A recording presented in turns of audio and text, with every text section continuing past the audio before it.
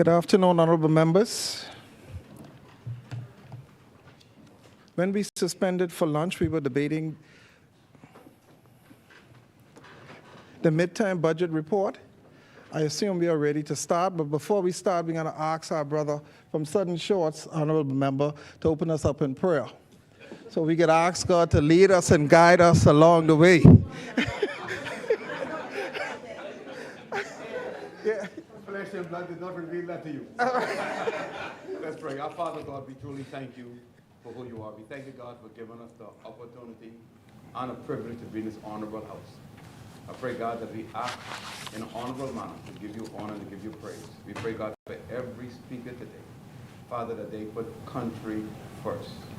All agendas on the side, country first. And so we bless you and we glorify you for this opportunity. In Jesus' name. Amen. Amen. As many, the chair recognizes the honorable member for Central and South Eleuthera. Thank you. Thank you, Deputy Speaker.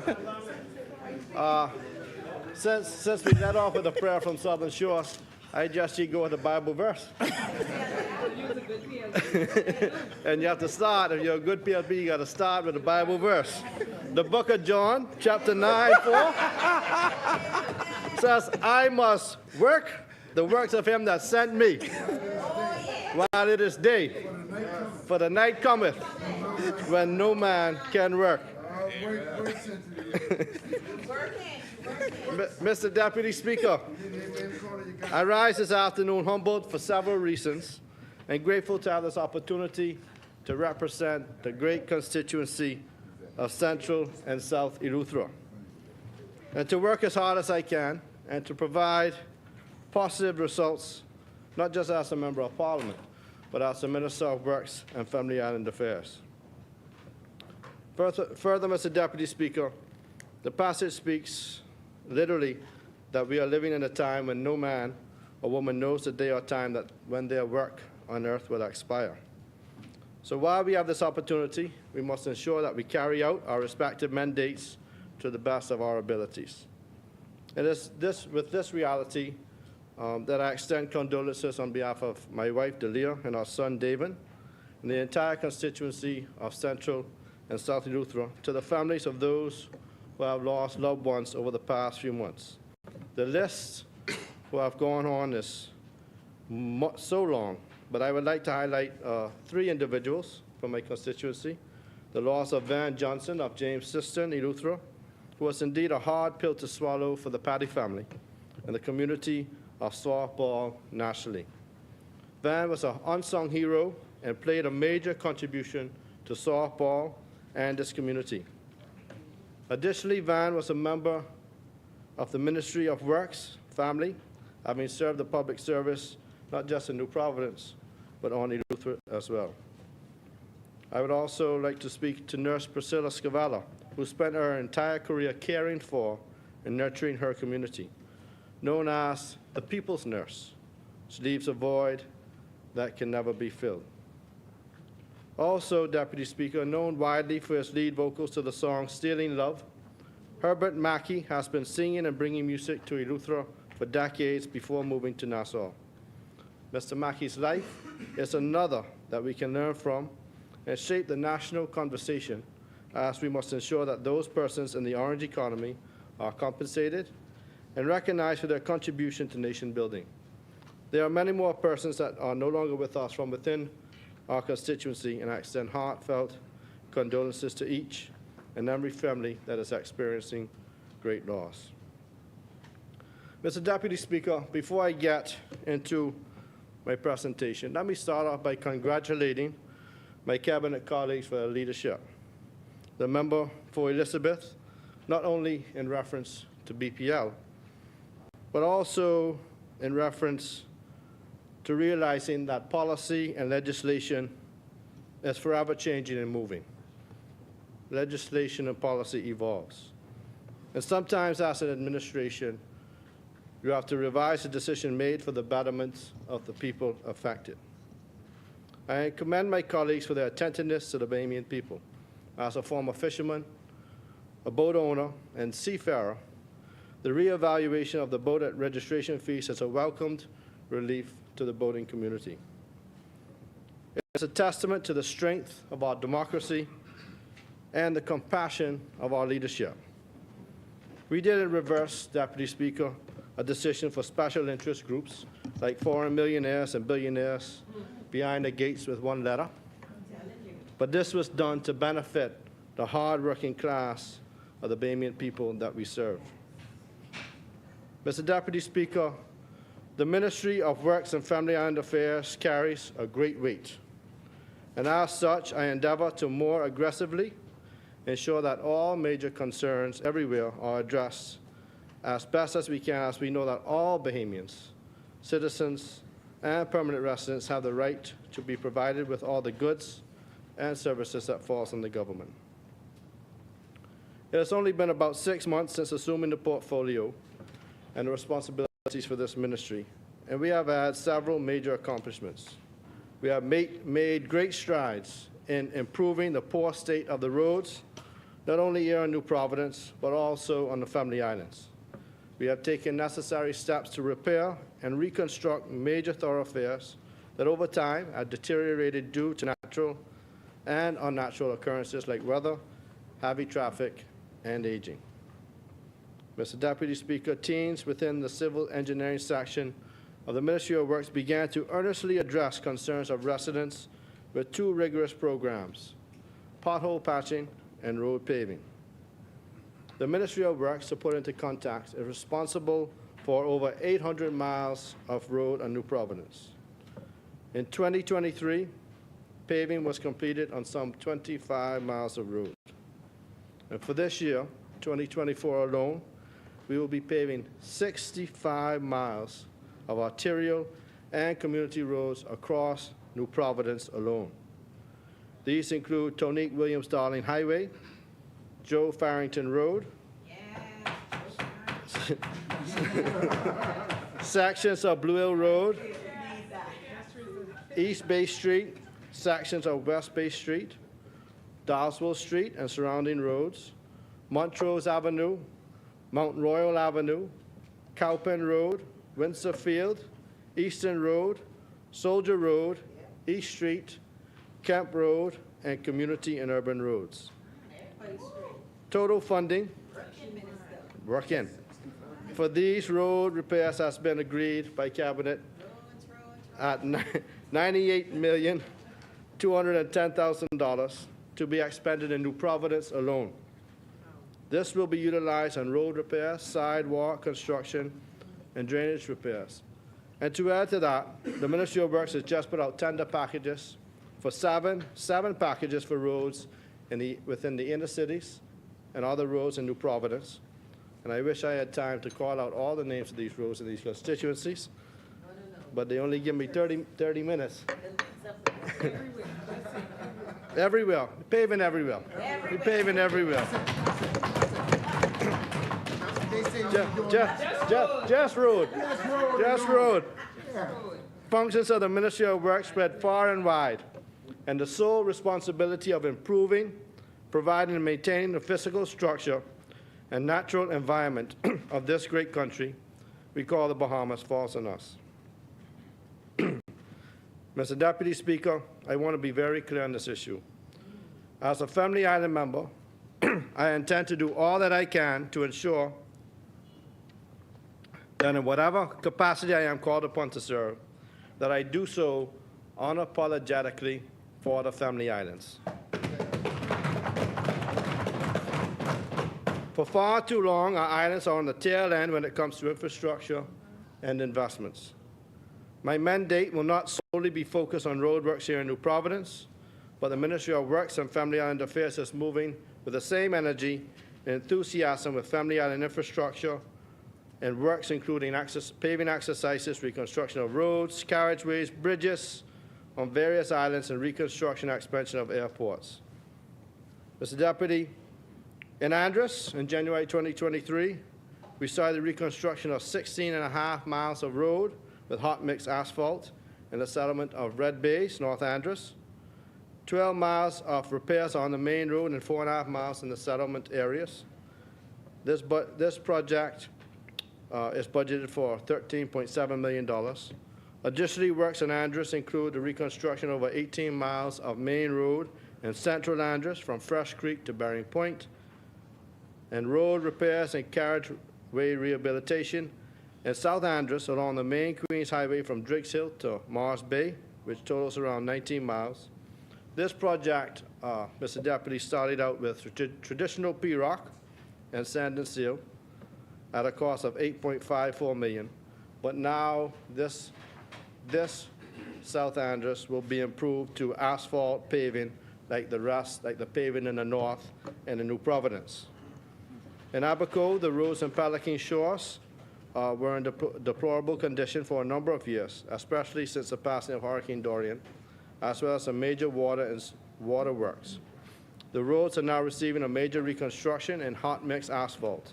Approximately 2 miles of road in this community is now under construction, and the works are 60% completed, and I am advised by the contractor today that the aggregate is on the ground, so they should start laying the top layer next week.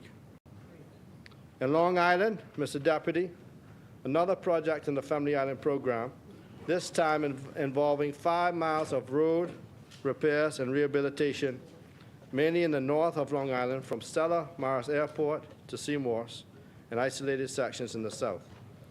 Work commenced, Mr. Deputy, in the first quarter of 2021. However, the contractor was plagued with many setbacks. The ministry and the contractor devised an agreement, and now the works are progressing steadily, and we anticipate the road works to be completed in Long Island in a few weeks. Madam Speaker, I know everyone is, Mr. Deputy Speaker, I know everyone is probably tired of hearing about road works by now, or maybe not. But there are two things that I would like to highlight. Consider all the costs associated with these road works currently in progress, especially on the various family islands. This is a direct government investment in those islands that will no doubt boost the local economies and result in a real trickle-down effect as residents on each island are affected in one way or the next. Mr. Deputy Speaker, my second point before departing from the exhaustive list of road building is the fact that I must highlight the public-private partnership initiative that was started some 2 years ago. While I was not sitting in the seat as Minister of Works at the time, I would like to thank my predecessor, the good member for Fort Charlotte, who believed in the possibility of this initiative, and the Minister of Finance, the good member of for Cat Island, Rumkey, and San Salvador, and the Ministry of Finance for the approval of this PPP. Because, Mr. Deputy, within the next 10 days, I will be in Central and South Eleuthera for the commissioning of a brand new asphalt plant and various partnership agreements between Caribbean, you could clap for that. South Eleuthera. You'll be in the South. Caribbean Pavement Solutions, a subsidiary of the Bomber Striping Group of companies, but also including Eleuthera road builders and small contractors throughout the entire island. This investment of over $100 million and signed agreements with local on-island contractors means that there will be a considerable economic increase directly into the economy of Eleuthera. The company has already engaged contractors on 2 separate occasions to patch potholes. And additionally, there is currently an ongoing process of an island-wide cleanup initiative engaging entrepreneurs from Benjamin Town in the south to the Deputy Speaker's constituency in the north, Harbor Island, to undertake this process. Mr. Deputy, this spring cleaning isn't just for homes, but we are excited to say that the outdoor environment is also being addressed as we endeavor to make Eleuthera clean, green, and pristine. An initiative of this magnitude in Eleuthera has never been undertaken in this manner. And I said it before about Family Islands, and I'll say it again about Eleuthera. I am unapologetic about what is being accomplished in Central, South, and North Eleuthera. Because I live in the north too, you see. So already Eleuthera is experiencing tremendous growth in airlifts and yacht arrivals, thanks to the efforts of this administration through the Ministry of Tourism, Investments, and Aviation. We've got a brand new airport in Governor's Harbor. Additionally, Mr. Deputy, real estate and the housing market is on the incline as Bahamians are seeking to be second homeowners throughout the entire island of Eleuthera.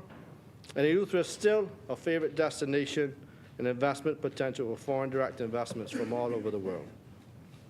This initiative will increase construction in almost every area throughout the communities.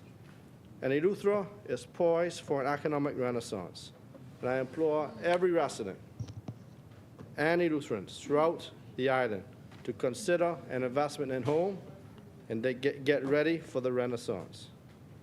Mr. Deputy, as you can tell by my enthusiasm that Eleuthera will not be left out of the equation for capital investment in roadworks, this first phase of the initiative will be an overall of 90 miles of highway roads and 76 miles of settlement roads. And the people of Eleuthera and the visitors to our shores who have been patient in their long suffering ask it no more. You see, under the prior administration, where they paved 17 miles of road on a 110-mile Long Island, patching from here to there, with no involvement from local road contractors. Because, Mr. Deputy, you see, we do it different. We do it different. Mr. Deputy, I am unapologetic about Eleuthera. Also included will be 73 miles of roads in the settlements, which means that communities like Rock Sound, Savannah Sound, James Siston, and Hatchet Bay will be addressed.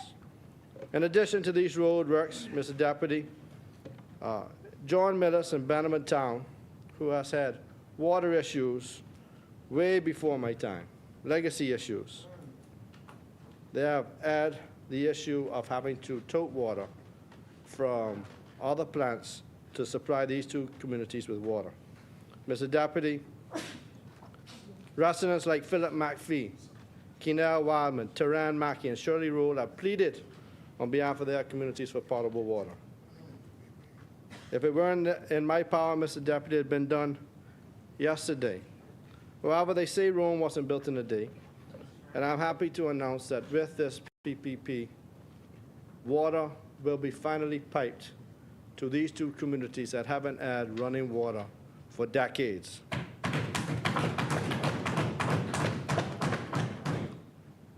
Mr. Deputy, I know you can't imagine, well, you could imagine because when you was a chairman, I was calling you, everybody was calling you, the tank empty, can't get water. So in a few months, these two communities will finally have running water. Mr. Deputy, in regards to road marking initiatives, recently selected contractors have successfully received the mobilization funds that were outstanding and pending. And as a result, they have started to stripe in several areas. So a lot of the roads that have been paved that hasn't been striped, you should see striped shortly. Similarly, with traffic signs installation, contractors have received their mobilization funds and have begun to address various locations that are in need of traffic signs. We are extending traffic sign enhancement to the Family Islands with materials dispatched to Andros, Abaco, Exuma, Eleuthera, Bimini, Inagua, and Acklands in a continued effort to improve road safety. Mr. Deputy, in regards to the Fire Trail Road Cemetery, this design phase of this project is ongoing with the following elements. The architectural design concept is 100% complete, and the actual detailing is in progress. The geotechnical investigation is also completed, and the survey plan for the cemetery is completed and signed off by the Surveyor General. So the budget estimate for the cemetery is being worked on and will be finalized once the architectural details and subsequent civil design details are substantially completed. Mr. Deputy, also to pedestrian crossing, the member for Engliston and the member for Elizabeth has raised this with me on numerous occasions in regards to pedestrian crossing and enhancing school zones So we have started this initiative. We'll compile the list from the Ministry of Education, and we're installing advanced flashing light signage similar to the the initiative with Balmar, the Calvin Morley initiative, similar to that. We'll be installing those throughout New Providence. And some of these has already been installed at Cumberland Street, C.I. Gibson, S.C. McPherson. And we'll continue to collaborate with an initiative led by the Minister for Energy and Transport with stakeholders such as Balmar to extend this road safety initiative by installing these advanced solar flashing lights. Future projects, Mr. Deputy, include the Milo Butler Extension Project from Carmichael to Cowpen Road to enhance traffic flow and connectivity. The estimated cost for this project is around $35 million. And this step aims to explore the feasibility of expanding the corridor into a 4-lane roadway, enhancing its capacity and efficiency. Mr. Deputy, I would now like to speak to the Unregulated Communities Task Force. It is imperative, Mr. Deputy, that the message is clear as it relates to the unregulated communities or shanty towns across this country. Under various administrations, shanty towns has been a vexing issue. Bahamians far and wide have complained relentless on this matter and have called on each administration to address this issue. Mr. Deputy, the decision to tackle this may be uncomfortable for some, may not be popular for others, but it is the right thing to do.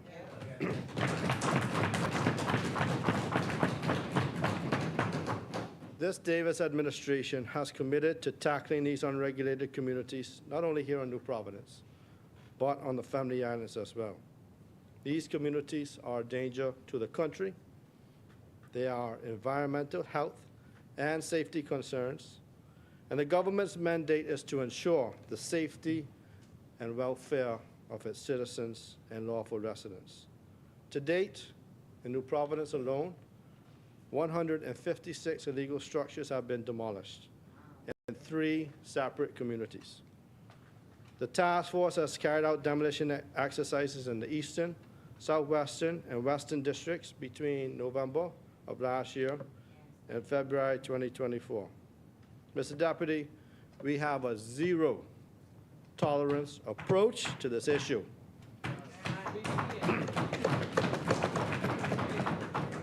We will be relentless in continuing our efforts to safeguard and to secure our country for Bahamians.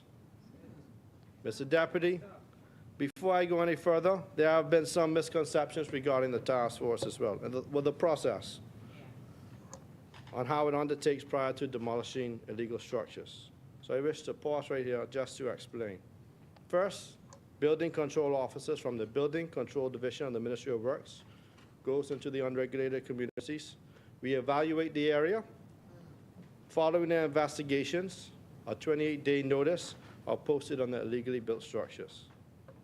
Within this 28-day time frame, the teams from the task force meet with the residents who are given a chance to secure their belongings, evacuate, and demolish their own structure, or the government will demolish it for you. This is all legal under the Building Regulations Act. The second part of the process, because it's not just knocking down homes, Mr. Deputy, the Ministries of Health and Wellness and Social Services, who are part of the task force, visit these unregulated communities during this 28-day period with the objective of providing assistance to these residents, conducting interviews to determine how they can be assisted. It is very important to note that from the onset, this administration has advised that only Bahamians or permanent residents are eligible for services that would be rendered by the Department of Social Services. Those individuals who do not meet the criteria for assistance, lacking proper documentation, are deemed ineligible for regulatory aid and are dealt with by the law enforcement agencies within the task force. Mr. Deputy, we are addressing the unregulated communities throughout the Family Islands as well. As you would have noted, There's been a considerable amount of intention by the press on the demolition of activities in Abaco. They said they'd never happen. Never happen in Abaco. Never. 28 days later.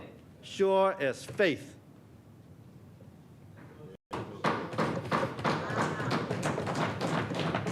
And we're going to be in Eleuthera within 3 weeks, and we're going to deal with our unregulated communities there, and we're going to continue throughout the country, because it isn't fair that a Bahamian has to apply for business license, purchase land, go through all of these, when other persons who are not regularized doesn't go through the same thing. So we are protecting and enhancing our way of doing things within this country. Mr. Deputy, boy, this time went quick.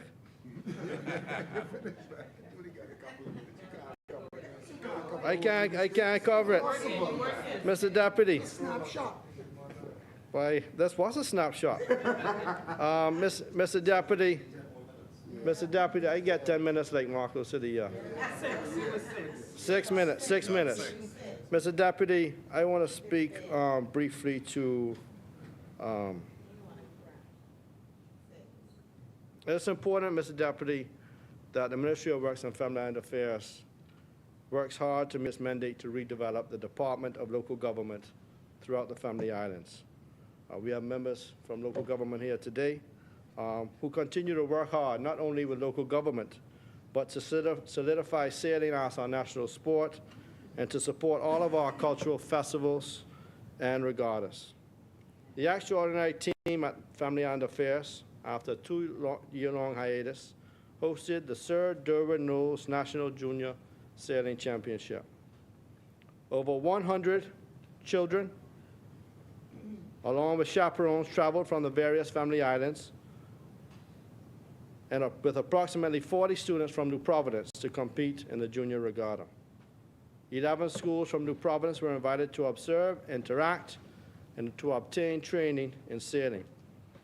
Mr. Deputy, we cannot expect the sport of sailing to become national and to remain so without a significant investment in the teaching and the practical training of students throughout the Bahamas. We value our partnerships with corporate Bahamas who have stepped forward, and also with the Bahamas Sailing Association who has consented to train and to introduce the students from the 11 schools to the sport of sailing. There are 5 regattas remaining in the budget cycle, Mr. Deputy. The National Family Island Regatta. So this is an invitation to everybody in there. National Family Island Regatta, Long Island Regatta, Barataria, Mangrove Key, and South Andros Regattas.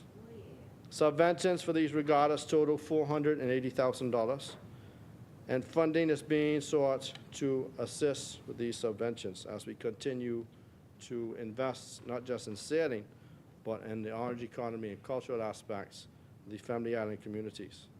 There are 20 festivals and homecomings remaining for this budget cycle: Crab Fest, Pineapple Fest, Rake and Scrape, Ackland's Cascarilla Fest, and Landrail Point Homecoming, just to name a few. Mr. Deputy, these subventions total to around $107,000. Mr. Deputy, as I have said prior, I am unapologetic in my role and that of the ministry in bringing about economic injection into the Family Islands. And these regattas, homecomings, and festivals may be insignificant to persons who don't travel there. But to the Family Island who has to stall, or Airbnb, or a car rental, or the Bahamian with airlift or marine crafts, they are direct beneficiaries of these activities. Additionally, scores of Bahamians use this opportunity to travel to our islands, increasing domestic travel. Our islands need these events to bolster their economies. We will continue to support them in their endeavors. Mr. Deputy, the Department of Local Government continues to forge its path and to remain a pivotal entity in Family Island communities. As it remains critical to carry out central government functions on a local level in our islands, we must ensure that they are given the tools necessary to complete their mandate. And as such, the ministry will be investing in the following: repairs to the Cooperstown residence, repairs to Spanish Wells Dock, repairs to office in Marsh Harbor, Abaco, due to mold, Furniture is needed in FI residences in the Family Islands and other administrative offices, as well as relocating the Department of Local Government's head office. Mr. Deputy, this will cost around $230,000. The department is further embarking on a project to review all remaining residences and offices for their repairs. Mr. Deputy, all district councils were sent, could I ask for 4 more minutes, Mr. Deputy?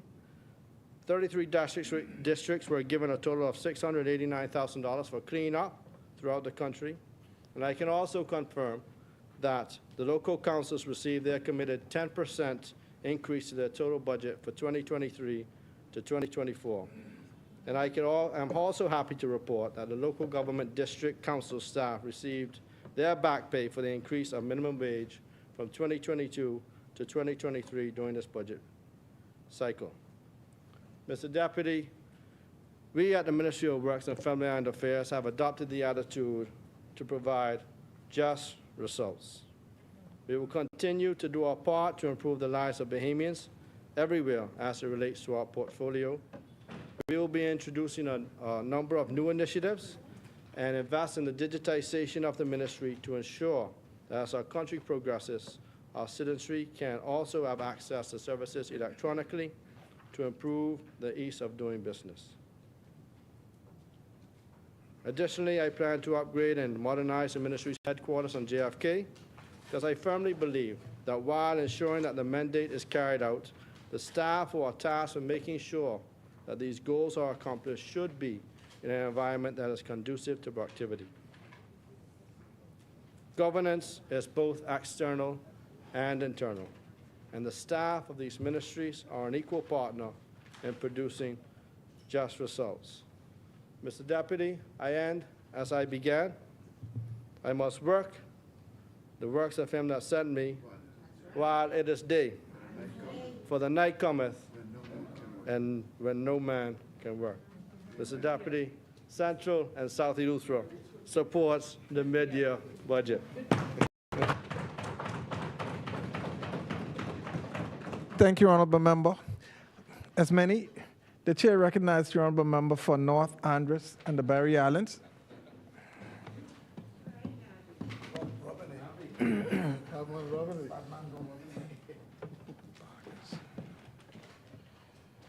Mr. Deputy Speaker, my parliamentary colleagues, good afternoon.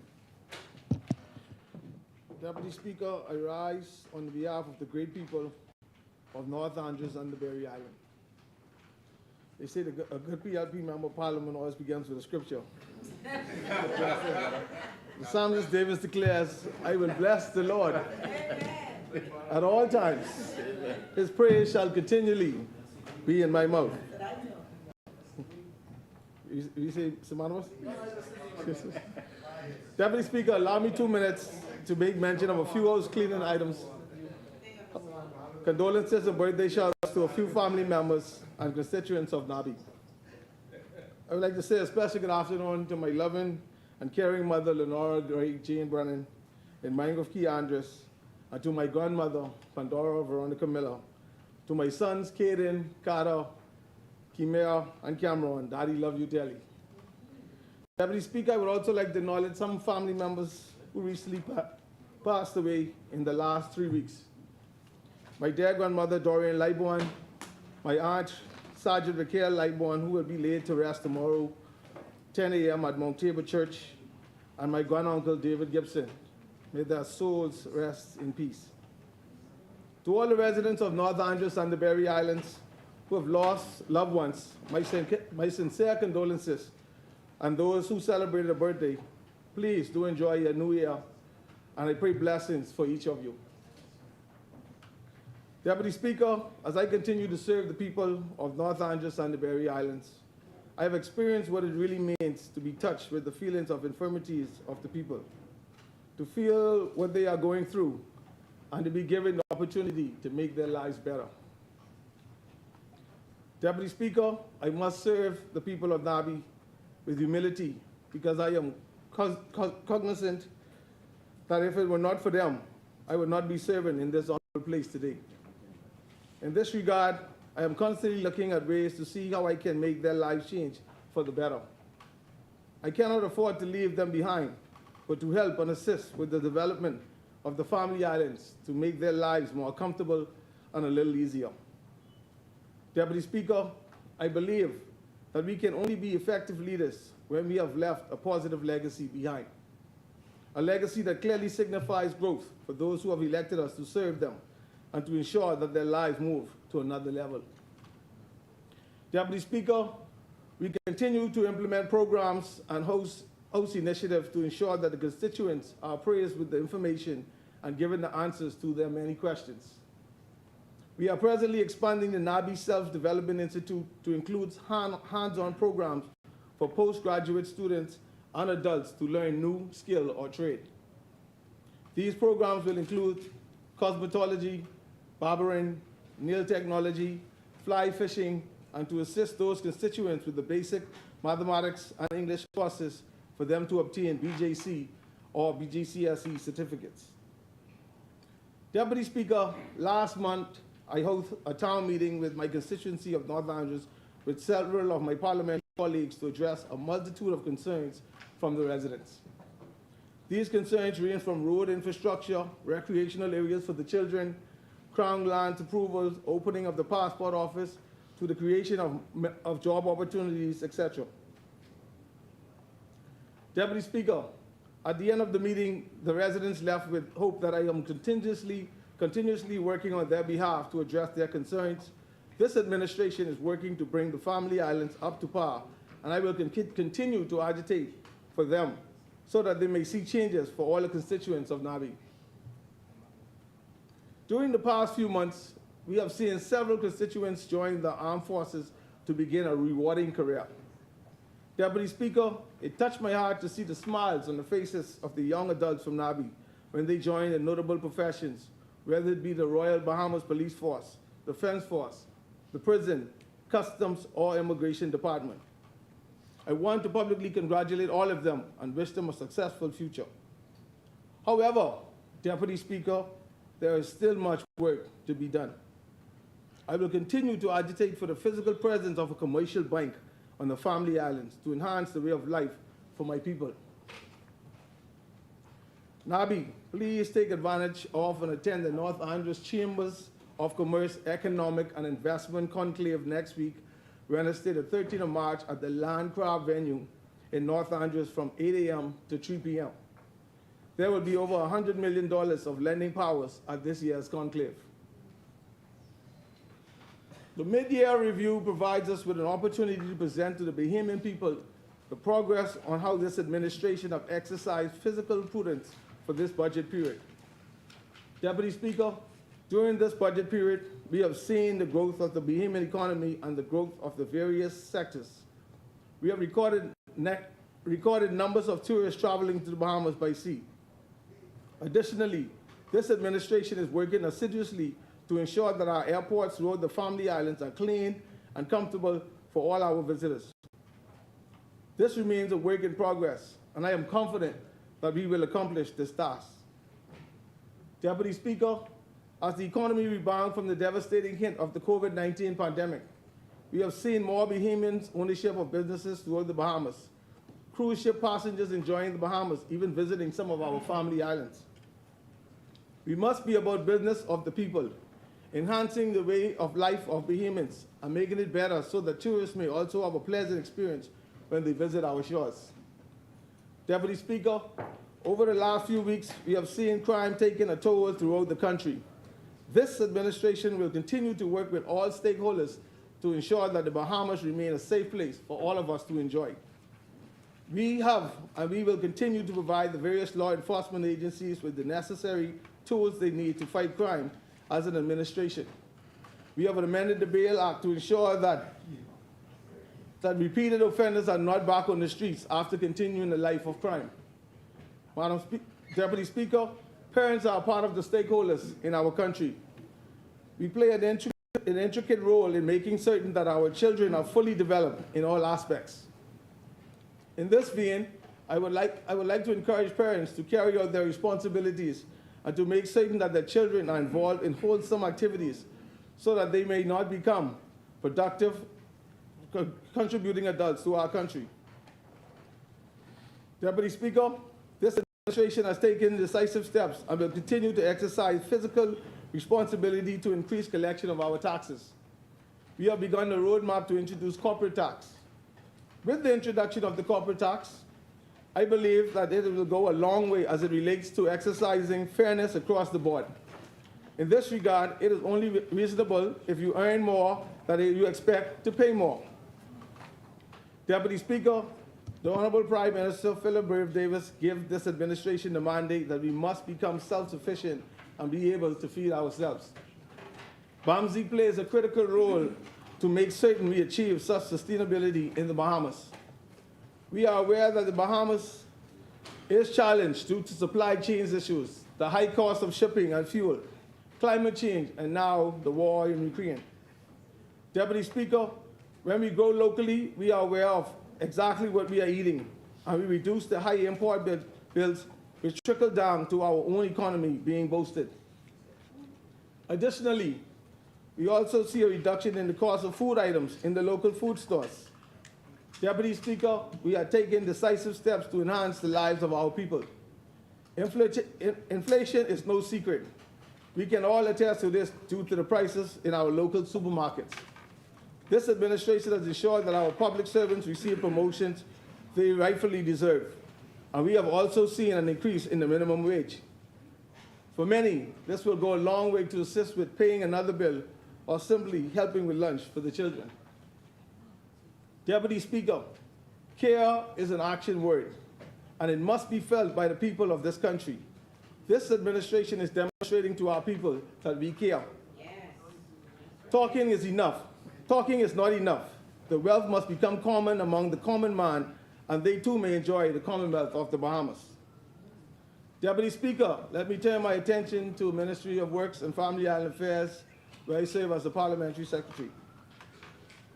This year, local government celebrated 28 years of committed service throughout the Bahamas. Strong communities from the Family Islands are the evidence that with determination and a commitment for betterment, local government will be a success. We have seen notable changes in the infrastructure, community services, and overall the positive impact in the lives of our Family Islanders and the community at large. Local government plays a pivotal role in making certain there is progress, fostering greater efficiencies in addressing the unique needs of each community. Additionally, March is a notable month, and we look forward to all the festivities, church services, and flag raising ceremonies that will take place across 32 districts this Friday. The future of local government is bright. We look forward to supporting, building, reviving, and rejuvenating our Family Island communities. Further, we have seen that by empowering the local leaders, we have greater results because they are the stakeholders of these communities. The help desk was established in September of 2023. It has proven to be a vital tool to address all matters relating to local government, especially the accessing of information about government services for the Family Islanders. Further, we have also successfully relaunched our local government junior council. This initiative empowers young minds to actively participate in decision-making processes for their respective schools and communities, thereby fostering a platform for leadership skills, development, and teaching civic responsibilities. The decision by this government to recognize sailing as our national sport is indeed remarkable and a significant accomplishment in the sailing community. We have seen a great amount of enthusiasm and high expectations for the hosting of regattas and festival events, which have become cultural cornerstones in our nation. The National Family Island Regatta stands as a beacon of success, showcasing the maritime heritage and competitive spirit of our islands. Deputy Speaker, I would also like to make mention of the success of the Sir Derwent Knowles Junior Sailing Regatta held February the 22nd through the 24th. I look forward to a future sailing club from Andros. I'm excited to sit down at a table with my colleague, the member for Mangrove Key and South Andros, Minister of State, Leon Lundy. Deputy Speaker, Northern Andros and the Berry Island supports this 2024 mid-year budget. Thank you.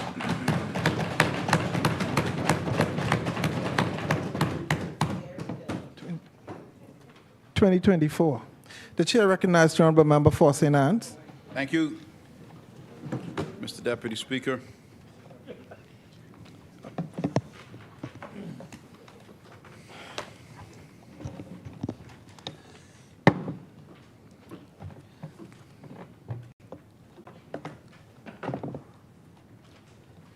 When this debate started, Mr. Deputy, time check.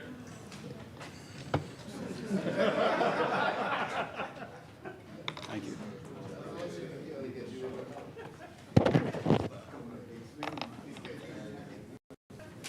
When this debate started, Mr. Deputy Speaker, I thought the government's tact was to portray a positive message that they had accomplished a lot in this brief amount of time, and that there was a lot that they were proud of, that everything, Mr. Deputy Speaker, was in fact good. That's what I got from listening to the Prime Minister's motion, a bit of the seconder's contribution, but personally it seems to have fizzled since then. A heavy dose of truth was laid by the Leader of the Opposition, and Mr. Deputy Speaker, the issue that I think I'm confronted with and members of the public are confronted with is that the people just don't trust this government right now. Now, Mr. Deputy Speaker, I always do my best to listen to feedback from members of the public, from members of my constituency in preparations of my debate contribution. And one of the things that points to the reason the people simply don't trust this government right now is they've stood up here today and they've said that everything's good. Well, if everything is good, Mr. Deputy Speaker, with this budget, why does the Central Bank of the Bahamas say that the national debt is up as spending rises faster than revenue growth? Now, Mr. Deputy Speaker, that doesn't sound good to me. One of the basic, Mr. Deputy Speaker, one of the most basic lessons for any household, for any young person, for any adult in trying to not go broke is that you don't spend more than you bring in. And that is exactly what the Central Bank of the Bahamas has said this government has done, Mr. Deputy Speaker. National debt up by $206 million. Reserves decline. Mr. Deputy Speaker, now I don't mind a good back and forth, Mr. Deputy Speaker, but based on how things occurred this morning, I'd ask that you encourage the heckling not to come my way. Not today, Mr. Deputy Speaker.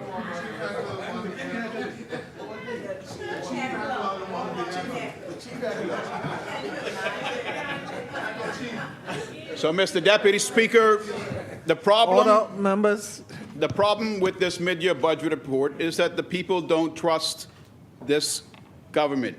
They say that everything is good, but when the people hear that the BPL employee fund is underfunded by $120 million, that doesn't sound good.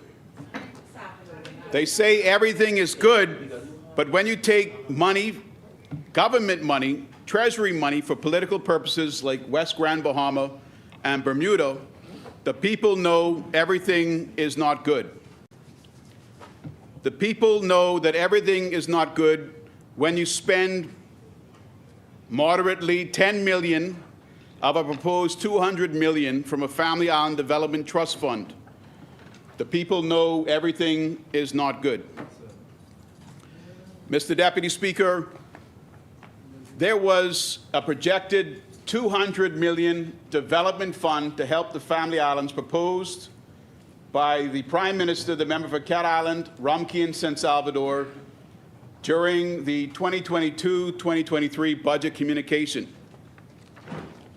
Now, as Shadow Minister of Works and now Family Island Affairs, Mr. Deputy Speaker, and Shadow Minister of Legal Affairs, I had to listen closely. I had to listen closely to the contributions of Central and South Eleuthera, Clay Sweeting, as well as the member for North Andros and the Berry Islands, AKA Nabi, Mr. Leo Lightbourne. And honestly, Mr. Deputy Speaker, I thought that Nabi did a much better job than Central and South Eleuthera.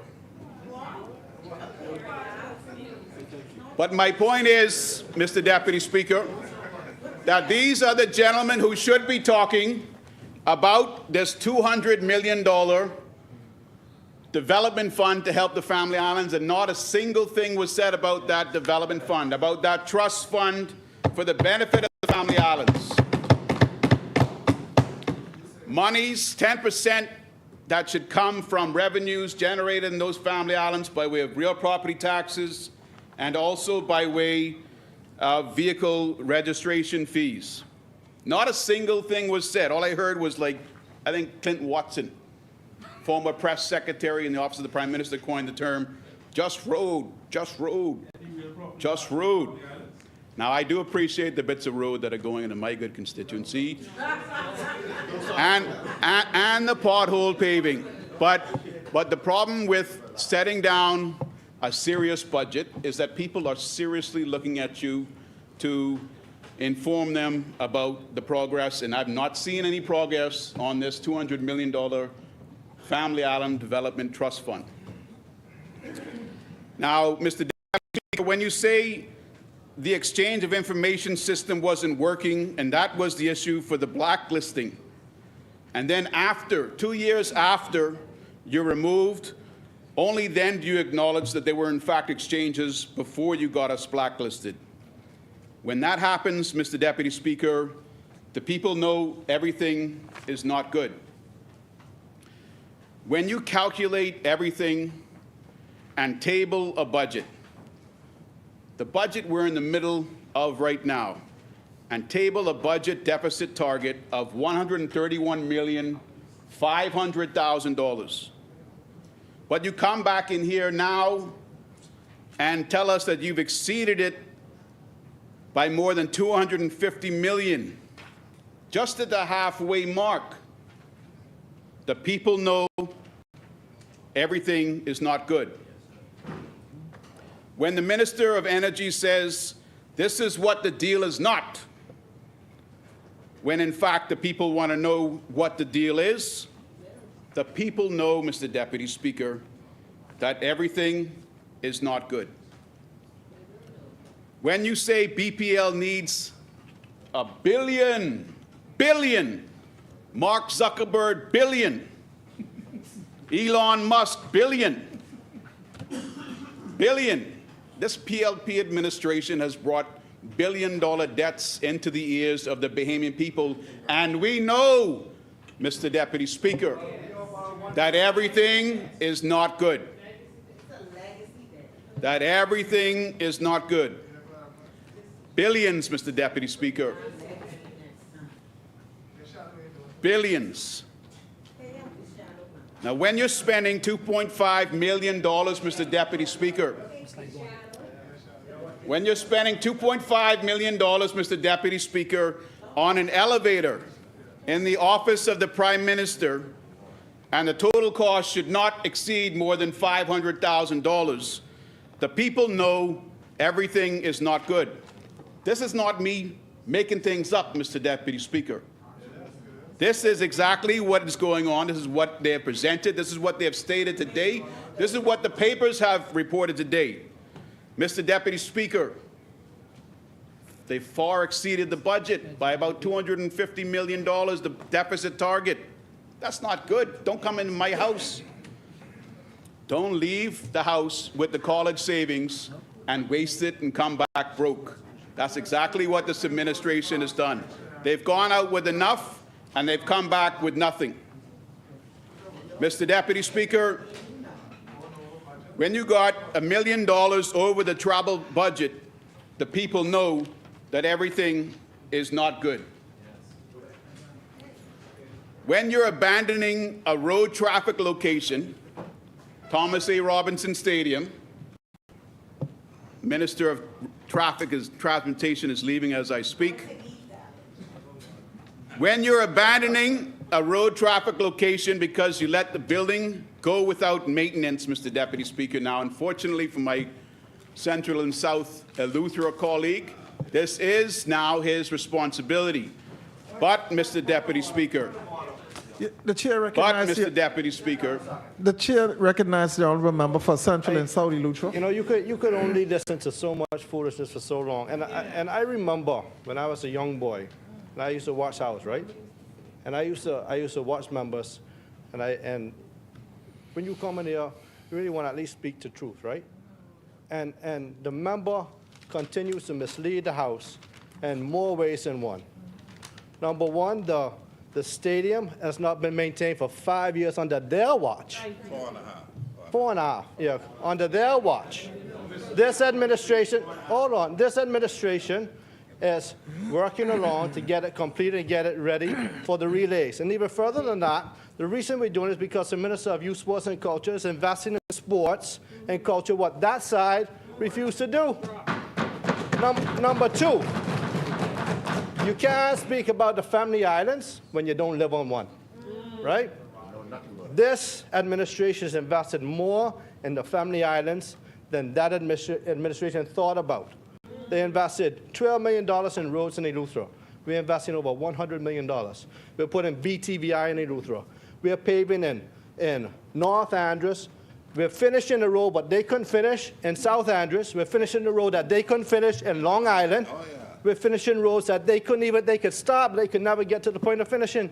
So when you speak about family island development, right? This administration is putting the money where the mouth is. Now, if you want to look at the fund and speak to that, no problem. When you look at regattas and festivals and how we're developing these communities, we increase the amount of money that we put in all of these festivals. So you can't come in this house and just say they ain't do this. Bring the numbers, put the money where your mouth is. But I can tell you this, don't speak about this member, that I don't cater to family islands, and that we ain't doing more in the Ministry of Works than y'all ever thought about doing. Thank you, honourable member. so, Mr. Deputy Speaker, you know, when people say things and it hurts your feelings, you tend to act out. And when I said that Nabi did a better job than the member for Central and South Eleuthera did, boy, he's been brewing on that and stewing on that for a while. Member, the That chair- is top, just pop. The chair recognizes the honourable member for Central and South. The member for Nabi is my brother. I'd rather him speak better than me. I don't need to speak good. The people of Central and South Eleuthera people, they didn't elect me to speak well, you know. They elected me to provide for them. You know, I'm a fisherman. I don't pretend to be eloquent, but I can tell you one thing: nobody ain't got to work me. I can tell you that.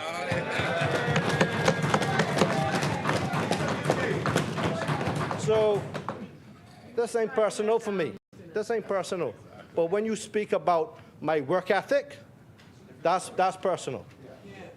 So when you come to that and you say that we ain't doing nothing for the people in this country, bring the facts. Thank you, honourable member. Mr. Deputy Speaker, I don't see the golden eggs on the shelves in the grocery stores. I don't see the pineapples in the fall. You know, there's a difference. When you start something, Mr. Deputy Speaker, you need to finish what you start. And so far, this minister has moved around so much that all he is a pop, pop, pop, pop, pop starter. But nevertheless, I do like the fact that the Ministry of Works is able to focus on works and not on BPL as well. From my time as the planning of the Town Planning Committee Chairman, I always viewed the primary need of the Ministry of Works is to maintain our infrastructure, provide upgrades, and have proper land use plans and policies so that developments would be done according to the way that we want it in the Bahamas, not the way a foreigner who comes in proposes it needs to be done. I'll get to the planning and policies in a little while. Good job, though, Nabi. I still hold my position. Okay. Now, so the last point there, and this is all I said before the top popped. When you're abandoning a road traffic location because you let the building go without maintenance, the people know everything is not good. When you're sending, okay, let's listen to this part. When you're sending Bahamian civil servants to work at a new road traffic location that has no public transportation that passes by it, the people know everything is not good. Tell me I'm wrong. Who heard the Minister of Transportation say there was a bus route that was going to be going past the new location for the road traffic department? Huh?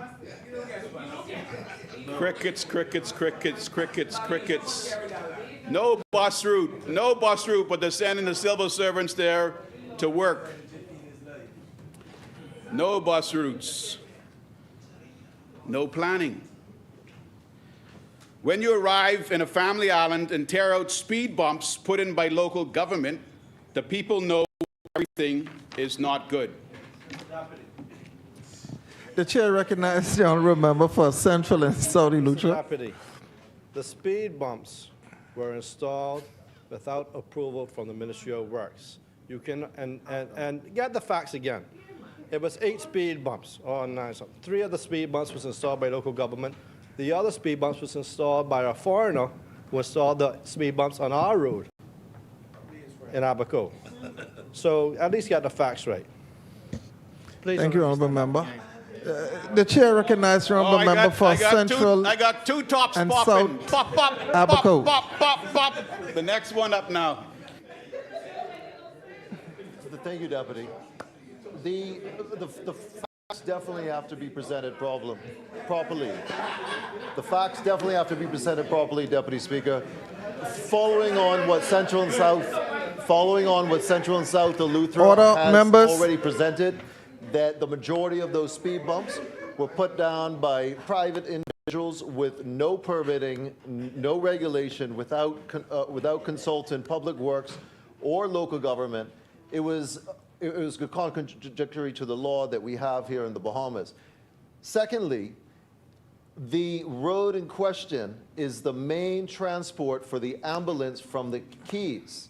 Every time an individual gets hurt or is dying in the Keys, they have to transport on that road, and it is a detriment to life-saving services. Thirdly, the fire department was at arms because their truck could not get over those speed bumps. So those communities down there would not be able to be saved from fires. So when the gentleman from St. Anne's talks about speed bumps, is he willing to allow anybody in this country to do whatever they want without following the laws? Thank you, Deputy. Thank you, honourable member. The chair recognizes the honourable member for St. Anne's. I'm glad everyone's getting a little moment to train. So let me go back to what I was trying to say in my contribution. I have to probably go back a page. These are all my handwritten notes that I've taken down here today, Mr. Deputy Speaker. I haven't had this prepared by someone up in the top floor of an attic building. These are all my thoughts based on what I've heard from my constituents and others and what I've heard here today. Nobody's hostage in an attic writing scripts for me. Now, so when you arrive in a family island and tear out speed bumps put in by local government, I said local government, okay? We found out since that there's more than more than just speed bumps put in by local government. To the point about the fire vehicles, I'm sure local government knew the issues with the fire vehicles because the fire service in Abaco is entirely voluntary, upstanding members of the community that are participating in that civic duty, just as persons are participating in local government. But nevertheless, obviously, someone thought it was prudent to go against the good work of local government. And now we have the Minister of Works, who has control of roads when he likes, tearing up the decisions and the expenditure of local government resources. So he's got somewhat of a competing ministry issue going on, possibly conflict of interest, Mr. Deputy Speaker. But Mr. Deputy Speaker, and you know, I gotta hear from Central and South Abaco, who's telling me that speed bumps are a concern for ambulances. Like, we don't have speed bumps in just about every residential community in New Providence. And no, that's not even the point. I wish you would just sit down, because it's my time to give my The contribution. chair recognizes the honourable member for If Central, speed bumps, Central and South Abaco. it's not a residential road. So the gentleman from St. Anne's is misleading the public. Like they've been doing all morning, they're misleading the public. They're speaking with no facts and without evidence of what they're talking about. That is a main public road. Would you put speed bumps down the highway? Would you put speed bumps down Bay Street? Would you put speed bumps in places that impede emergency services? And the local government that you're speaking of, that's Marsh Harbor local government. I assure you that the local government from the Keys that utilize the emergency services in terms of the ambulance would not have approved such speed bumps to impede life-saving services. Please stick within your constituency.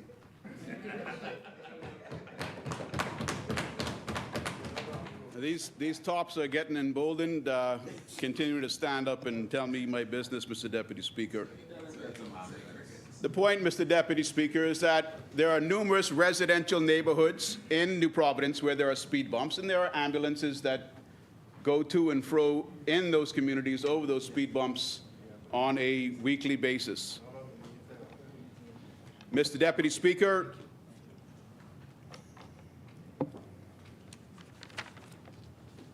when there has been no demolition of the Rodney Bain building after 8 months for the new court complex on Shirley Street, Mr. Deputy Speaker, the people know everything is not good.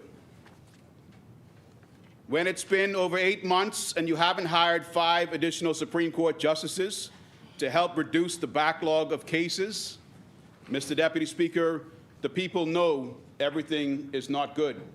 June 30th, 2023, the Attorney General boasts to the press that there will be a new Supreme Court complex built on Shirley Street. It'll run between Charlotte and Parliament Street. The Rodney Bain building will be demolished. If this administration was making progress, Mr. Deputy Speaker, something so serious as our justice system would be getting the attention, there would be evidence of the work already.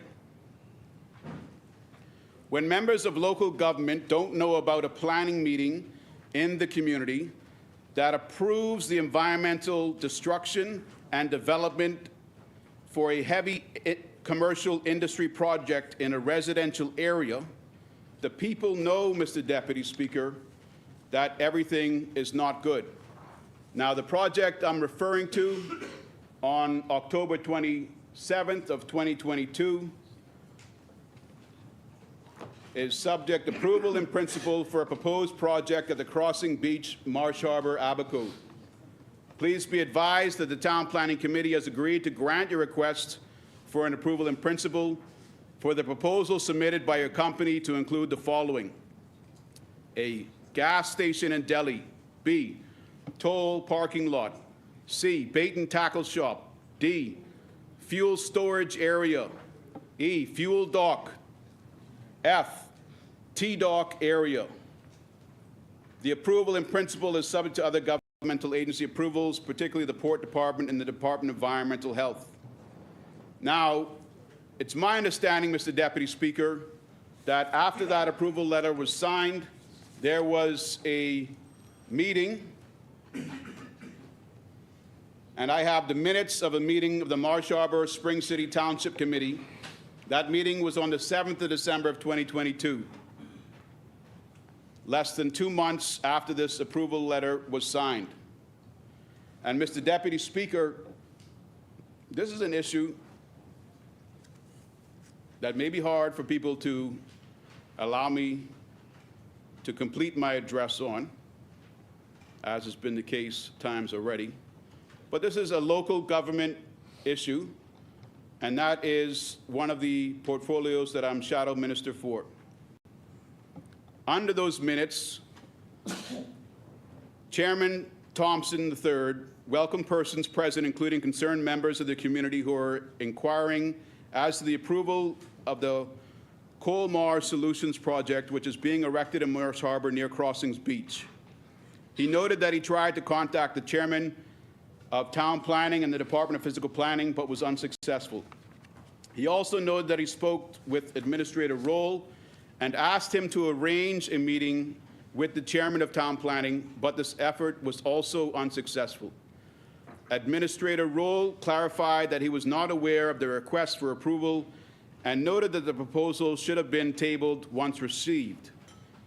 He inserted that the Town Planning chairman does not have the authority to act without the boards being informed and consultation with the township.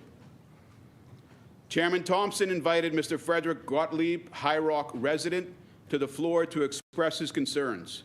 Mr. Gottlieb started by thanking the township for allowing the residents to be present at their meeting and the opportunity to voice their concerns. He noted that after a search of the developer's name, he found that Colmar is not a legal entity or person. He also expressed that no notice of the project was given publicly, which makes it an illegal project. Mr. Deputy Speaker, the minutes go on, and I'm going to continue to read these to make my important point. Mr. Gottlieb recommended that a project of this magnitude should not be approved at a local level since the Environmental Planning and Protections Act came about in 2019. Before a project can commence, it requires the developer to obtain a certificate from the environmental clearance. He noted that he has made inquiry with the directors of environmental planning and protection as well as physical planning to query the validity of the developers receiving the necessary approvals. Mr. Gottlieb also indicated that in order for the proper approval certificates to be granted, the developers should have had consultation with the public and interested parties, as well as publish a notice in the national newspaper. None of the suggested requirements were met. Therefore, a cease and desist order should be issued on the developers in closing. Mr. Deputy Speaker, in closing, Mr. Gottlieb suggested that the Marsh Harbor Township Chairman organize a public forum with residents and the relevant authorities to secure the proper documents are achieved in order and for the project to proceed.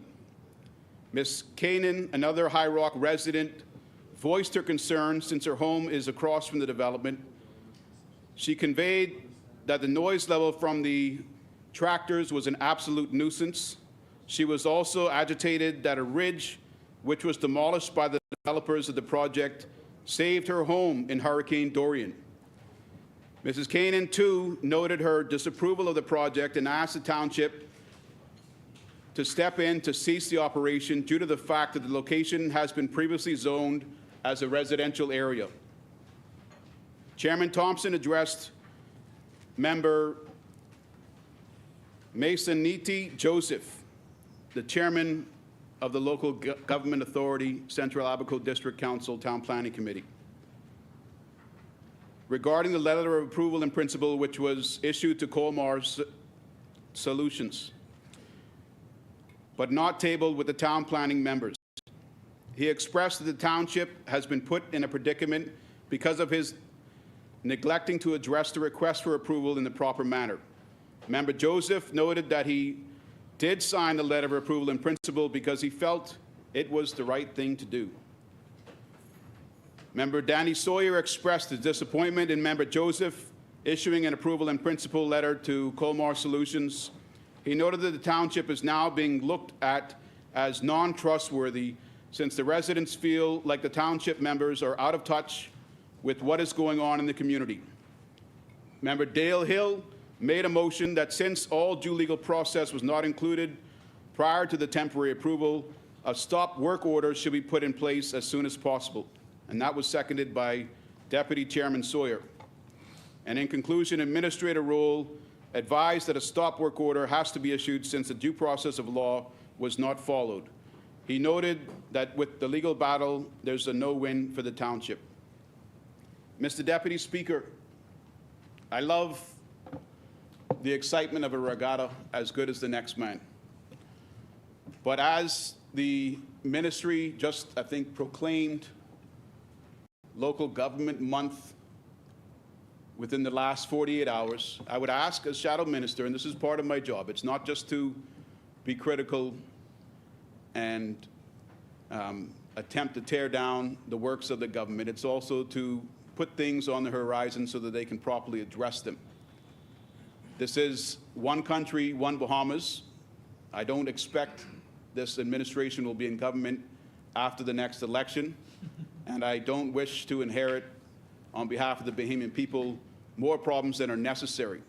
So considering that they do have more than one parliamentary secretary and one minister attached to works in local government, someone could be given the responsibility of ensuring that all local government groups are having their concerns addressed properly, that projects, especially which tear down ridges that provide environmental buffers from heavy winds, as the lady said was the case for her during Dorian, that those environmental impact studies are insisted upon before any demolition begins. And this, Mr. Deputy Speaker, to my knowledge, I know it's disputed by the member for Central and South Abaco, is a residential area where this is going. It may be mixed residential by any stretch of the imagination, but now with, that's my opinion, but now with the approval and ongoing development of a gas station that's going to have fuel storage, just thinking that this is another development that could have been better planned. We saw what happened in Marathon a number of years ago with the same, well, it should have been local government, and that's my point. Somehow, local government has not been able to make the important decision on this, and there appears to have been, by their view, a workaround to get this done. No, not by local government. No, you can read it when you like. The records are, am I what? No, I'm trying to find out what he's saying. That's what he said. I'm listening to him right now. I'll listen to you after. Am I tabling that? Yeah, thank you very much. Mr. Clerk, you're no longer needed. The member for Central and South Luthra is here to do your job. I know what I have to do, Central and South of Luthra.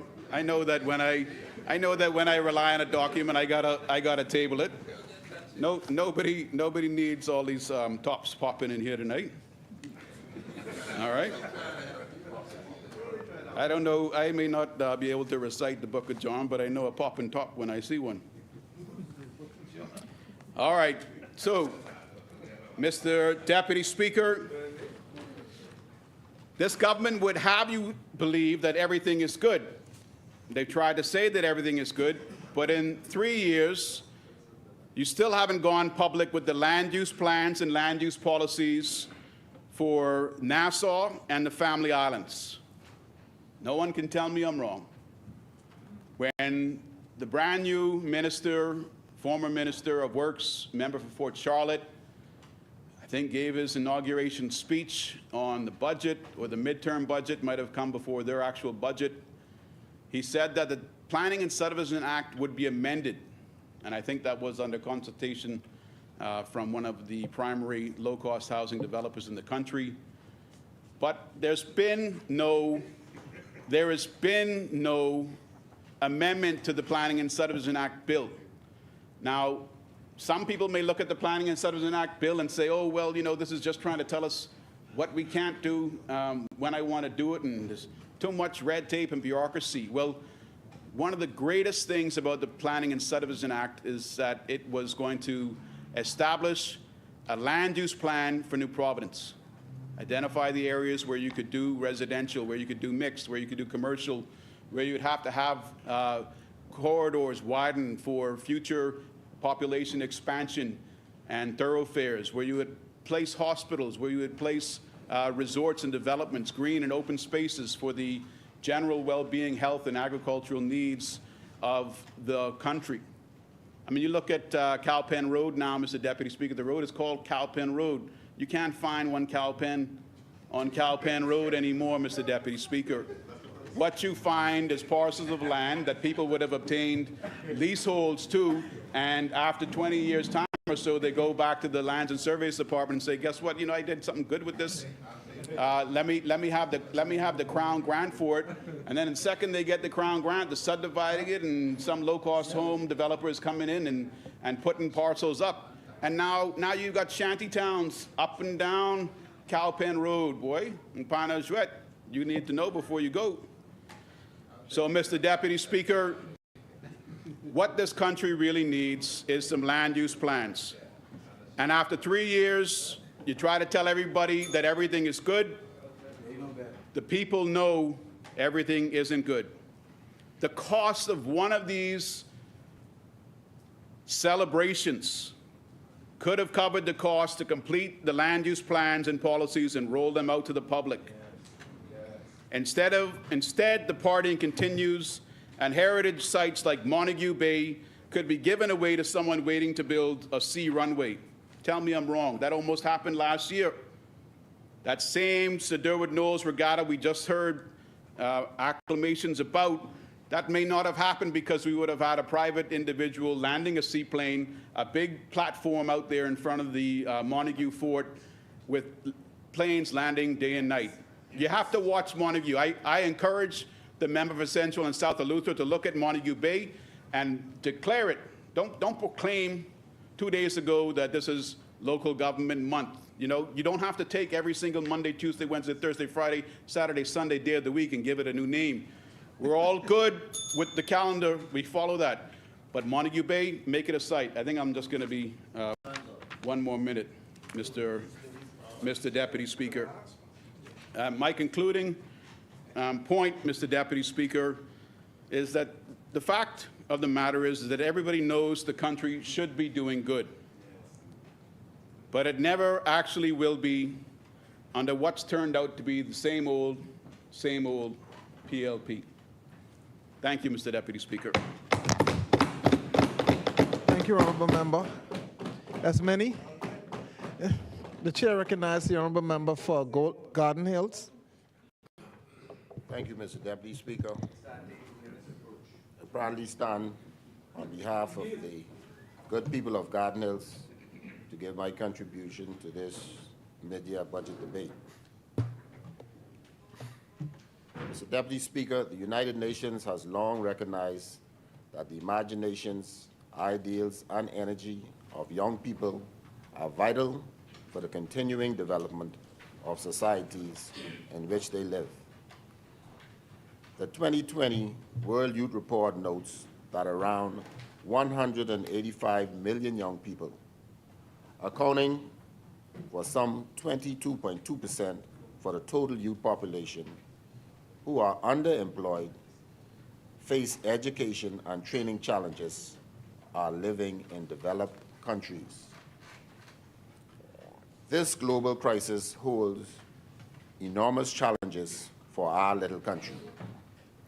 However, my ministry is resolved and resolute in creating sound, comprehensive, and inclusive programs that will serve to embrace and challenge our youth to become productive and contributing citizens for their communities and the Bahamas as a whole.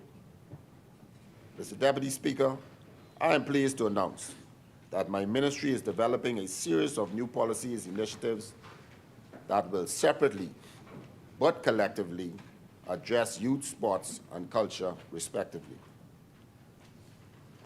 The ministry's 23-24 revised recurrent estimates were set at some $25,971,677.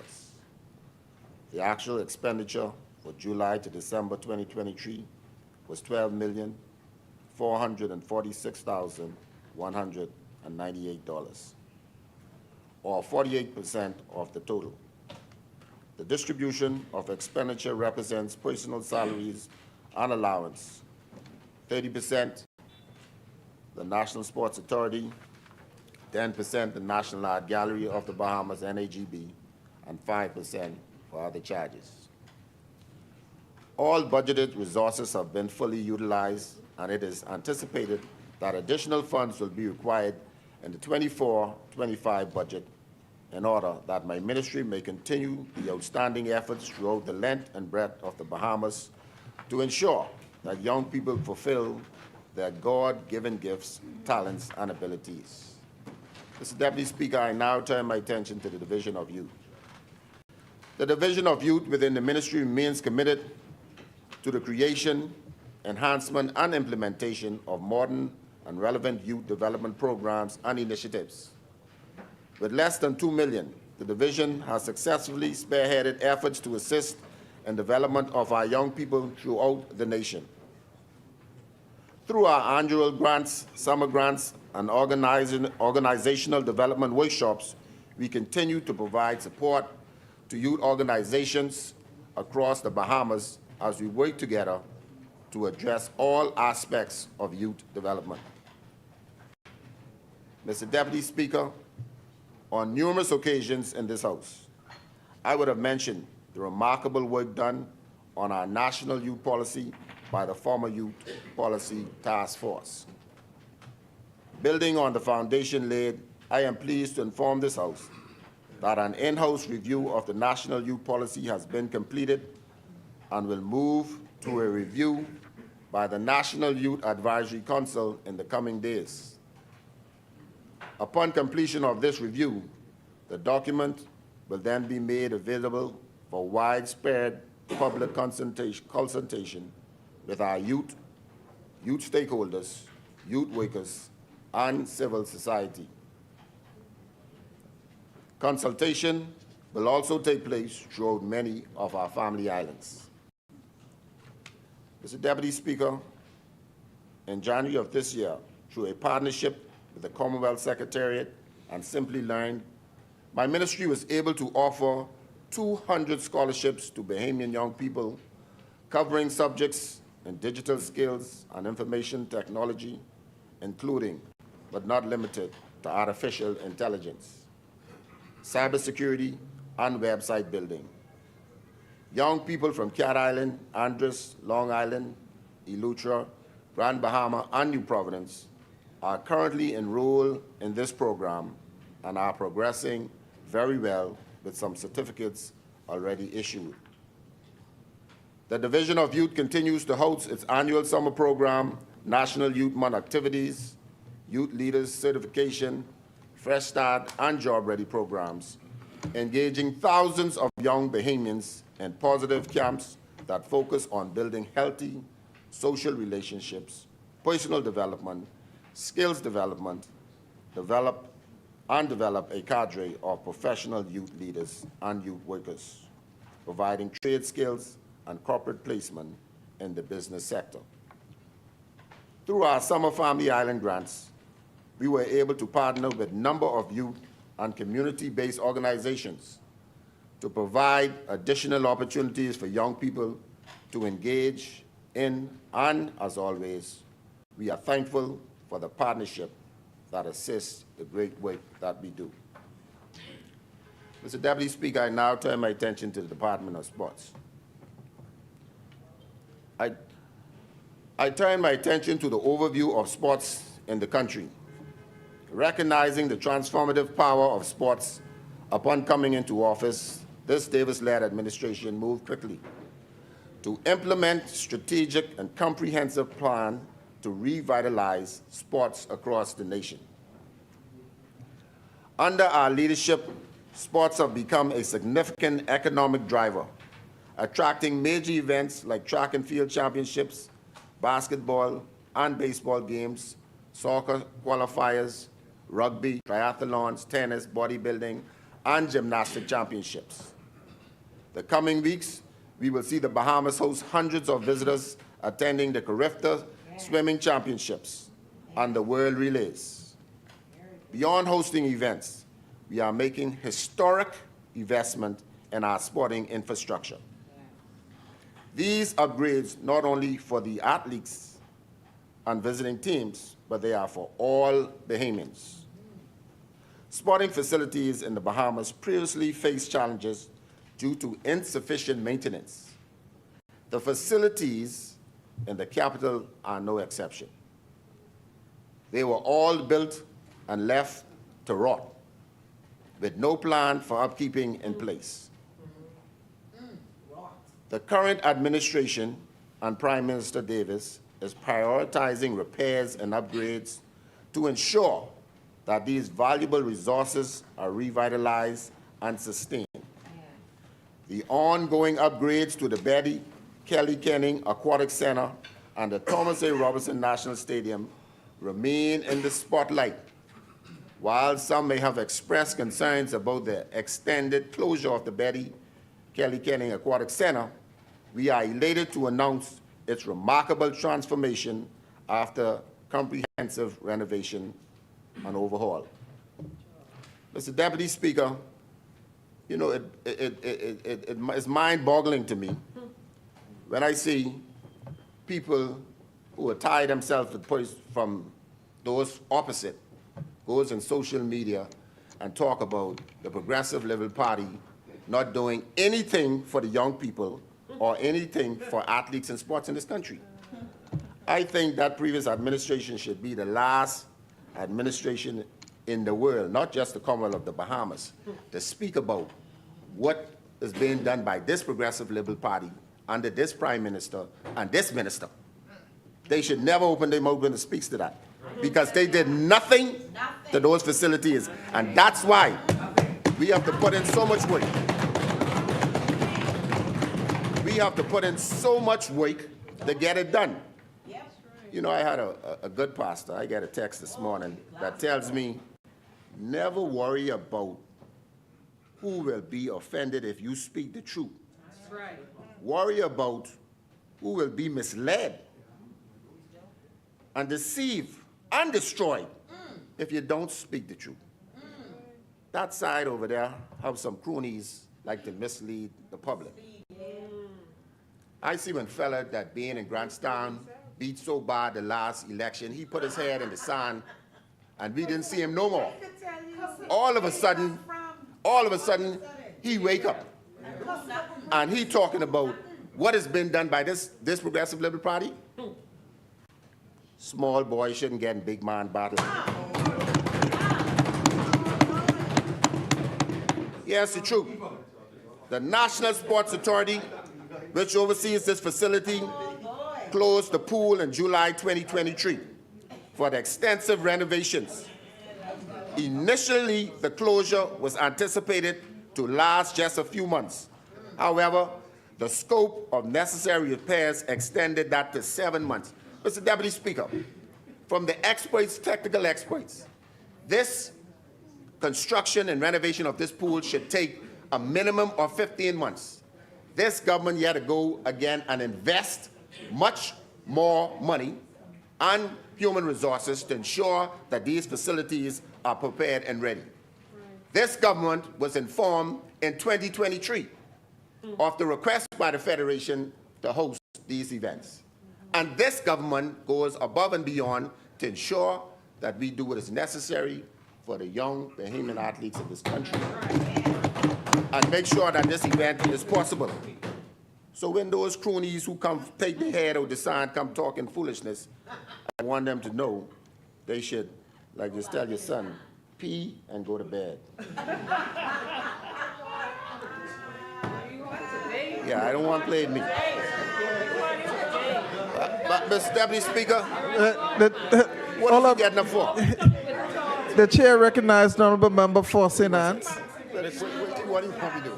Mr. Deputy Speaker, I have respect for the good member for Garden Hills. I know that his administration, he won't admit it, has done him wrong. He's the Minister of National Sports, Youth and Culture, but the national sport isn't under his portfolio. And when we had Junkanoo recognized by UNESCO, he wasn't allowed to go. But my point is, he is standing up now and boasting about what they're doing for the young people while saying a young boy shouldn't talk to him. Now, the reality is the reality is for these athletes, they need to train in the length of pool that they will be competing in this international regional competition.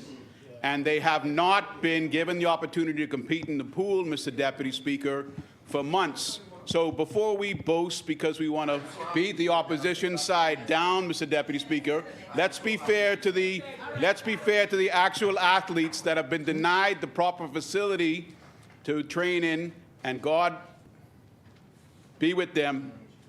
That their dominance is not impacted by this administration's negligence in doing the job on time and doing it right.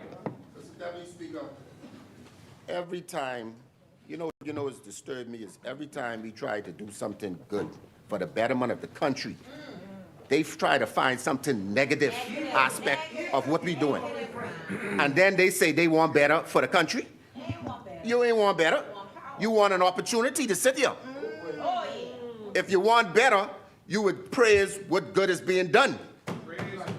Mr. Deputy Speaker, Mr. Deputy Speaker, the repairs on the pool, this caused a brief disruption in the swimmers' routines, but they were able to train in the various pools around the island. Now I won't get to him, because they got some cronies who's a part of the federation also, who's on their side.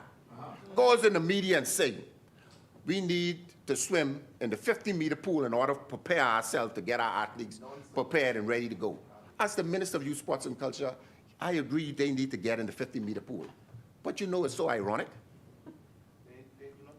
The best proven swimmers, nothing against any swimmers in the country, but it is proven, they got 3 members of Parliament from Grand Bahama. The best swimmers comes from Grand Bahama, practice and prepare in a 25-meter pool. You hear me? They don't practice in no, there ain't no 50-meter pool in Grand Bahama. So,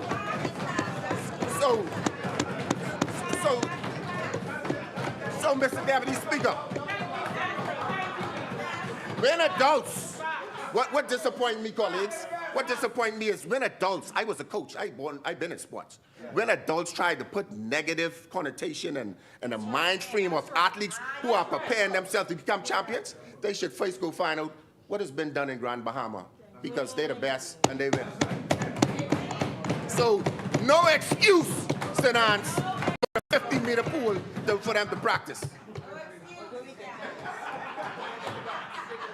Mr. Deputy Speaker, the total estimate cost for the swimming complex renovation amounts to some $3,558,905. These are the facts. This investment demonstrates our commitment to swimming, a sport in which our country excels. The newly renovated facility will host both the Carifta Swimming Championships and the upcoming National Swimming Championships, which will attract international athletes seeking a last chance to qualify for the Olympics. And guess what, Grand Bahama? You've only been practicing in the 25-meter pool, but my colleague and I, we working on something good for you. Since you were so good in the 25, we can give you a 50. You understand me? Our next goal is to construct a 50-meter pool in Freeport, Grand Bahama. In Initially, we envisioned a diving facility that will diversify the country's aquatics program and create new opportunities for springboard and platform divers. However, we believe that the 50 pool would be sufficient. Mr. Deputy Speaker, the Thomas A. Robinson National Stadium was once hailed the Caribbean's jewel, boasting of 15,000 seat capacity and top-notch track and field facilities. However, time took its toll and the stadium's condition fell short of its former glory. But that's all about to change, because you cannot be in the government and just talk. That's right. So we have to fix it. I am the landlord of the stadium. There you go. I asked my good minister to please leave because the stadium was in a horrible state. And now I'm about to fix it. So you don't need to worry about how it's going to look in the next 24 months. Because if road traffic, Ministry of Education, Social Service, anybody can come back inside their time as I finish with it. Let's stop talking about whose problem it was. This April, the Thomas A. Robinson National Stadium will reclaim its crown as the Caribbean's gem, reopening the doors with a renewed sense of pride for all Bahamians.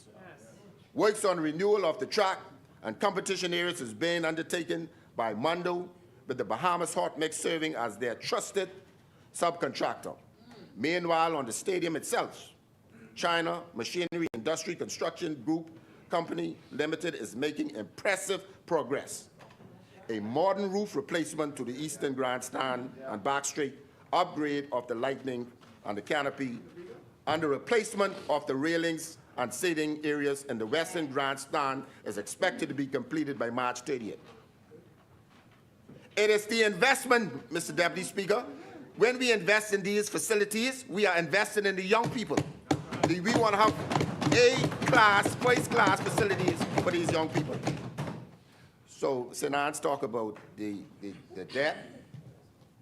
It is the return on the investment that is going to come back to us. You need to speak the whole story. You're like a novel on a shelf. You got to read the book. Upgrading athletes' facility remains a top priority to the government of the Bahamas. The Davis-led, I don't want them, you see, that boy get under my skin. I know, I can tell. All this work we doing with young people in sports in this country, he got a heart to talk. Yeah. I need to be in town, I need to send you out of him again. He must forget what you did. Upgrading athletics facilities remains a top priority of the government of the Bahamas. The Davis-led administration is committed to ensuring equal opportunities for all Bahamian athletes participating in a variety of sports, from track and field, baseball, basketball, and beyond. In the interest of time, I share that the groundwork on the new 400-meter track in Nicholas is completed. Phase 1 saw the removal of the old track and sand seal surface, which has been replaced with new asphalt. Where's Nabi? He could tell you that. Work has already begun on the park, also located in Nicholas. Phase 1 focusing on the comprehensive cleaning and preparation of the existing, and the existing second phase will see the construction of a brand new concession stand, a regularized playing field, modern restrooms, a perimeter wall, lightning installations, fencing, and upgrade dugouts and score booths. This is investment in the family island. In the settlement of Old Backyard Island, 2 brand new fields are taking root in previously undeveloped land. The clearing and debris removal are completed, and now the process of the hydro seeding has begun. And also, there is a brand new basketball court and track and everything, and we almost could go Cat Island and hold the World Games. That's in the family islands. Yeah. Facilities improvements are also underway in Arthurstown. In Abaco, the proposed athletic facilities will be developed through the public-private partnership, ensuring a collaborative effort to bring this project to life. Mr. Deputy Speaker, the Bahamas is proud to host the Caribbean Swimming Championships and the Caribbean Premier Aquatic event for junior swimmers. Beyond the soon-to-be completed facility renovations, my ministry has invested an additional $1 million to support the Bahamas Aquatics Federation in ensuring the successful of this championship. We don't spend money, we invest money. As a preparation for the team continues, the trials will be held at King's College this coming weekend. Team Bahamas will be named in the upcoming days, and this team will go head-to-head with over 20 countries, March 29th through April 3rd, 2014. And I say to all of the young Bahamian swimmers out there, go out there and do your best. Your best will be good enough for us. Don't allow them adults, those adults who mean you no good, to say the negative things to you.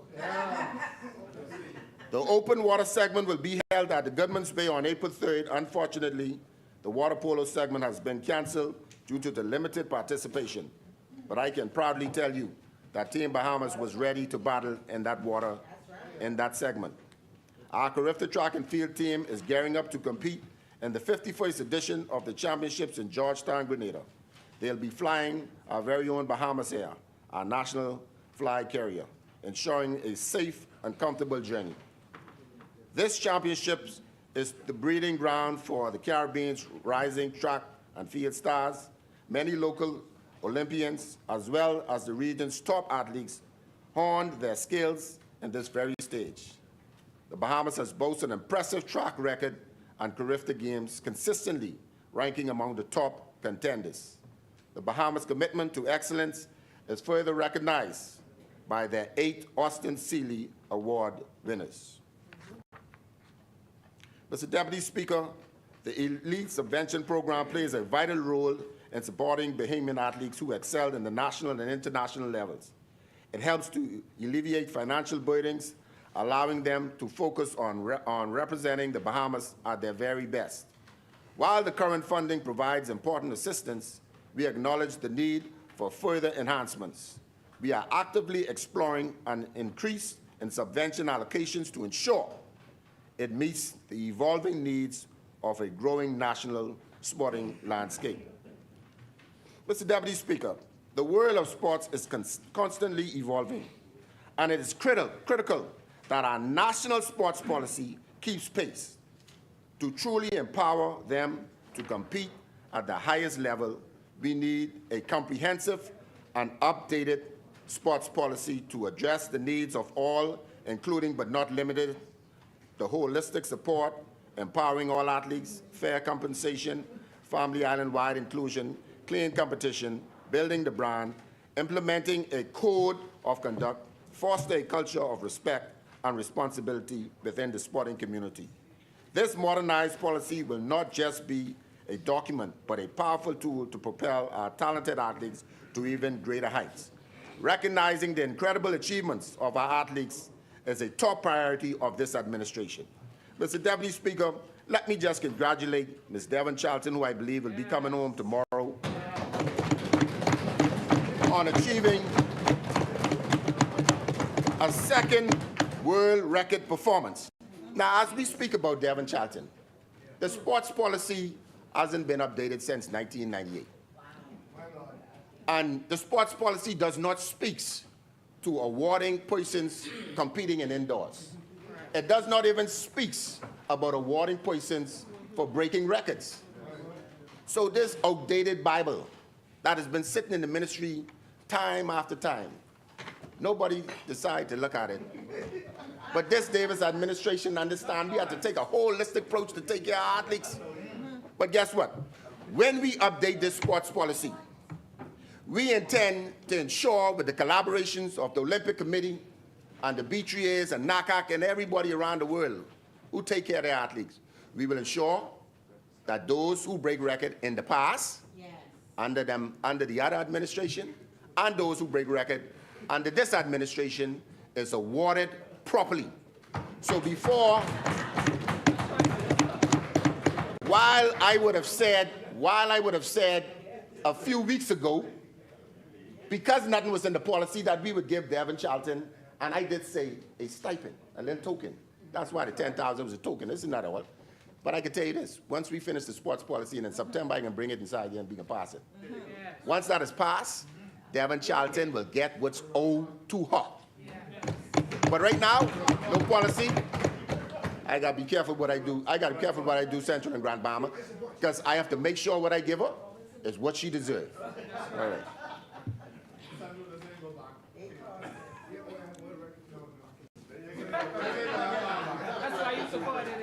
Mr. Deputy Speaker, the road to Paris 2024 runs right through the sunny islands of the Bahamas. On the 4th and 5th of May, this little country will be an epic center of athletics. As the World Athletics Relay return to the National Thomas A. Robinson Stadium, myself and the Prime Minister met with Lord Cope. His heart was broken when the last World Relays was canceled. But we assure him that the love for the Bahamas for him and the World Relays has returned.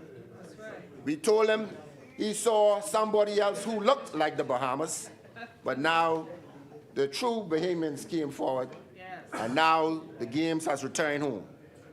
Over 400 athletes from 40 countries will be in town, ready to chase Olympic glory.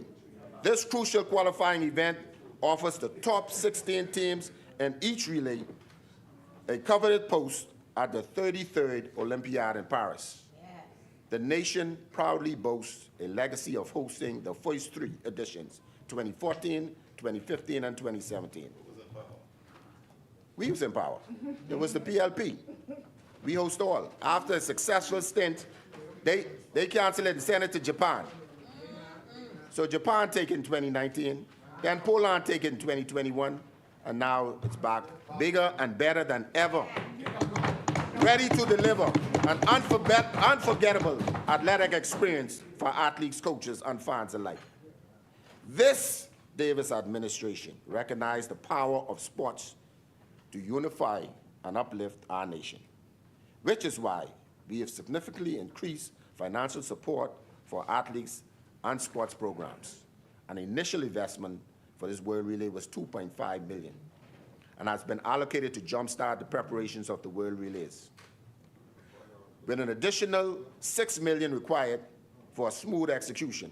However, the return on investment extends far beyond the monetary value. That's what we must look at. This is Prime Minister Davis' unwavering commitment to safeguarding the interests of Bahamians on every front.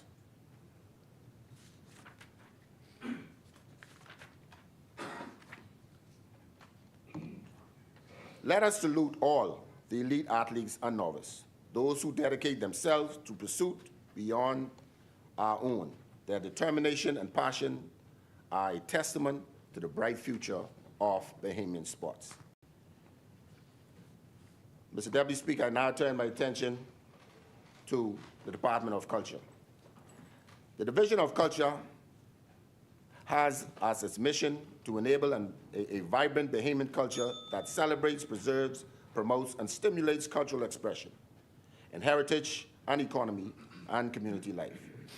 During the 23-24 fiscal year, the Division of Culture has utilized approximately $4 million, focusing on 8 key areas, including but not limited to outreach, partnership and support, summer and year-round culture programs, and National Cultural Heritage Month celebrations.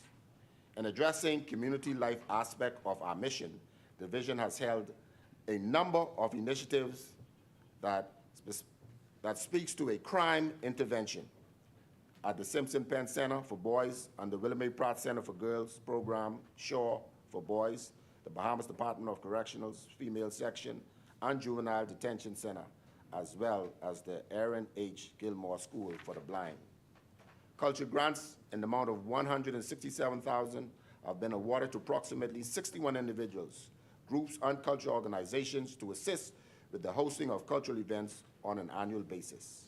In collaborations with the Ministry of Education, the Division of Culture participated with the Northern District as they hosted an anti-bullying rally at the Kendall Isaac Gym. Approximately 800 students were in attendance, and myself, along with Ms. Daisy, sought to bring a message on behalf of the ministry to inspire the youth to neglect negative behavior and embrace education, love, and harmony.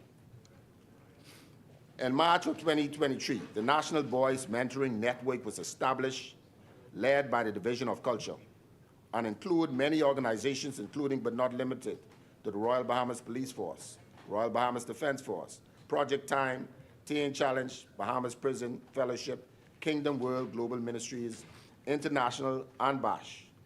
The Bahamas' only festival competition, which is held in almost every island and key, the E. Clement Bethel National Arts Festival. Give me 1 minute, please.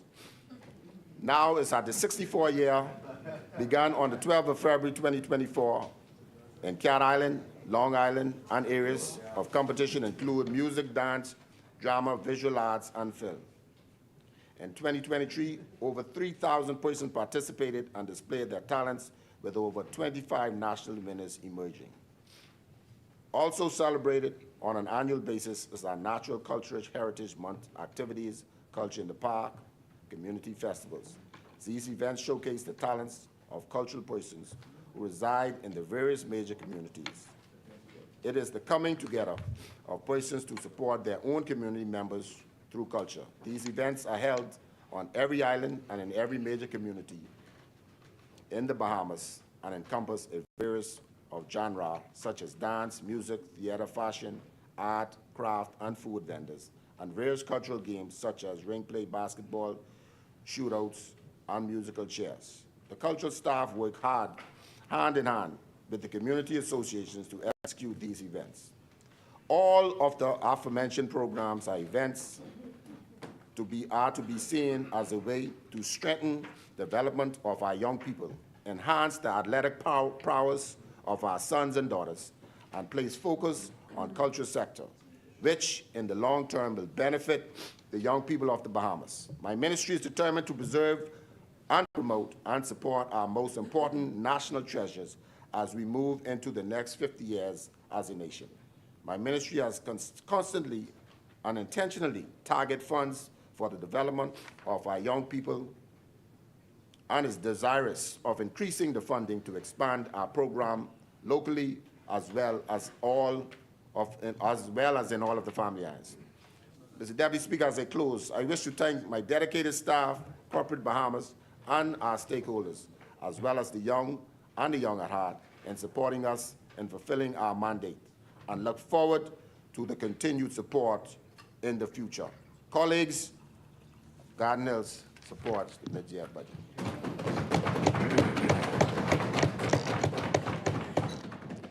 Thank you, Honorable Member. As many, the Chair recognizes the Honorable Member for Golden Gates. Thank you, Mr. Deputy.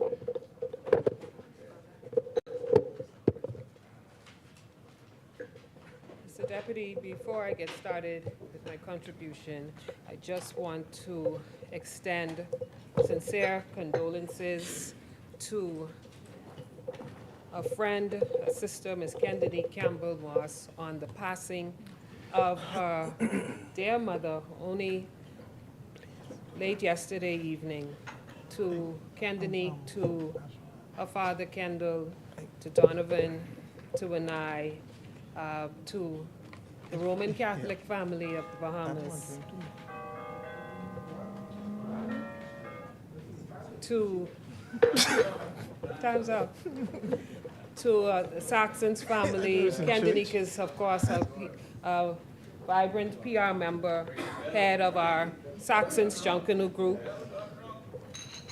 She is known for her hostess with the mostest as the double winner Saxons, Mummy Hustle, and she's also a part of the comms team of the Ministries of Labor and Public Service. May Miss Donna Campbell's soul rest in God's perfect peace and rise in glory. Mr. Deputy, I also would like to let the constituents of Golden Gates know that our monthly dumpster placement for bulk waste removal continues. Dumpsters will be placed on the Pebbles Park, Bamboo Park, and Pride Estates this Friday, March 8th, and Sunshine Park, Golden Gate Strait Park, and Southern Heights Park next Friday, March 15th, as we continue our bulk waste cleanup and keeping our community of Golden Gates clean. So Deputy, I give God all the glory, honor, and praise for the opportunity to stand here on behalf of the beautiful people of Golden Gates. I am very proud to be their representative and equally proud to be a part of an administration that is working in the best interests of Bahamians. I thank the people of Golden Gates for their continued support and prayers as we take on the big challenges and the goals ahead of us. I want to thank the Honorable Prime Minister for the opportunity to continue to serve in his cabinet, because it's a great feeling to be a part of a team that's locked in and focused on delivering results, as we've been hearing all day.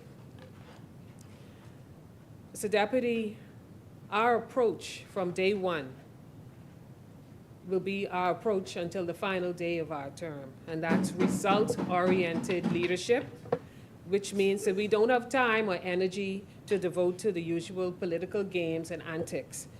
We made a promise to the Bahamian people, Mr. Deputy, that we were here to deliver real progressive change, and our efforts are completely focused on breaking through the status quo and transforming our economy and our society. So I'm here today not only to give my contribution to this debate, but to make it clear to the public what the Davis administration is doing to make our nation better for everyone. As we approach the halfway mark of this term, I can't help but recall the state our country was in when we came in office. I don't need to go back over the details because everyone can remember the dire state of our economy, the chaos of our healthcare and educational systems, which we met, and the great desire for change that was palpable amongst Bahamians. We were able to turn the situation around rapidly, leveraging the changing global situation to spur economic growth. We saw double-digit economic growth in 2022 and a still healthy 4.3% increase in GDP in 2023. We are projected to have another year of economic growth in 2024. But growth means nothing, Mr. Deputy, if it isn't felt by the majority of people. So our focus has been on translating GDP growth to improve outcomes for Bahamians by making key investments and developing high-impact policies. Not only did we revive the economy, we brought in record levels of tourists, over 9 million in a single year. We empowered more Bahamians to own homes. We laid the foundation for a cheaper, more stable energy supply, and we made unprecedented investments in agriculture so we could feed ourselves, lower the food import bill, and lower prices at the cash register for Bahamian families. We're expanding our health infrastructure.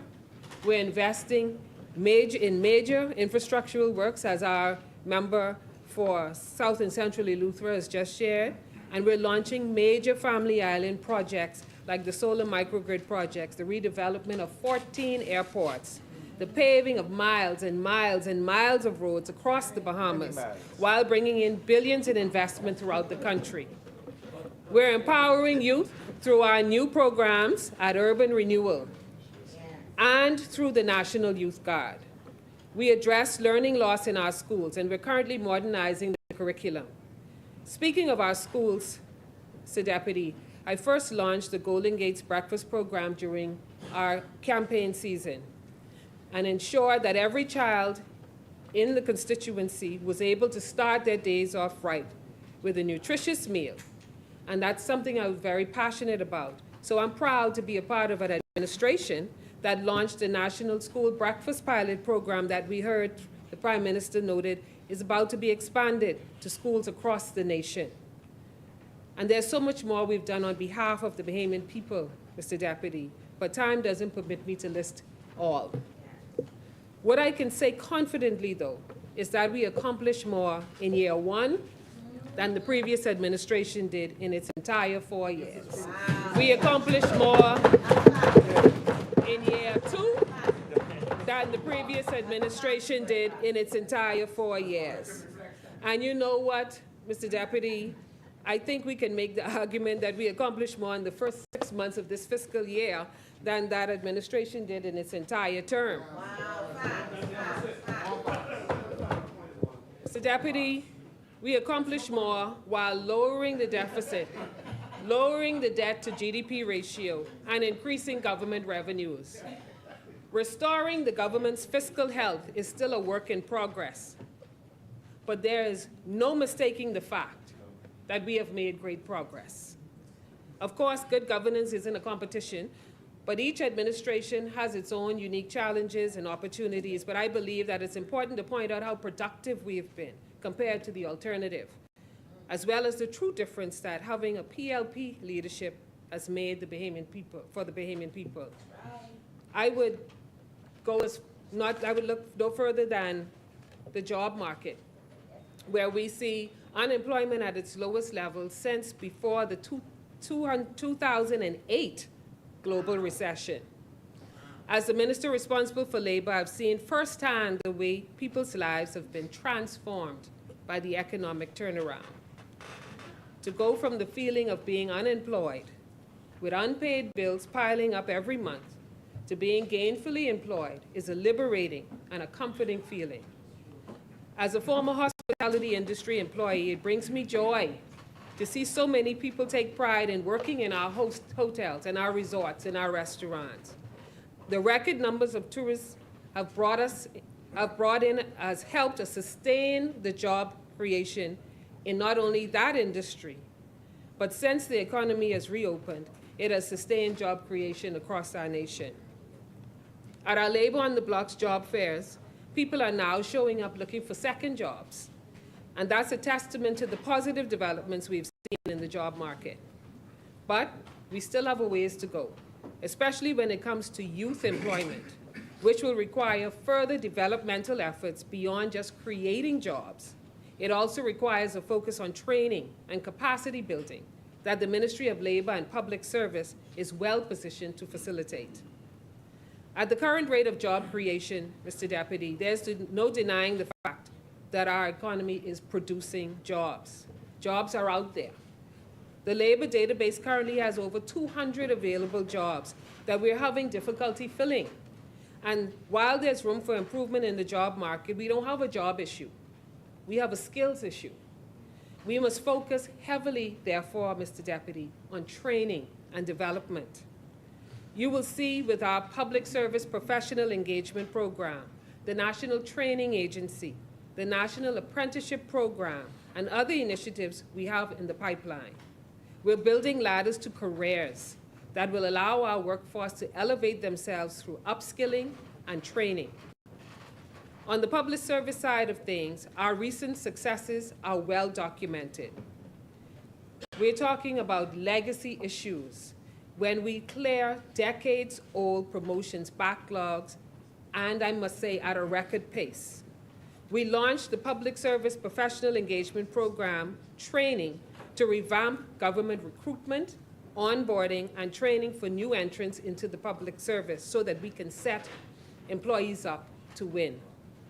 We confirmed people who were waiting through years and years of uncertainty to be made permanent and pensionable, and the work continues.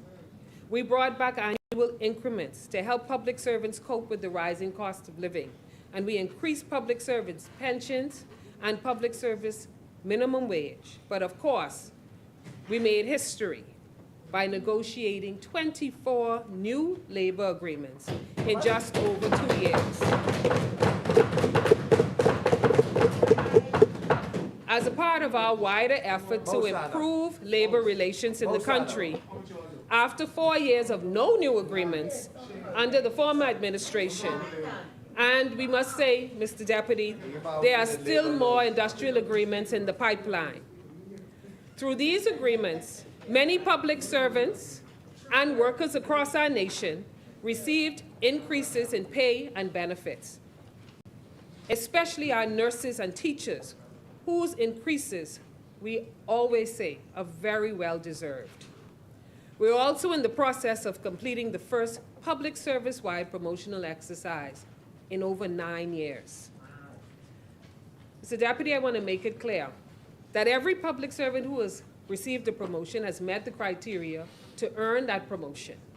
Many of them were already performing in the functions of their new roles, but without the pay and without the title. So while their initiative was appreciated, it was unfair to ask people to take on higher levels of responsibilities without the accompanying compensation or title. So we saw fit to address that unfair state of affairs.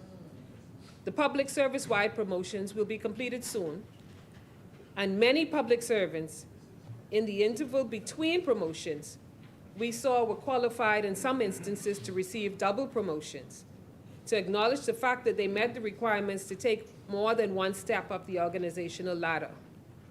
When we look at the overall numbers for wages and salaries, we can see the $18+ million year-over-year increase, inclusive of the original allotted amount and the reallocation. Much of this money has gone toward taking care of promotions, industrial agreement benefits, and related salary increases. So, Mr. Deputy, that's millions of additional dollars in the hands of public servants and workers across our nations. And I talk to public servants every day, and I can tell you they are 100% feeling the difference under this administration. Mr. Deputy, people speak to me and they call me in tears, and they're tears of joy that they're finally receiving what's due to them after so many years. Tears that simply represent a release of frustration and anger that they felt for so long. But our job was to address the long-standing legacy issues and then put new systems in place, Mr. Deputy, while we're addressing these issues to ensure that this never happens again. As I speak, my ministry is undergoing a major digitalization exercise. We have completed just under 1 million scans as a part of our digital document management process, so that paper files stacked up to the ceiling will be a thing of the past. As we digitalize all current and historical files, we're also digitalizing government HR processes through the introduction of the Oracle HRMIS, Human Resources Management Information System, which public servants are being trained on as we speak. Both of these initiatives will forever change how business is conducted in the public service. In the Department of Labor, we just added, on Monday, a number of new services to the government's My Gateway portal to facilitate online access to various essential services like trade union registrations, transfer of trade union licenses, document requests, and reports of trade disputes. So this is yet another way local unions are feeling the difference under this Davis administration. For the second half of our term, our labor and public service agenda is just as ambitious as it was in the first half. At the top of our agenda is the rollout, and the Prime Minister would have mentioned this in his contribution, our second-generation Decent Work Country program, which is the first second-generation program in the region. We've worked closely with the International Labour Organization to make progress on this program. And I'd like to thank the director, Dr. Musabayana, to our NTC chairman, Ms. Sharon Martin, and the entire National Tripartite Council for the work that they do. At its core, we are promoting decent work for everyone in areas like compensation, work environments, and workers' rights. The 3 pillars of this program include labor market governance, stakeholder dialogue, and improved job and skills development. We'll hear a lot more about this program in the near future, especially because of the National Apprenticeship Program, which will be launched before the end of this calendar year, which will be a part and is a part of the Decent Work Country program.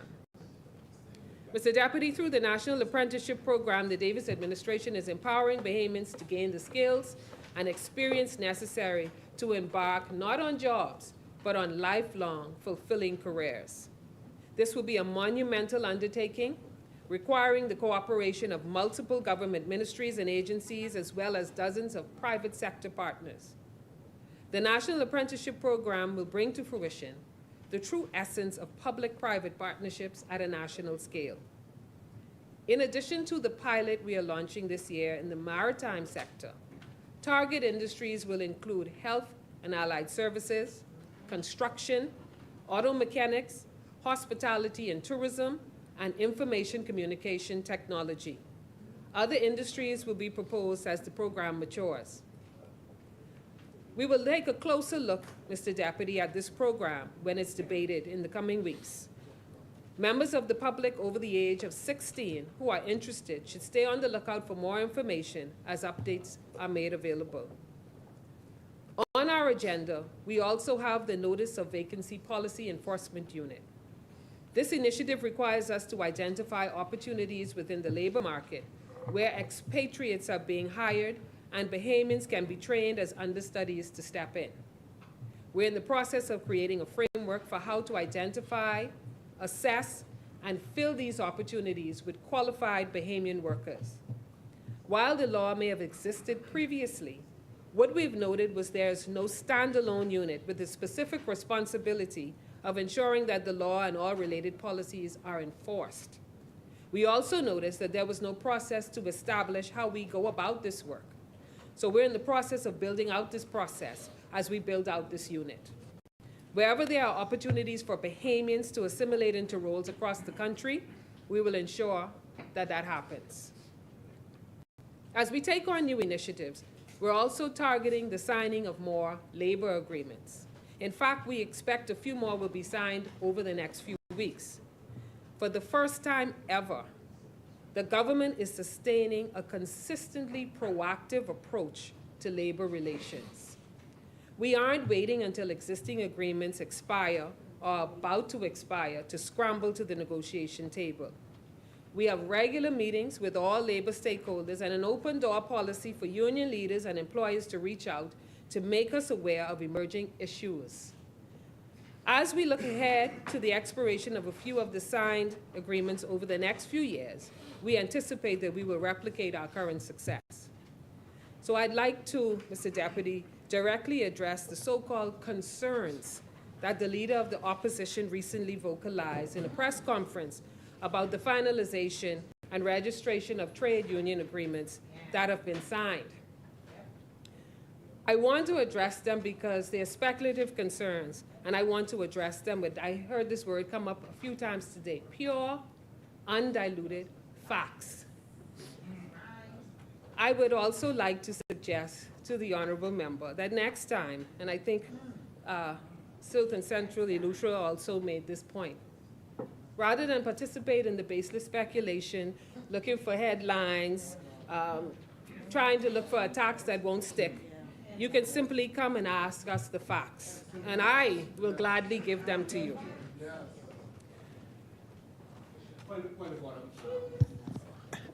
The chair recognizes the honorable member for Marco City. I believe the member must be aware that the comments made by myself were comments I made very clear, and the news made very clear. You had multiple media houses at the very same meeting where the head of the Trade Union Congress raised the question. Not only the question, made the statement. The 24 agreements or thereabouts were signed. However, the majority of them were not signed.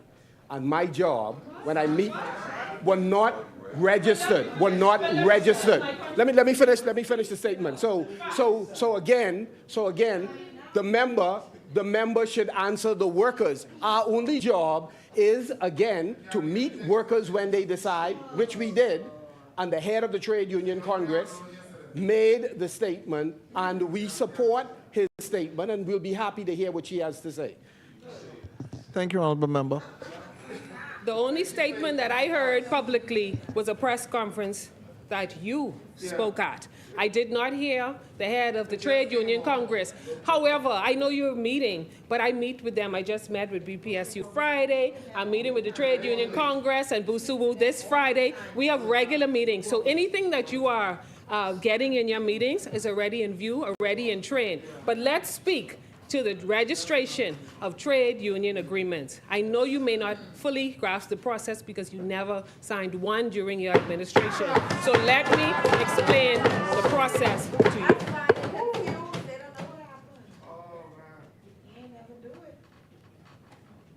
Mr. Deputy, I was getting to the facts. So let me ensure that, you have to make sure that when you're trying to get a reaction, or, getting some headlines, that you make sure that you are coming with facts, because once the facts are laid out, the blow to your credibility may be, was, not necessary based on the facts that we have the information, and whatever short-term gains you receive from the PR stunt can be substantiated by the facts.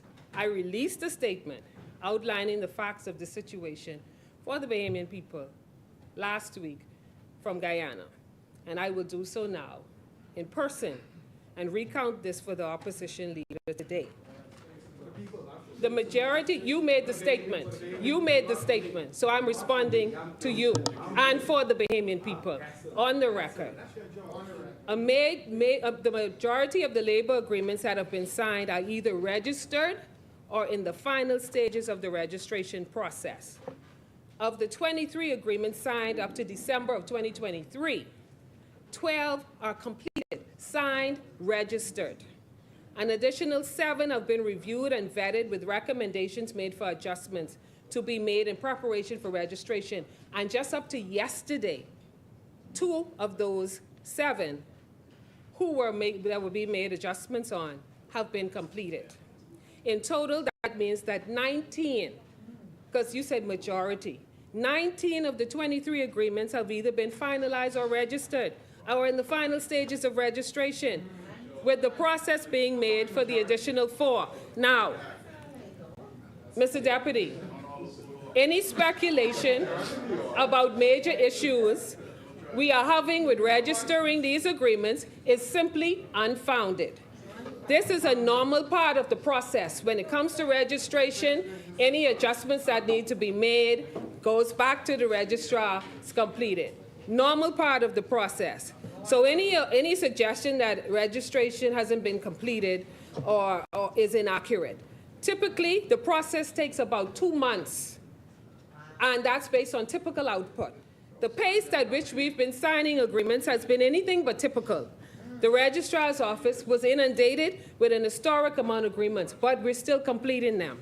This kind of success has never been seen before. Simple as that, and it's definitely not been seen under your administration. As for the assertion, because there was another assertion, that the people had issues with receiving their pay and benefits in fulfillment of the agreements. Well, it should be noted that in some instances, we didn't even wait for the agreements to be signed.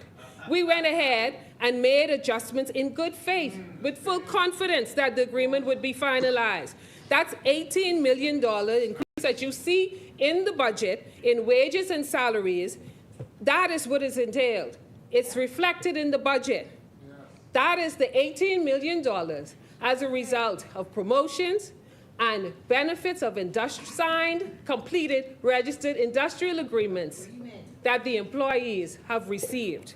So I hope that for the benefit of the Bahamian people and the leader of the opposition's speculation has now been satisfied. Mr. Deputy, during our first term in office, we spoke of the possibility of a contributory pension plan becoming a reality for public servants. While we have not provided an update on that initiative, because we are working behind the scenes, I want to advise that we will be seeing movement on the new pension plan in the very near future. For those who aren't familiar, this will be a plan that public servants contribute to, which will provide benefits proportionate to their contributions. It will be separate and apart from the existing pension plan. So those who are due pensions under the current plan will still receive what's owed to them, in addition to whatever they contribute to the contributory pension. It would also be portable, Mr. Deputy, and able to move with them if they decide to leave the public service. And as I said, we're working on getting this plan done. Updates will be provided in the near future as we bring this closer to fruition. Mr. Deputy, I'm proud to say if you take a look at the Ministry of Labor and Public Service budget, we are accomplishing everything we've set out to accomplish while keeping our financial matters in order. In this midterm budget, we have no reallocations or environments. Thus far, everything is going according to plan. Our ultimate goal is to position the Ministry of Labor and Public Service as the leader of all things related to labor and human resources in the country. We're leveraging both labor and HR as tools for economic and social transformation, in line with the Davis's administration's people-first approach to national development. Today, I am proud to represent the people of Golden Gates as a member of a team that truly believes in empowering people. Within the labor market and within the public service, people are feeling the difference in meaningful ways. Through God's grace, and His grace is always sufficient, I believe that we will continue to build on the progress we've made and bring about real change on our building a better Bahamas for all Bahamians. Mr. Deputy, I wholeheartedly support Golden Gates supports the decisions and the priorities outlined in this mid-year budget as an indication of the positive direction that the Davis administration is taking this country in. Thank you, Mr. Deputy.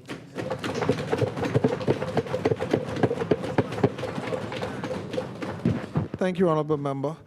As many, the Chair recognizes the Honorable Member for East Grand Bahama. Thank you very much, Mr. Deputy.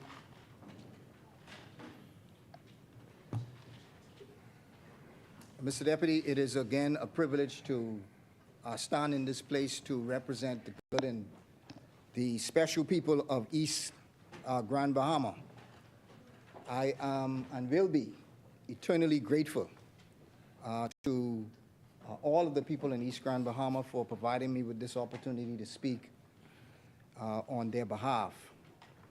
And I make my contribution to this midterm budget debate. Mr. Deputy, the Progressive Liberal Party, or the Davis-Cooper administration, has been a complete failure.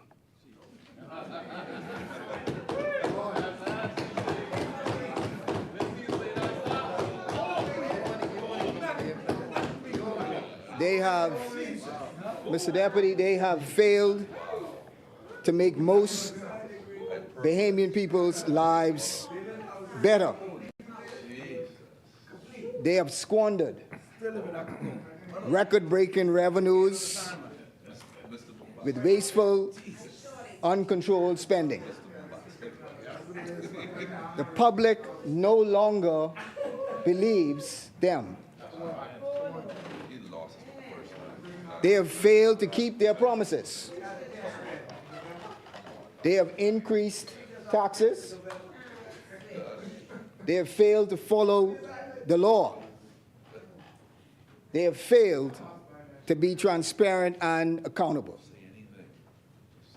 They've made secret deal after secret deal, and they have betrayed the public trust. Mr. Deputy, the PLP government has failed to provide. Members, order, members. The PLP government has failed to provide an economic plan that maintains the needed continued economic growth.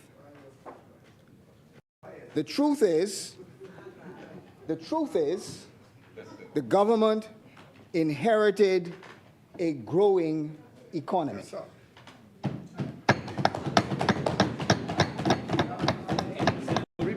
You took office in September of 2021. And in 2021, real GDP growth was approximately 14%. Yes, sir. Yes, sir. It's open back up. No. If you want to be exact, it was 13.7, approximately 14%. But Mr. Deputy, we all should be troubled. We all should be troubled by the World Bank's recently published reduction in the country's economic growth path down to 1.8% for this year, 2024. We all should be troubled when the IMF reduces its growth forecast to 2.3% for 2024. And you failed to do anything to react to that. And we all most certainly should be troubled when you even, and I would say secretly, without telling the Bahamian people, that you've adjusted your growth from 5.5%, which you put in your budget book in July, and under the same figure that you now present to us in March, you've adjusted that from 5.5 to 1.1. We all should be troubled. The Caribbean average for economic growth is 4%. This is what is needed to continue to reduce unemployment and to absorb those new persons who are coming into the job market. This government just doesn't seem to get it. It's not enough just to say, I have $1 billion in investments. This means absolutely nothing until you actually get shovels in the ground and jobs for those Bahamians that need it. Little funding for small business development. You have, in fact, reduced the funding for small businesses. You've actually reduced it in the same budget that you tabled this morning. You've reduced the budget for small business development. No focus on ease of doing business. You do not listen to the Bahamas Chamber of Commerce. And to my surprise, and I do not understand it, that the Prime Minister just flat out does not meet with the Grand Bahama Chamber of Commerce. Your policies are making it more difficult to do business in the Bahamas. You should be solving problems for Bahamian and foreign investors, like the lack of transparency in government procurement. For one project, we can do government procurement. For another project, we ain't doing no government procurement. There is a bureaucratic and inefficient investment approval process. There is difficulties with internet connectivity in our family islands. And the energy cost is 4 times higher than it is in the US. We must, Mr. Deputy, through consultation, provide a transparent investment procedures and legislation. That is the only way that we're going to have the sustained 4% plus economic growth that we require. We cannot just be satisfied that we're going to move from economic growth from 14% to 1%, and we're going to bang our hands on the table as though that's a wonderful thing. Mr. Deputy, what we have to do is we have to fix for the future. We have to make sure that we put in place now those things that the country requires, those reforms that the country requires, so that for our future and for those young Bahamians who are going to be taken over for us, that we don't leave for them to inherit an economy of 1% growth. We must do the things that is required now so that they can inherit an economy that grows. Mr. Deputy, we need to finish the Bahamas Invest. The Bahamas Invest to move projects and approvals from shovel in the ground, or move projects from approval to shovel in the ground in record times. We actually should provide the $50 million for small businesses. In fact, you appear to actually reduce small and medium-sized business support you reduced it by $3 million in your Ministry of Finance budget. In case anybody's looking for it, just take a look at page 188 in your supplemental budget that you tabled this morning.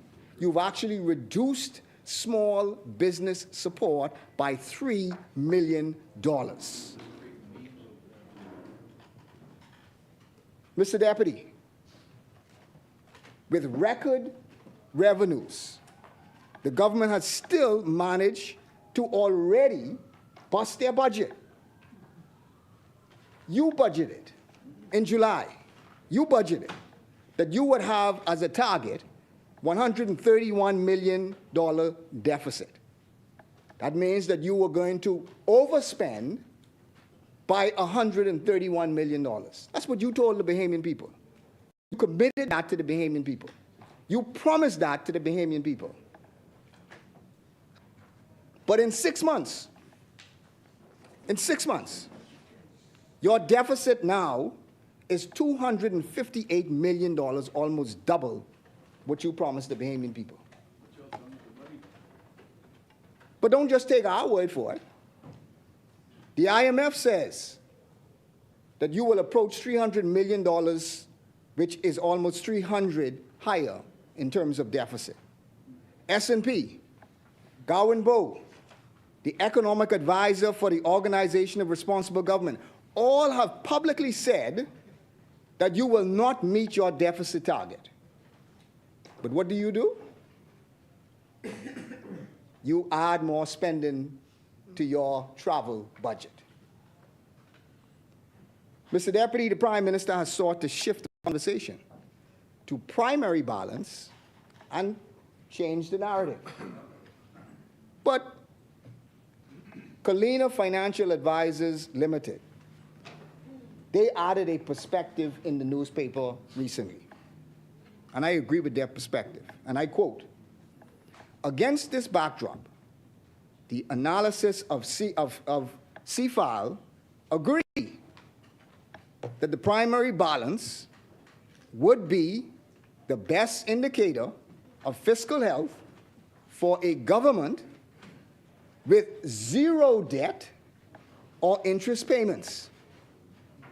However, given that the government of the Bahamas has a national debt of $11.77 billion and total annual interest payments in excess of $600 million, the GFS deficit would be the best metric to indicate the Bahamas' fiscal health." So they disagreed with what the Prime Minister said. Yeah.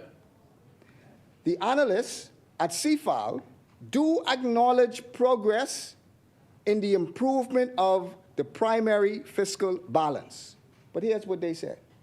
However, this should not be used to provide a false sense of security, as the GFS deficit remains high and is significantly ahead of the government's initial estimates. Simply put, yes, the primary balance, that's good. But that's not the best indicator of fiscal health, because we have a high debt and we have high interest payments.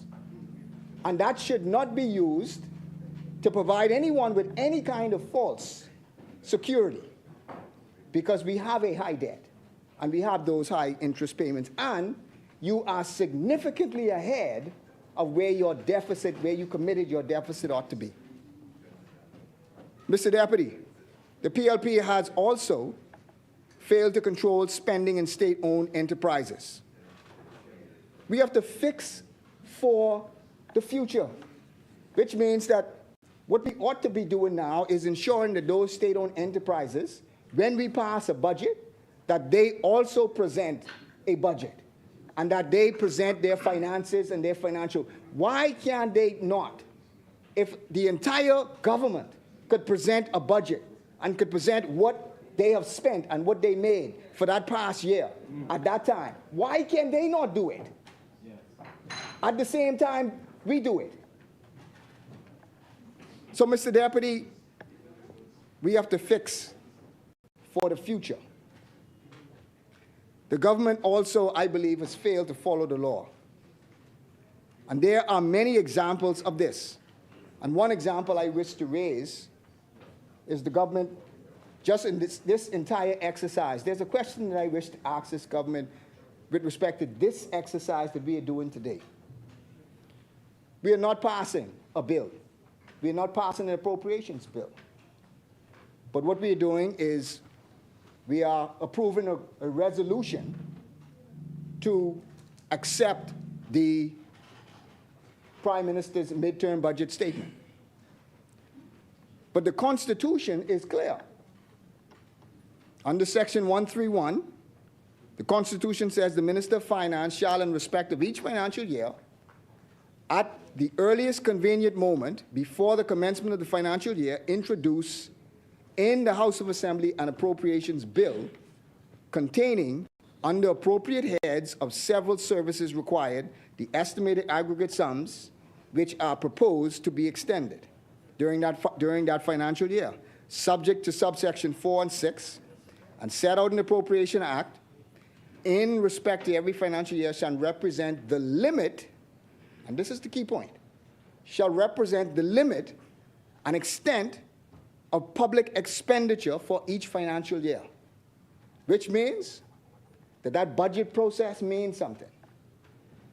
Those bills that we passed in July mean something.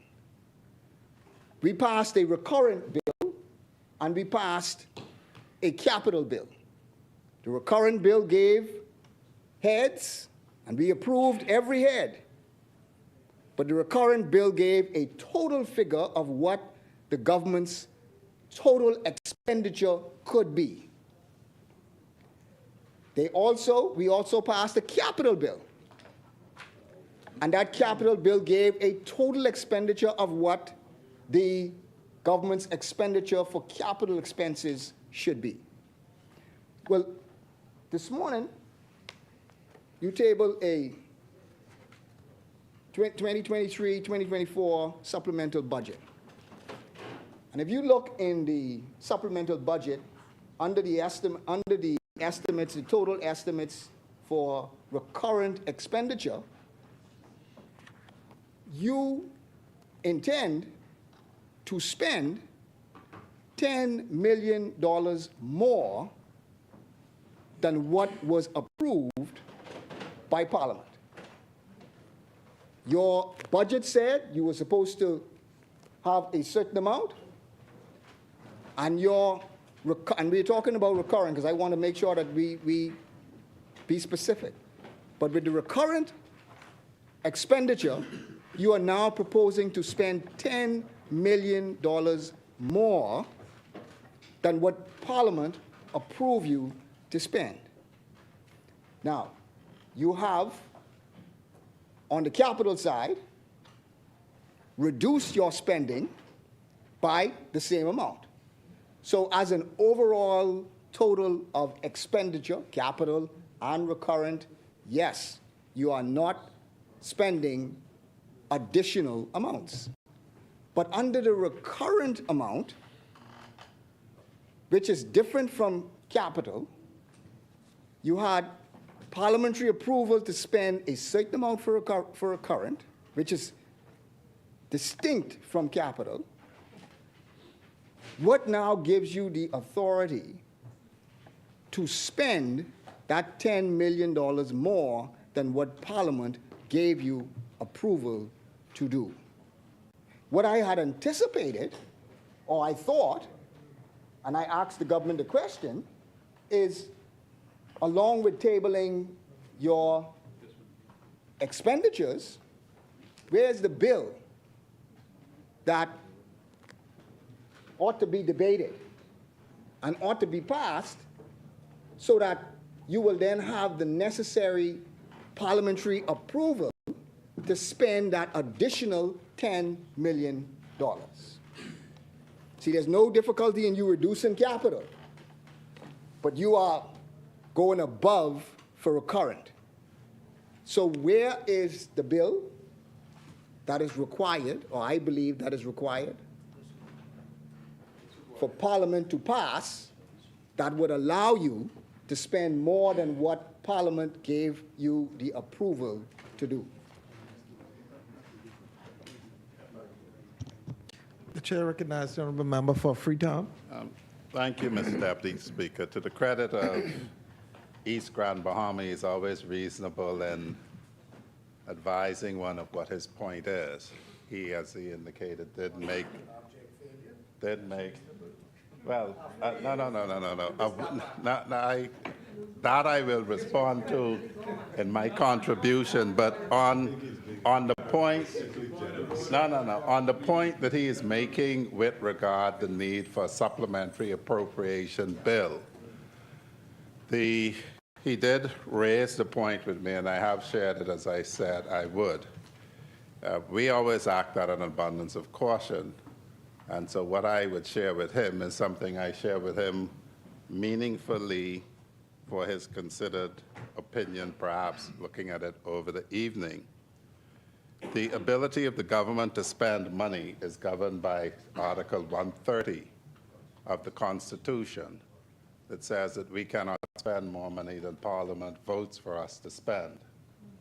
The public financial, yes, sets out when you actually then need the Supplementary Appropriation Act, and that is particularly by Section 43.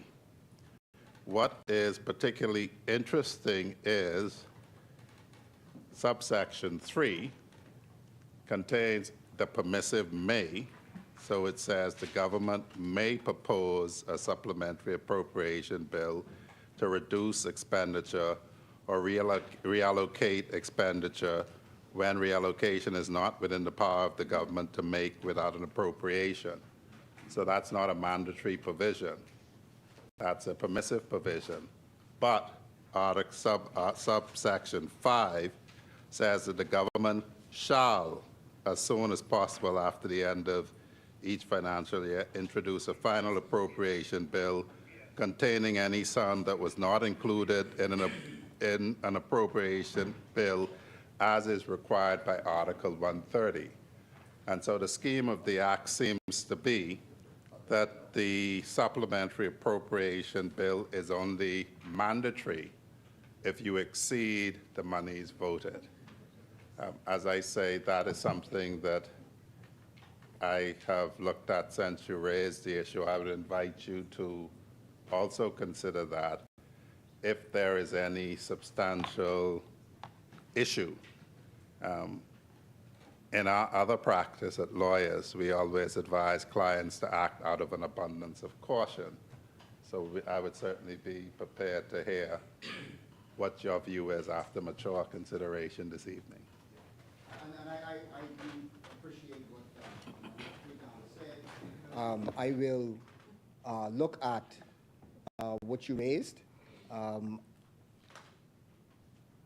The only thing I would say at the first instance would be, obviously, that the requirement is a constitutional requirement.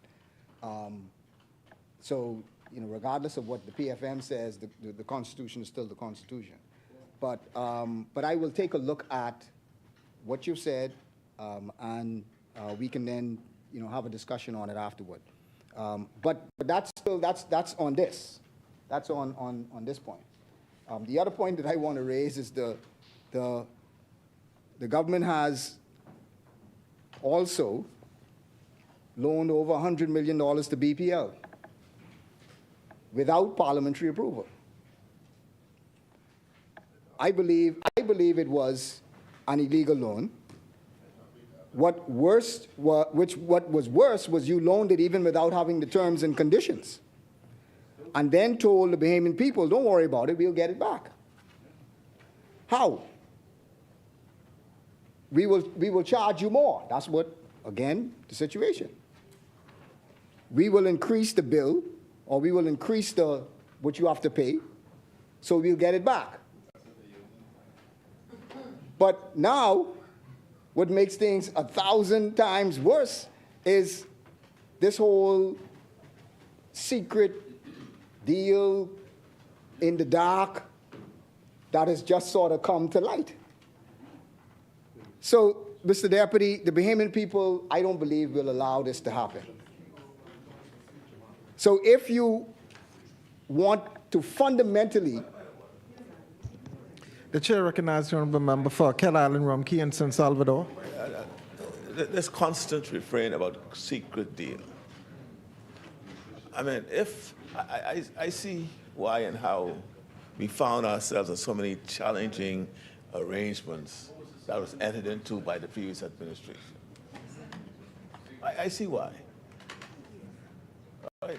If we are embarking upon negotiations,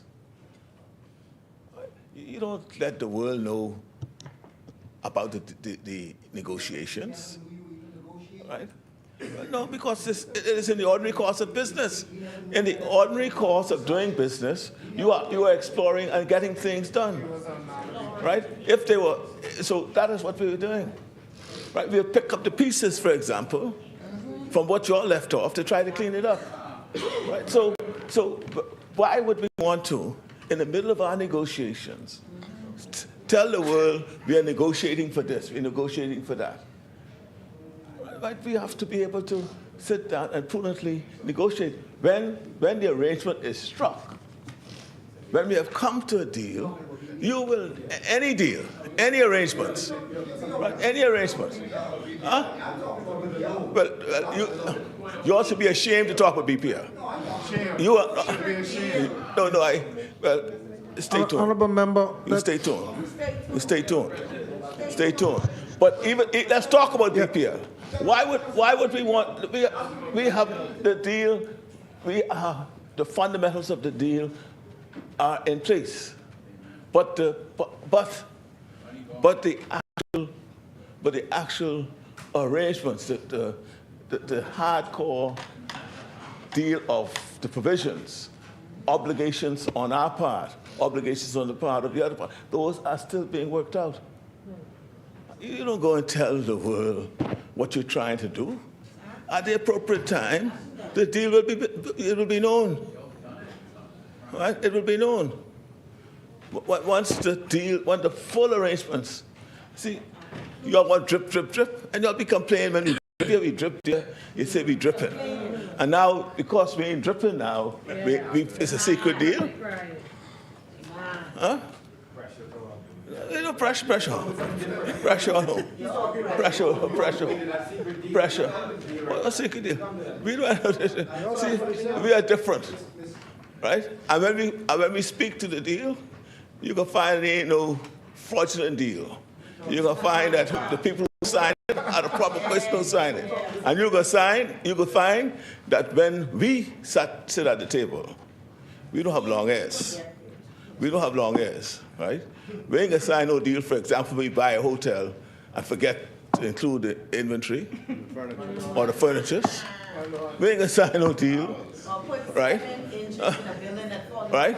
We ain't gonna sign no deal where the people can tell you, when they can tell you, they're giving you something, they can tell they're giving you something, and then you take it for granted and have it, and broadcasting, well, this is what that is. For example, the engine is tri-fuel. And it's bi. It's tri-fuel when all along it's bi-fuel. That's it. That's the kind of deal, right? So we don't have long hairs. Trust me, right? You just wait and see. Stay tuned. Stay tuned, particularly on that. Thank you, honorable member. What's secret? I mean, that's political mischief. It's political mischief. What do you mean by secret deal? At least let me finish my presentation. No, but what?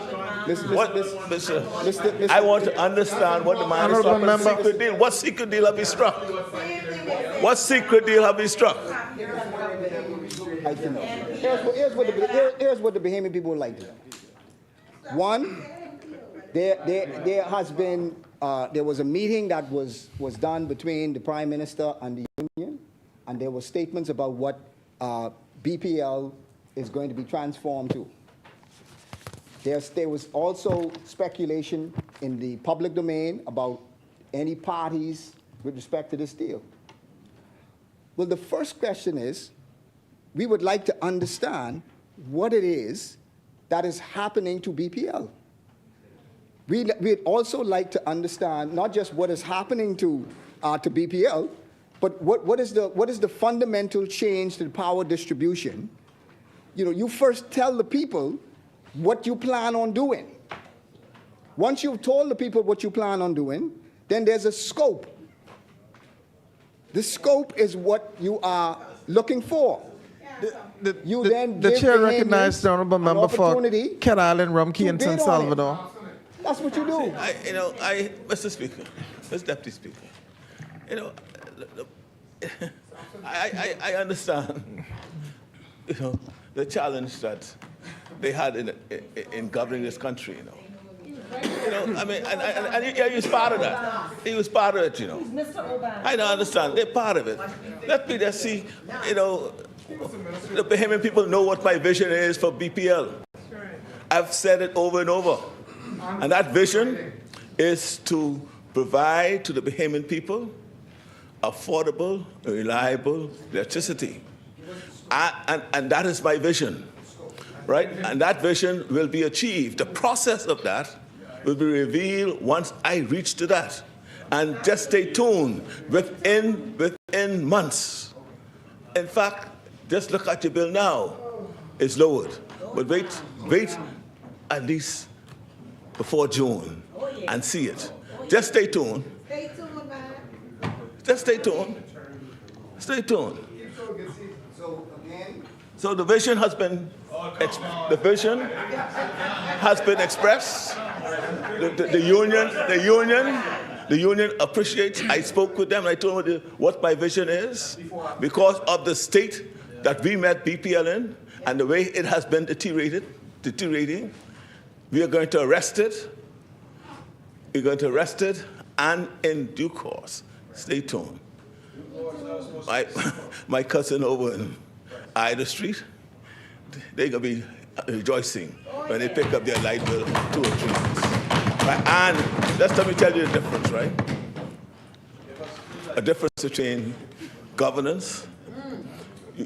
You state your vision, and then you place the vision in the hands of people who know how to get it achieved. Right?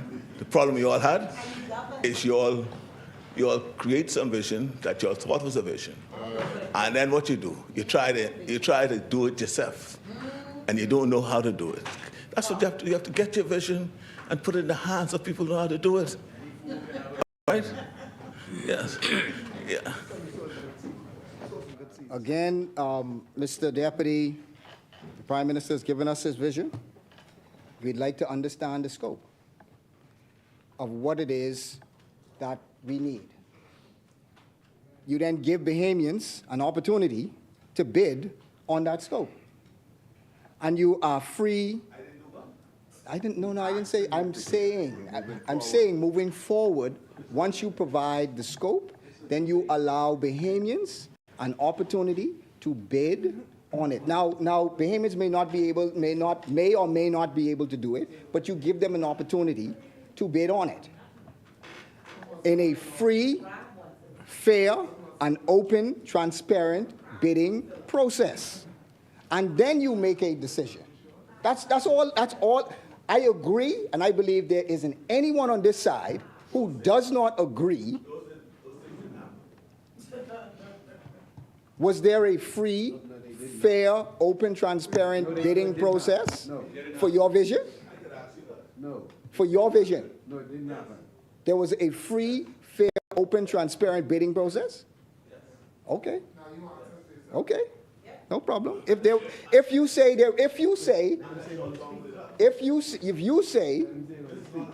that there was a free, fair, open bidding process for your vision. Thing to the member from East Grand Bahama. The one policy that we have not embraced, right? We may review. We may review. We don't stop. We only cancel. We only cancel if it doesn't make sense and it is clearly on the face of it don't make sense and it's justifiable. What I'm saying to you is that the only thing is if you all had not engaged in a fair, if you all did not in a fair and transparent RFP when you all did it, Then we didn't. We just adopted what you all did and cleaned it up and rested up. Yeah. Adopted the process. So now I understand that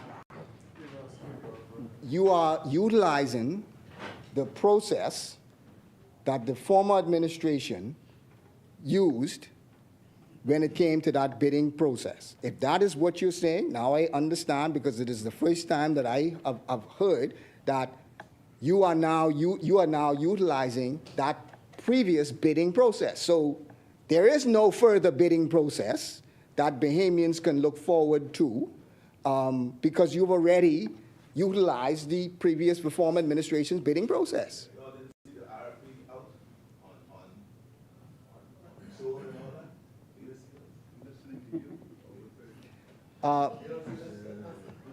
So again, Mr. Deputy, I mean, Mr. Deputy, Mr. Deputy, let me move on. I have about 8 minutes left to go. 22 seconds. Mr. Deputy, again, I say that the PLP has failed to govern in an open and a transparent manner. First, we see time and time again that you have dismantled the Fiscal Responsibility Council. You've just ripped the Fiscal Responsibility Council to shreds. The IDB have called you out on it publicly, and they've said that an independent process to select members of the Fiscal Council are best practices that would be beneficial for the Bahamas. They've said that the Fiscal Responsibility Council, having it isn't the best practice for the Bahamas. But again, we don't know where the Fiscal Council is. We don't know what the Fiscal Council is. We don't know what's happening with the Fiscal Council. The chair recognizes the honorable member for Exuma and Ragged Island. Deputy, the misleading hypocrisy of the member who served as the Minister of State for Finance with his colleague on his right as the Minister of Finance, never once laid a report that's mandated by the Fiscal Responsibility Council in the act that they passed, Mr. Deputy. And now he stands on his soapbox acting all holy about the Fiscal Responsibility Council. Yes. He ought to be ashamed of his hypocrisy, Mr. Deputy.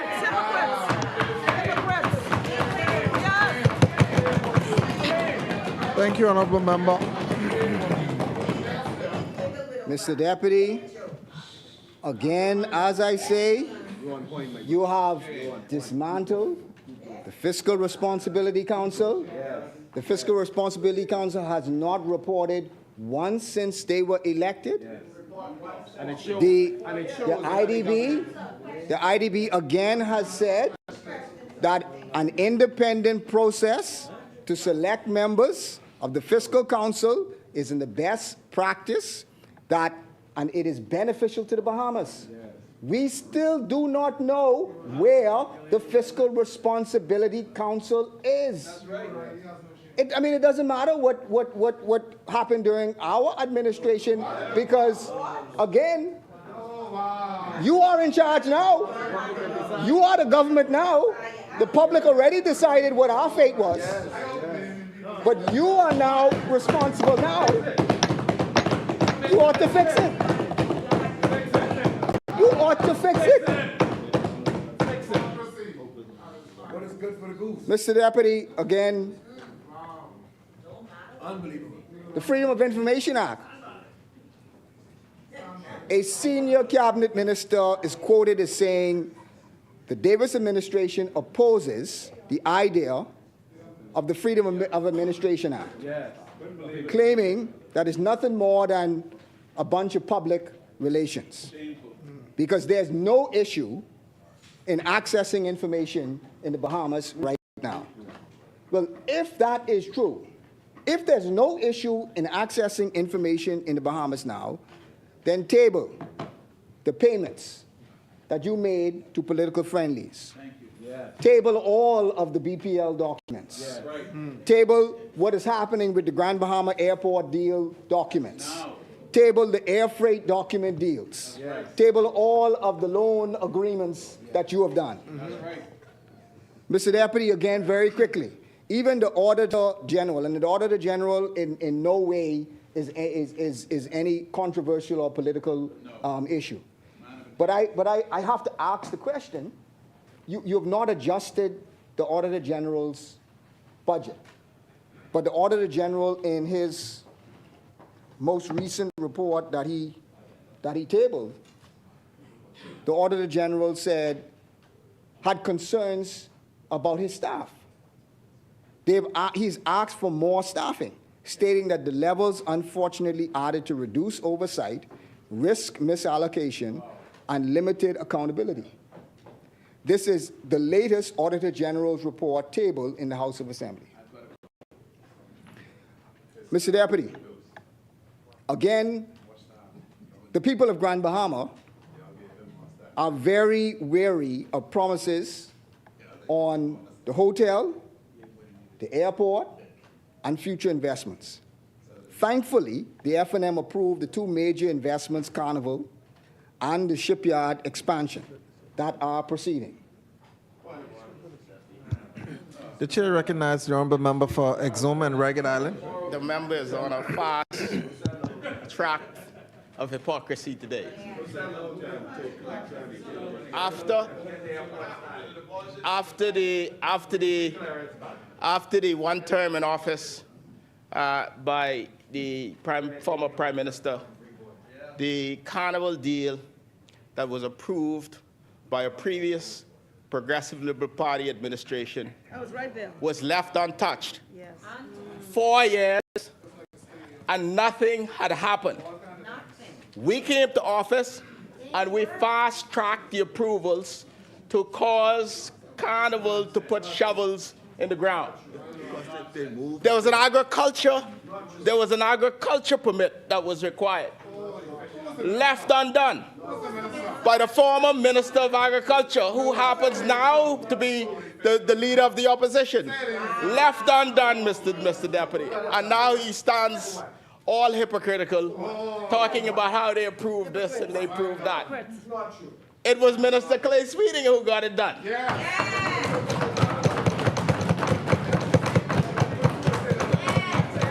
It was Minister Clay Sweeting who did in 1 year what that minister couldn't have done in 4 years, Mr. Deputy.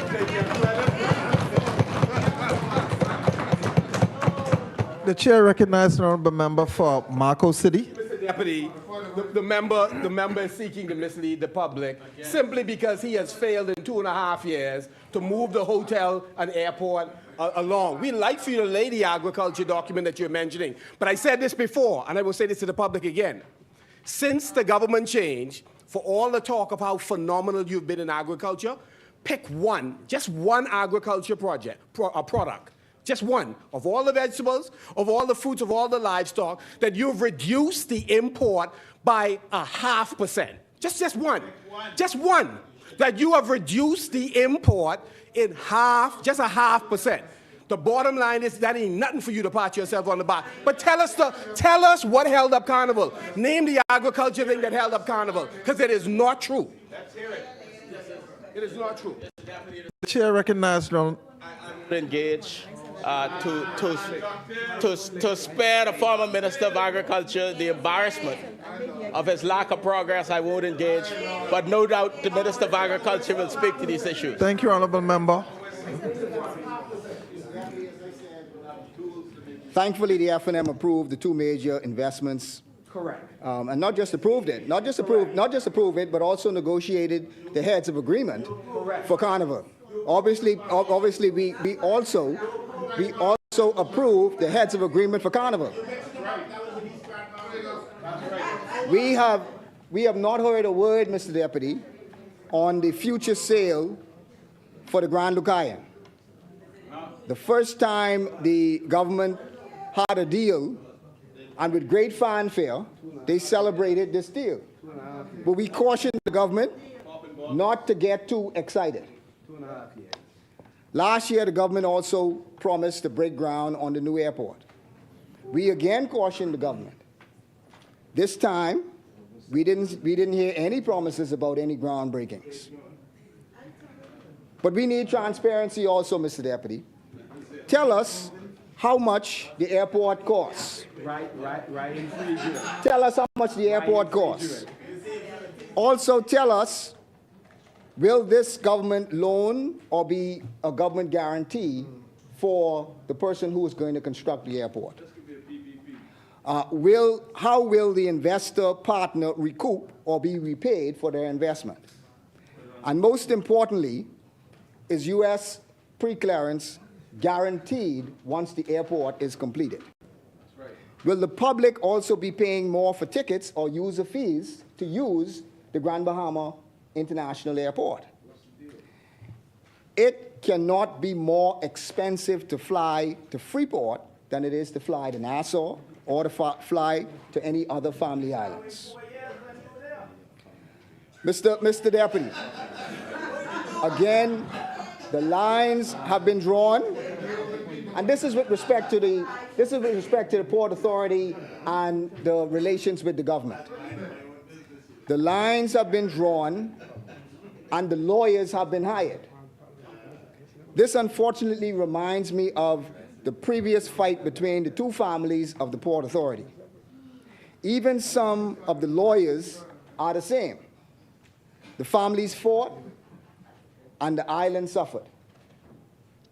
This now is anticipated to be an all-out fight. I really hope it is not, but it does appear to be moving in that direction.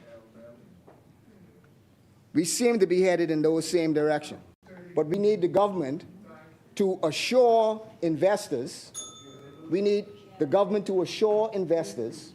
that the investment climate in Grand Bahama will not be affected by any situation that the government has with the Port Authority. Yes. Yes. So, Mr. Deputy, those are the points that I wish to raise. I wish that the government would take a very close look at the supplemental budget as to whether or not a bill is required. From my information, yeah, a bill is required. Okay, all right. So we will move on that. Mr. Deputy, thank you very much. Thank you, Honourable Member. As many, the Chair recognizes the Honourable Member for Pinewood. Thank you, Mr. Deputy. Honourable Member.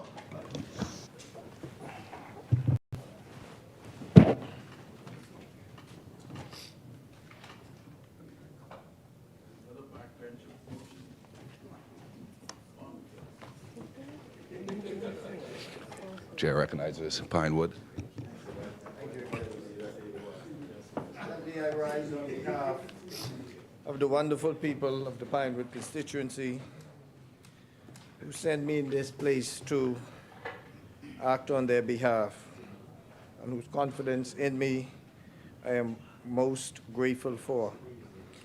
Mr. Deputy, I would like to give condolences to those families who have experienced death in our community. In particular, Ms. Lorraine Morley, whose son, Eric Jr., was funeralized last week, Thursday, and Ms. Irma Bullard, who just barely missed her 101st birthday, but who will be funeralized on Saturday. I attended Ms. Bullard's birthday party last year, I think August, at the Paul Farquharson Center, where we had a very good time, and I remember telling her she did 100, she could do at least 4 more to vote for me again. Sadly, Mr. Deputy, may her soul and all of those rest in peace. Mr. Deputy, sometimes I wonder in this place if we are talking about the same country. We on this side, when we speak of the progress that have been made, it is my view that is always tempered. We have done, but there's a lot more work to do. East Grand Bahama, you're somewhat like me in terms of being measured. So before we get to the halfway point that you've considered us a complete failure, complete and utter, we even halfway in yet. I say tell that to those homeowners in Pinecrest or in Renaissance. Tell it to those public servants who haven't had those promotions and raises and gratuity and stuff. Tell it to those who are on minimum wage and who had an increase in their salary. Or people who are being assisted. You know, we are not perfect. We never claim to be. And our mantra is always, you know, continue to work as hard as we can on behalf of the Bahamian people. And for Nostradamus out there who is predicting doom and gloom for the PLP, all I say to you is we've won more elections than we've lost. Mr. Deputy, I raised the issue of my contribution with regards to social services.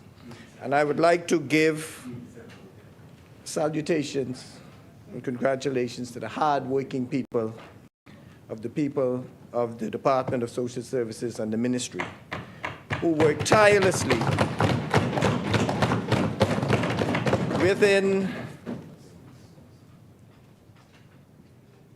with difficult circumstances, dealing with people with difficult circumstances, whether it be ill health, whether it be rent, whether it be food assistance. But yet, they come in every day and they do the jobs. They're not perfect, like none of us claim to be perfect. But one thing we could say that they remain committed to the job at hand to bring relief to the Bahamian people. Mr. Deputy, I'd like to deal with some of those agencies within the department. With regards to those who are experiencing homelessness, we have a temporary program, a temporary shelter program, of which the government has an established shelter in New Providence, the Point Sienna Inn. Additionally, we have set up 4 smaller rental facilities to meet the urgent need for safe havens.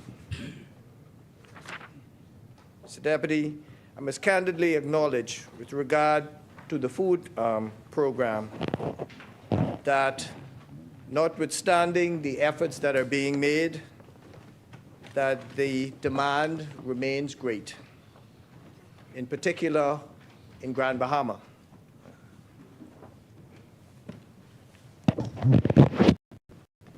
Where we have almost exhausted the allocation for food assistance. I can, however, assure those individuals that it is the position of this government that no one in our country should go without something to eat. Mr. Deputy, we also deal with deeper challenges at social services, substance abuse, mental illness, and other hardships. These multifaceted issues require a collaborative effort between the Department of Social Services and other government agencies and non-government agencies, including the church. Mr. Deputy, during the budget, we have seen where funds have been allocated and utilized, indicating that there is an overwhelming need in our country. Although there have been progress, there still remains a need in our country to help those who are marginalized.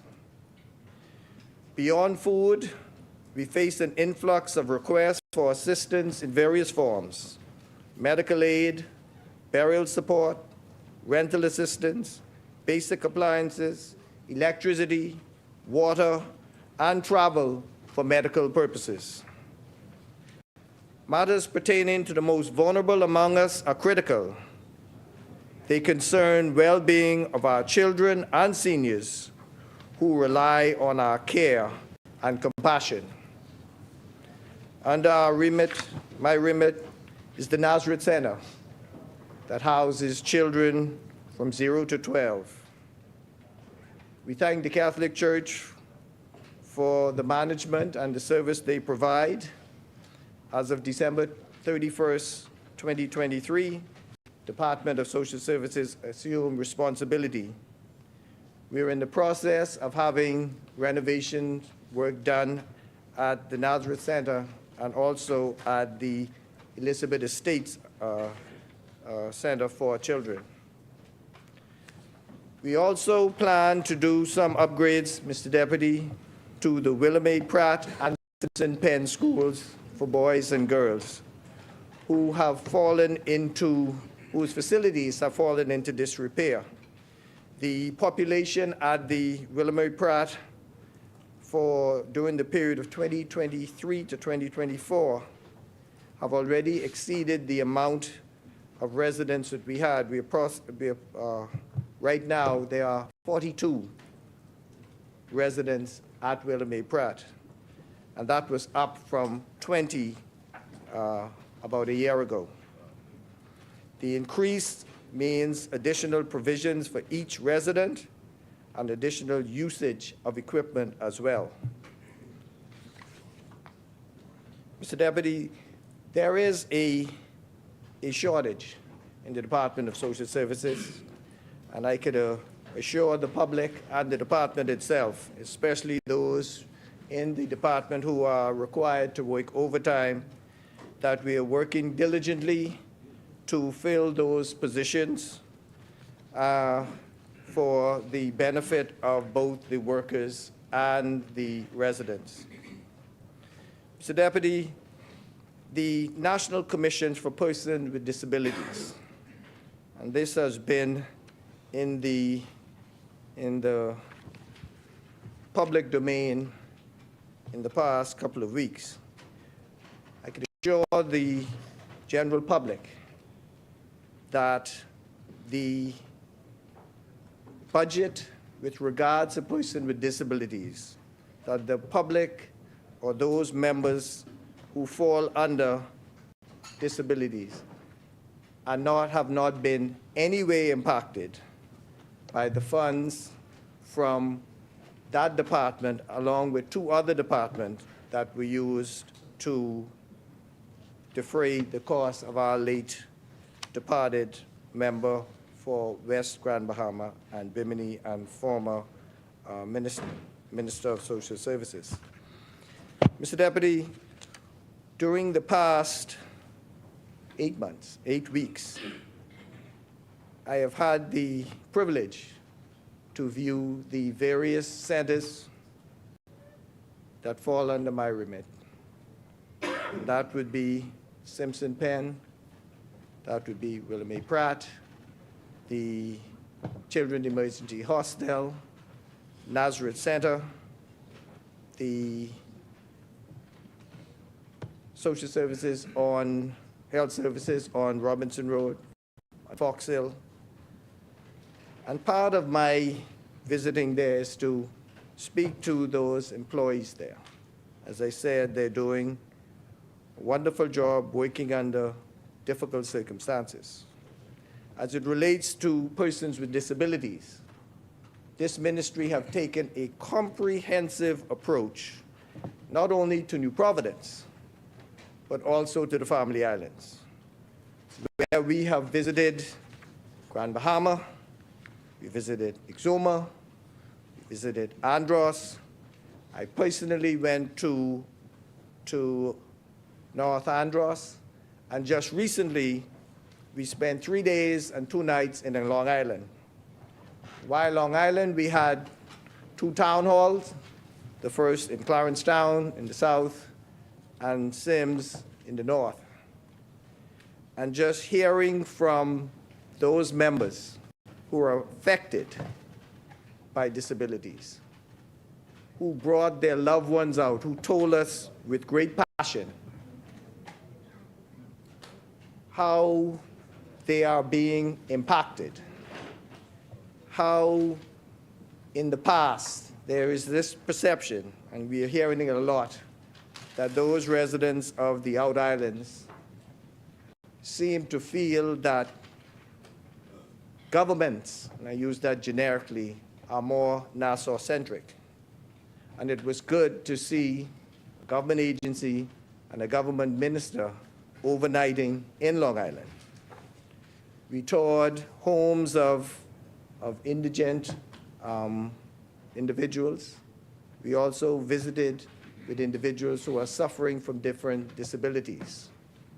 We have pledged and will provide Braille reading equipment, electronic equipment for those who are blind, canes for those who can't walk or who have problems walking, and also wheelchairs. We also explain to those individuals who are impacted of the various services that social service provide. A lot of them were unaware. The residents of Long Island were grateful for our visit, and I pledged to them while I was there. I visited a site, a building in Deadman's Key. That will be the second location office for social services on Long Island. The first one is in the north, and I can tell you, Mr. Deputy, in driving from Gordon's in the south to Seymour's in the north, I can understand the MP for Long Island and its plea, those residents. The reality of driving for food vouchers, you can spend more than $50 in gas. It is a long drive. And so we have cabinet papers being prepared, minute papers already done for another office in South Long Island at Deadman's Key location that has been identified to make it social services more accessible in South Long Island. Mr. Deputy, the government's 52-week program, developed in consultation with the National Commission on Persons with Disabilities, have been transformative. 50 persons with disabilities participated. Alive welcomed 20 new employees, and government agencies absorbed 30 more. This great collaborative effort has resulted in another success.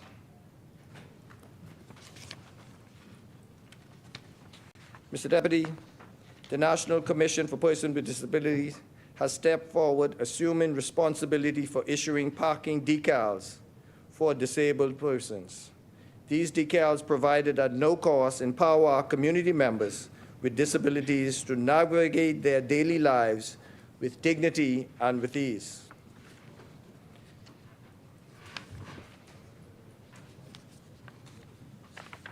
Mr. Deputy, on the same topic, there's been the National Commission for Persons with Disabilities has taken a significant step by establishing the National Fund for Persons with Disabilities.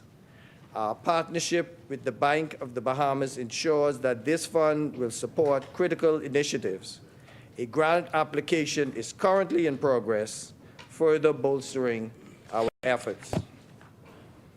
Mr. Deputy, the work of the Department of Gender and Family Affairs operates across the archipelago, addressing pressing issues of inequality and inequity, and also empowerment. Our vision is one of a just, tolerant, and secure society, a place where discrimination is eradicated and equity and equality are not mere aspirations, but fundamental priorities. Gender-based violence remains a distressing concern within our beloved country.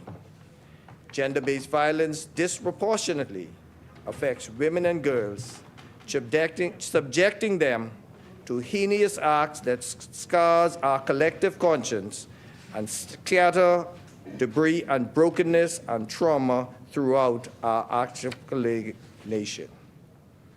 Mr. Deputy, the government of the Bahamas have made significant investment, a commitment to those in crisis to establish a shelter for women, a sanctuary where victims can find solace, healing, and the necessary support as they navigate their traumatic experiences. This shelter will be thoughtfully equipped with essential arrangements including counseling and health services, ensuring that no survivor walks this path alone. Mr. Deputy, as we approach International Women's Day on March 8, 2024, we continue to collaborate our efforts. The Bahamas Development Bank stands with us as we host an economic empowerment forum for aspiring entrepreneurs.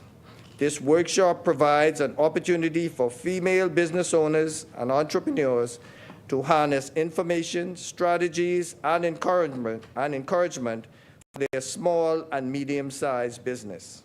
Our goal is to empower each participant economically, fostering financial literacy, fiscal responsibility, resilience, and independence.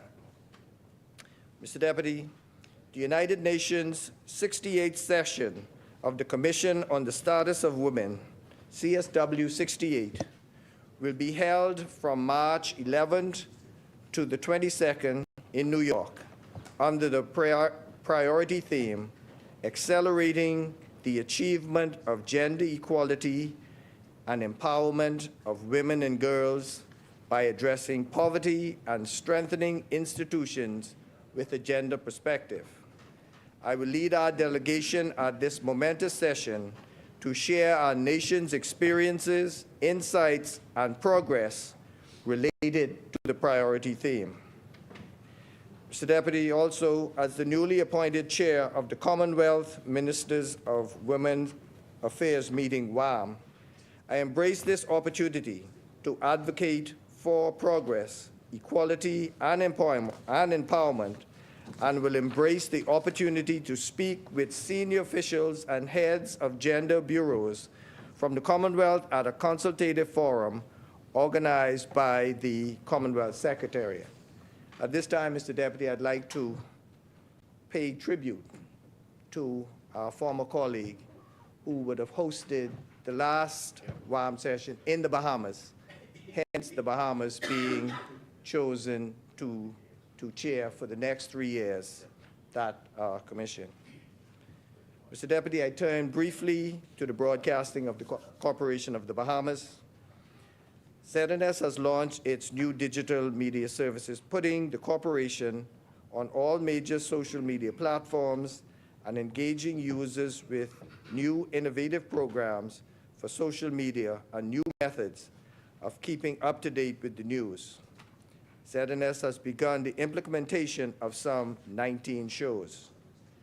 The corporation is also engaged in an exercise to bring the once indebted institution to a place where it can effectively meet its financial obligations and become more viable. ZNS has been working on revenue streams to improve its bottom lines, and included in this would be linkages with the Turks and Caicos Islands, and ZNS plan to launch outside the Bahamas are also in the pipeline. Greater days are ahead for ZNS. It's on the fast-track path to maintaining that statement. Only the sun covers the Bahamas better. ZNS. Mr. Deputy, BIS, Bahamas Information Services. Our mandate of linking government to our people has not changed, but must be achieved through the use of 21st communication technology and asset acquisition to support this mandate. The public is invited to go to the BIS website, and there is in place, Mr. Deputy, that will be revealed later in the budget, plans for equipment upgrades and also for new employment and new programs.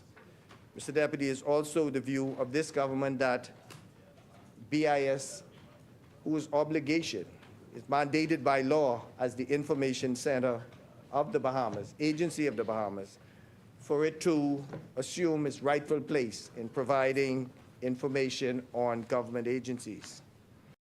Mr. Deputy, I promised that I would be brief and succinct. We'll be back in this place for the annual budget. I would just like to say that I support the government's position I also have one bit of advice. We're only halfway in. Before we write off the whole year, as when we reduce VAT to say that it will hurt, it will harm, and it will cost us financially, let us see what the whole year has in store, and then we could go from there. Pine regrets, Mr. Deputy. Thank you, Honorable Member. As many, the chair recognizes the Honorable Member for West Grand Bahama and Bimini. Deputy Speaker, esteemed members of Parliament, and my chair's constituents of West Grand Bahama and Bimini, I rise before you this evening with a deep sense of gratitude for the honor and privilege to address this distinguished House. I extend my heartfelt greetings to each of you, acknowledging the importance of Budget 2024, a budget for security and progress. But before I continue, on behalf of the constituents of West Grand Bahama and Bimini, and by extension the island of Grand Bahama, we extend our sincere condolences to the family of the late Loretta Jones, also known as Ms. Pinland, and to all those families that recently lost loved ones. A memorial service would be held for Mrs. Jones on Thursday, the 21st of March, at the Church of God in Freeport. Mrs. Jones will be laid to rest on March 23rd at St. Jubilee Cathedral at 11 a.m. To those Junkanoo enthusiasts, Bimini, in conjunction with the Ministry of Youth, Sports and Culture, will be hosting Bimini's Junior Junkanoo 2024 parade this Saturday, March 9th, at the Straw Market Center, downtown Bimini, at 6 p.m. I will see all of you there. As I rise, I speak in affirmation of the Member of Parliament for Cat Island, Rumkey, and San Salvador's budget communication that has rightfully shown how this administration's push for more payment ownership of the economy, investing in our people, fighting crime and strengthening our borders, growing more of what we eat at home, bringing down the cost of living, especially for those who need it most, investing in our family islands, and standing up for ourselves on the world stage. I am happy to report that the Member of Parliament for Pine Ridge and myself are aligned with this vision, and we're driving real progress on Grand Bahama Island. Yes, it is worth mentioning that we are not simply twiddling our thumbs hoping for positive outcomes. From day one, the member has been working, and since being elected, I have joined her on the ground to help continue that work. Today, the effects of hard work and dedication are being vividly unveiled. Grand Bahama Island is truly in the midst of a new day. Work is being done on all corners of the island to ensure that the residents of our communities are empowered, strengthened, and afforded equitable opportunities to thrive. Investment, tourism, and an economic upswing are at an all-time high, and we are excited about the significant and real progress this island is making. Progress which includes new economic investments that equate to over $2 billion, empowering opportunities for our local entrepreneurs, like the Empower Grand Bahama micro grants, ongoing developments that will fuel our island's economy, like the $600 million Carnival cruise port, global promotion of our island, which has borne the fruits of additional foreign investments, cultural exchange, and tourism, more visitors flocking to Grand Bahama's shores, more businesses erecting from the grounds which were once called economically destitute, and more curious eyes on this island, because now more people are beginning to understand why Grand Bahama was deemed grand. Deputy Speaker, the progress does not stop there. Allow me to veer onto the leaping strides we've made thus far in West Grand Bahama and Bimini, and share the exciting prospects that lie ahead. Over the past few months, this Member of Parliament has been working tirelessly for the people of West Grand Bahama and Bimini. My constituents can attest to the significant progress and transformative changes in our beloved constituency.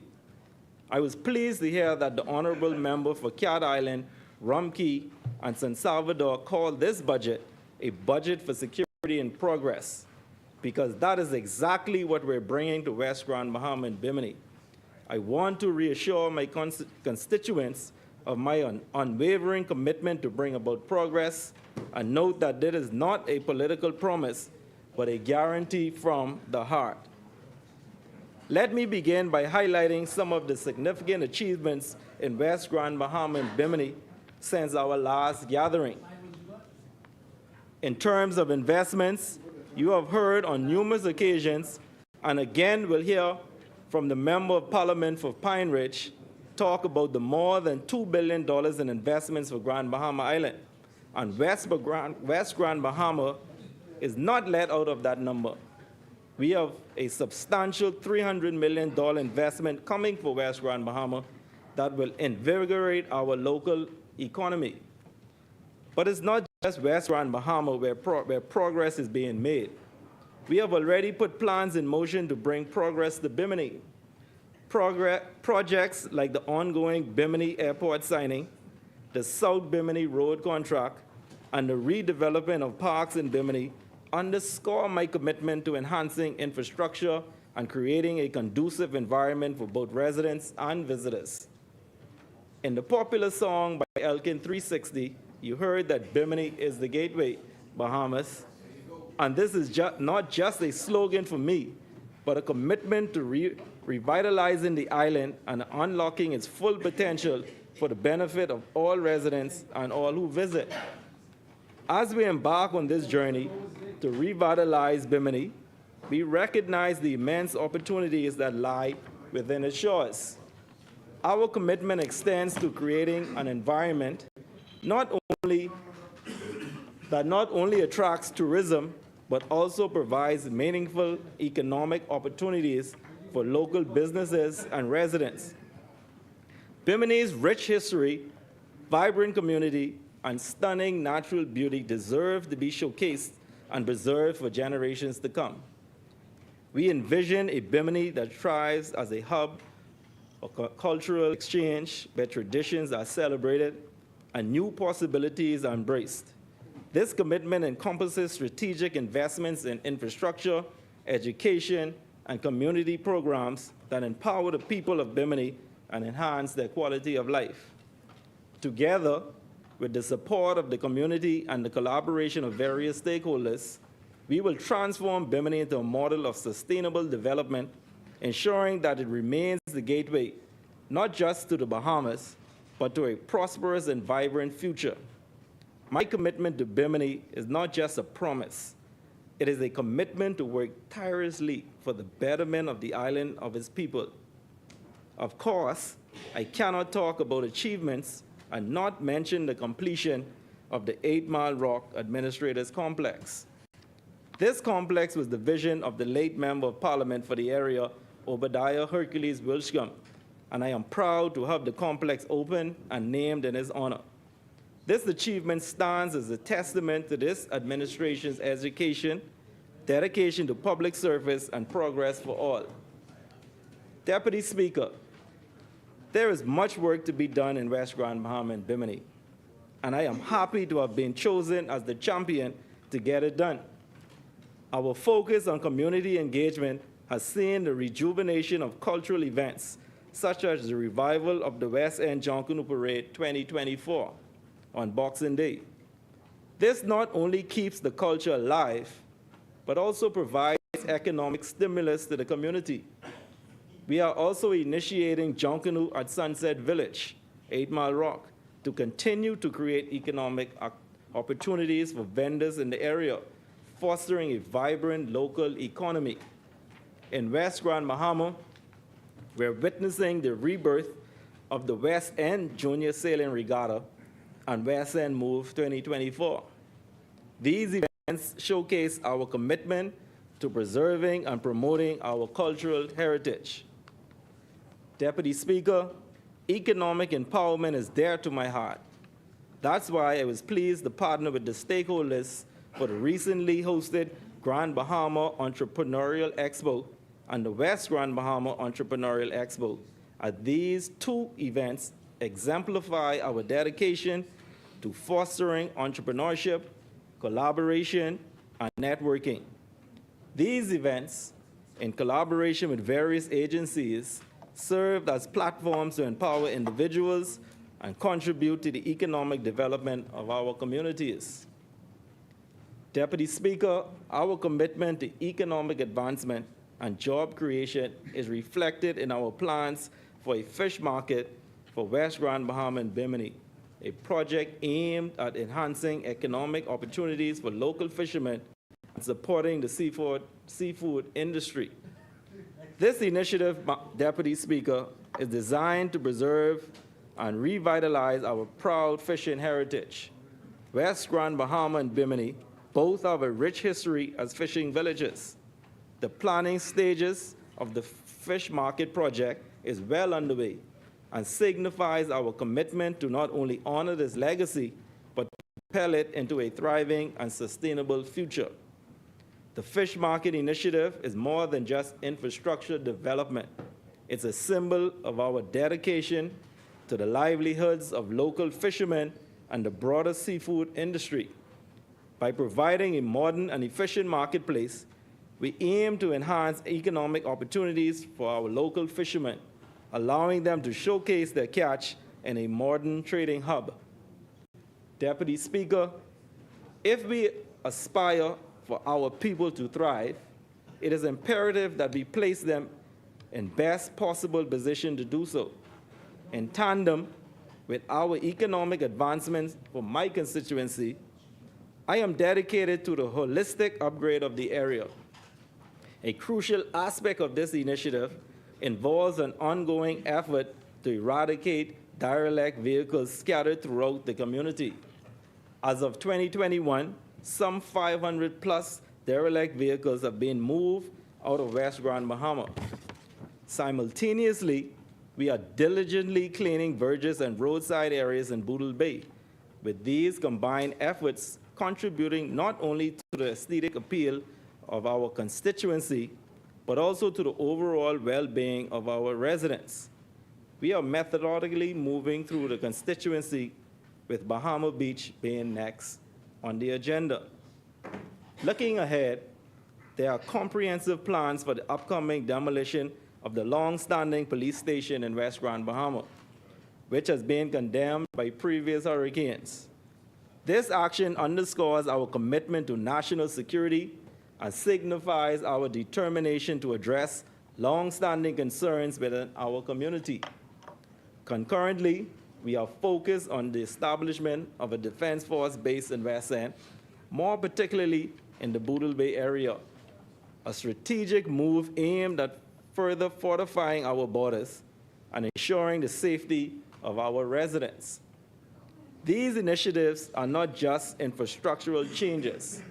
They reflect our commitment to creating a safe and pleasing environment that fosters the prosperity and well-being of all who call West Grand Bahama and Bimini home. Deputy Speaker, education and youth development remain top priorities in our commitment to building a better future for West Grand Bahama and Bimini.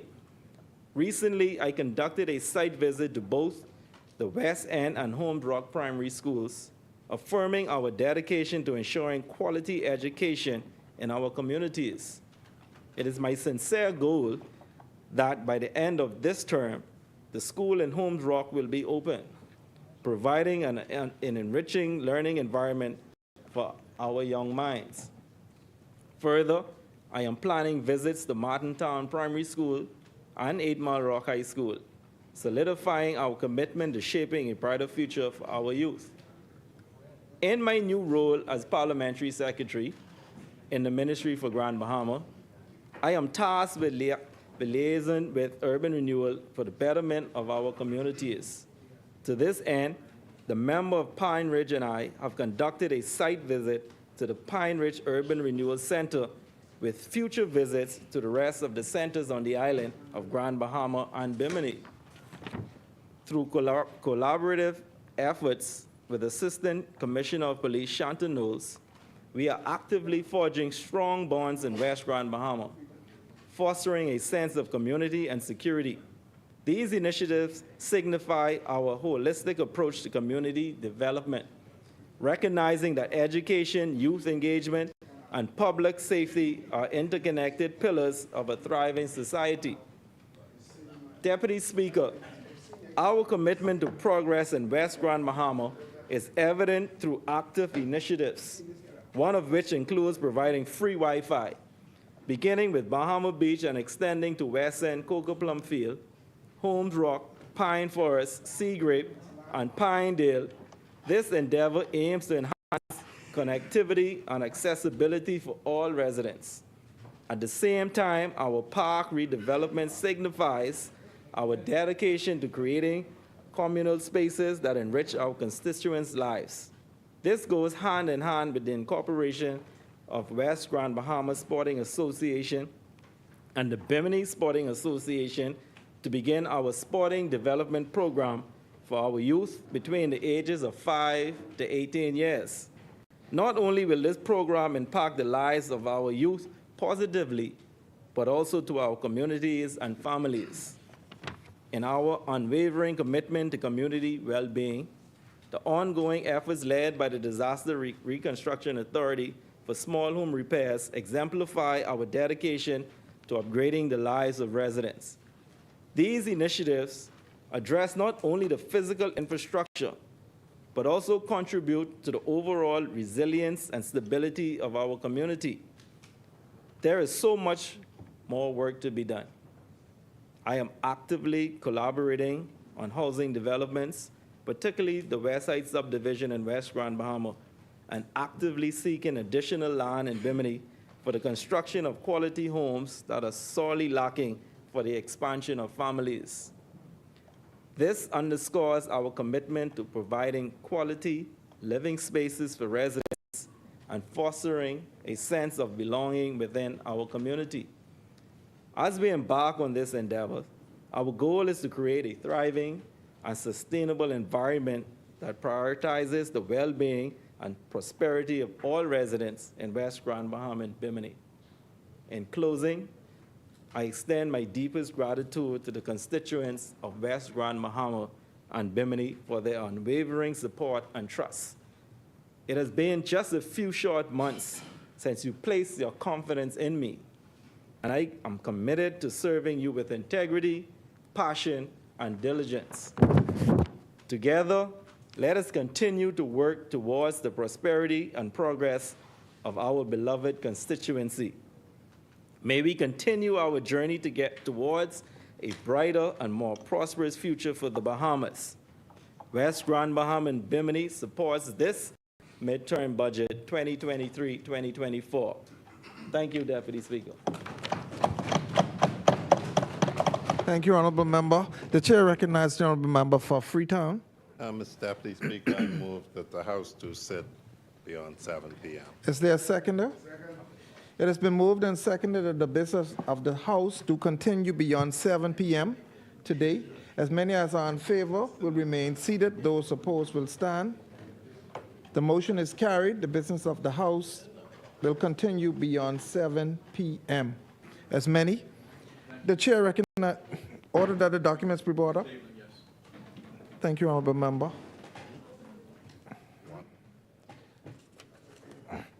The Chair recognizes the Honorable Member for Central Bahama. Order that the documents to lie on the table. Thank you, Mr. Deputy Speaker, parliamentary colleagues, and those watching across the length and breadth of the Bahamas. Good evening. As I rise to make my contribution to this mid-year budget, I want to start out by thanking the wonderful residents of Central Grand Bahama for their continued support and encouragement, and send a shout out to my wife, Heather, and my daughters, Imari and Jasmine. I am forever grateful to represent the good people of Central Grand Bahama in this honored House, ensuring that their best interests are always at the forefront. They are hardworking Bahamian citizens who simply seek a happy and fulfilled life. Mr. Deputy, I'd like to send a shout out to Miss Mary Grant as she continues to get well at home. Several condolences to Mr. Talmadge Pinder and family on the loss of his daughter, Claire. Get well wishes to Ms. Joycelyn Lewis as she recovers from a mild stroke. And also sympathy to Prescola Johnson on the loss of her husband, who will be funeralized this Saturday. Mr. Deputy, it is always a pleasure for me to share the news of the work we are doing in backyard farming, in a backyard farming program and the Central Grand Bahama Market Festival.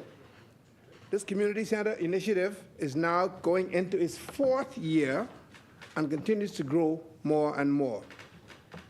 What we have unearthed in this experience is that there is a real interest in Bahamians wanting to eat healthier and have access to fresh produce.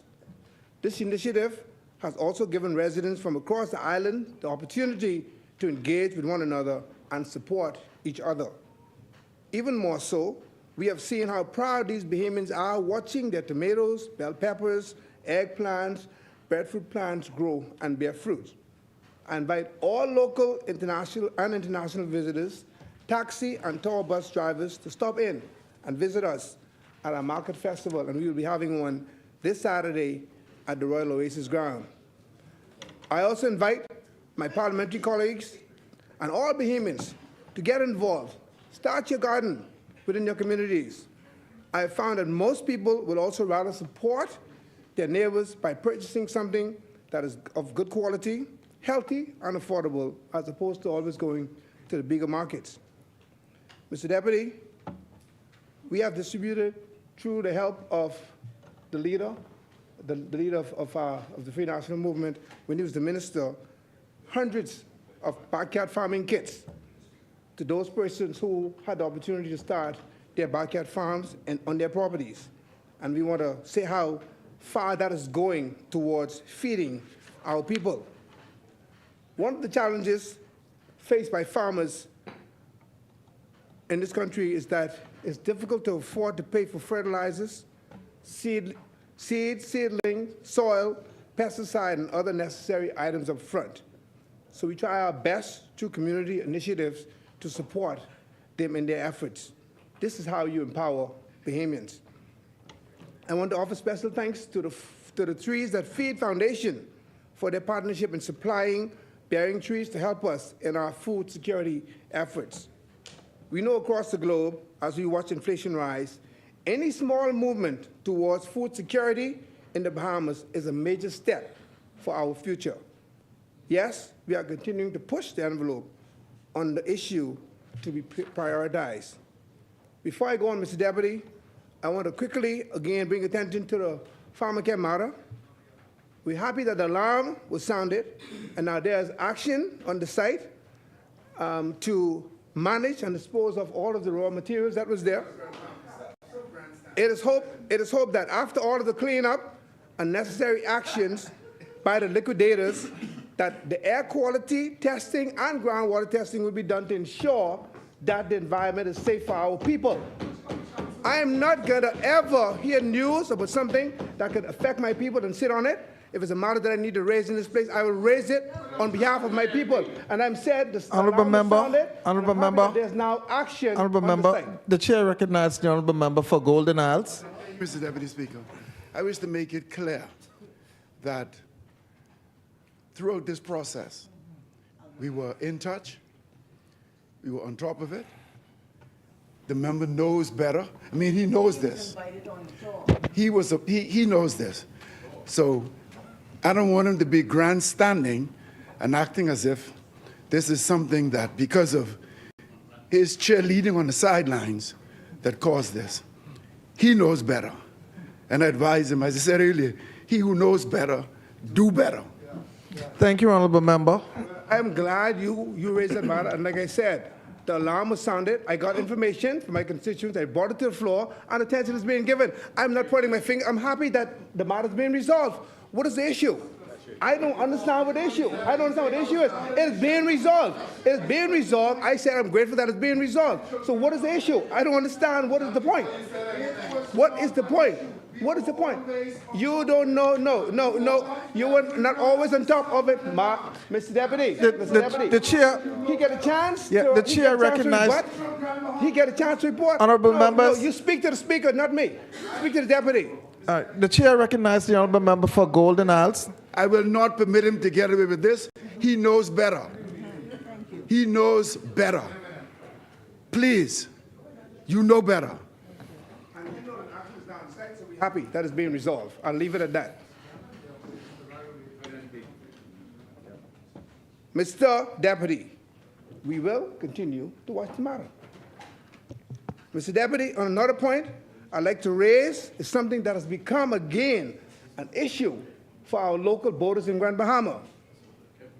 I'm being advised that there are still issues with them finding sheltered ramps to launch their boat and to also gain access to the land along the southern shores of Grand Bahama.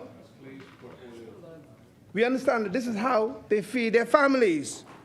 This is how they service the local restaurants and the general public. As a country that prides itself on keeping the commercial fishing industry just for Bahamians, as it is set out in the Constitution, why are we not giving these fishes more priority? This industry is another key factor in ensuring that Bahamians have food security. God has given us all the tools to survive on our own without having to consistently rely on billions of dollars of food being imported on an annual basis. Mr. Deputy, during my last capital budget allocation, portion was given to some of the boaters in the Hunters area to construct a ramp, a temporary ramp that will allow them to gain access to the water, to fish, and to feed themselves.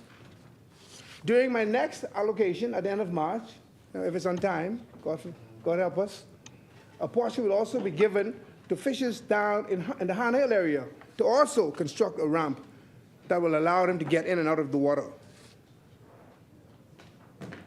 Mr. Deputy, before I fully turn my attention to this budget debate, I want to alert the public that even though we have seemingly passed the worst of the COVID-19 pandemic, we must all remain vigilant. Recent report indicates that there has been a little slight uptick in the number of COVID-19 cases in the Province and Grand Bahama. Please be cautious. Do not be afraid to pull out those masks in large crowds. Be careful because there is still a lack of adequate healthcare facilities on the island, and we must ensure that this matter does not get out of hand. It is serious. We should not take it lightly. Mr. Deputy, when the former government left office, this New Day administration met an economy on the uptick. They were gifted with an economy on the rebound. The F&M administration took the country from a decade of no growth to a consecutive period of economic growth prior to Hurricane Dorian and the pandemic. We ensured that there was a strong pipeline of inward investment to fuel sustained economic growth. Once the country was hit by the historic storm and global health crisis, we moved to implement several initiatives to keep the fiscal gains we had over the previous years. They met the cupboards full. The cupboards were stuck. Thanks to our vigilance and fiscal policies, we were at a global inflation rate of approximately 20%. The Treasury was in a good state. But less than 3 years into it, and the Bahamian people have witnessed a significant bleeding of its public funds. They can just see how the money is now being drained down the drain under this new administration. Mr. Deputy, I can unequivocally say that this budget does very little for the common Bahamian people and does not reveal any new measures to help them. I believe this New Day government should be ashamed to flaunt their mishandling in such a bold way. Mr. Deputy, the Prime Minister said this is a budget for security and progress. But who is progressing, and who feels safe? Who's progressing? Who really feels safe in this country? Well, I'll wait for the answer. Is it their friends? I believe so. Is it their friends and family benefiting from the progress? Is it that they're just looking to advance self and legacy? It's okay, no response is needed at all, but I'll leave it out there. Mr. Deputy, they are continuing to fail the Bahamian people that deserve more. All we see are more hard times coming. We warn about the inflation and question when we should see relief. But once again, all we get is another budget with more glitz and glamour. The government's travel expenditure is just a picture of ultimate shame. The math is not mathing. I've said before, the New Day government is continuing their world tour. The Bahamian people are calling it a national disgrace. Hundreds of thousands of dollars of Bahamian money from the public purse being spent to spilligate across the world. Like the missionaries, you know, those missionaries, they touch every corner. And that's what we're seeing nowadays from our politicians, touching every corner of the world. Can you imagine if that money actually went towards the many other challenges we are facing throughout this country? Like crime, social services, disability support, education, farming. Instead, we are paying for personal accolades and what I will term bucket list trips. What does the Bahamian man, woman, and child get instead of access to quality food, shelter, and education? More billboards, more photo ops, more empty promises, and yes, more taxes. The Bahamian people need more relief. We simply can't catch a break. Mr. Deputy, the government bragged about the addition of funds received by the Department of Inland Revenue through VAT. This was done on the backs of the poor, everyday Bahamian. Is this government finally willing to admit their missteps on VAT and take it back to the zero rating on breadbasket items, on insurance, on baby items? Or are they continuing, or are they too comfortable enjoying the sport of taxing the vulnerable? Mr. Deputy, as stated earlier by East Grand Bahama, the World Bank is projecting the Caribbean to grow by 4.1%, and the Bahamas is only expected to grow by 1.8%. This is quite alarming, that the Bahamas is growing much less than the rest of the Caribbean. Why? According to our recent projections, our target growth, as we stated earlier, is 1.1%, down from the previously projection of 5%. Is that saying that the government is losing confidence in their ability to grow the economy? Why would you move from 5 to 1? Thank you. Based on what I can see, this is certainly not an ambitious projection. If we continue, Mr. Deputy, if we continue on this trajectory, the one that we are on now, we will completely wipe out the middle class. And we will end up in a rich man, poor man state.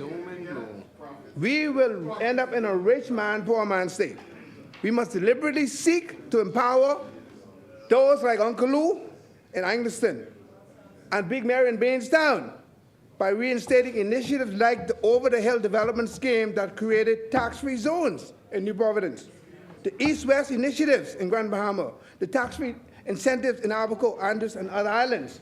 We need to go back. We can take the lazy way out and tax our people and use smoke and mirror tactics, or we can be creative and innovative and develop real plans for national growth and development.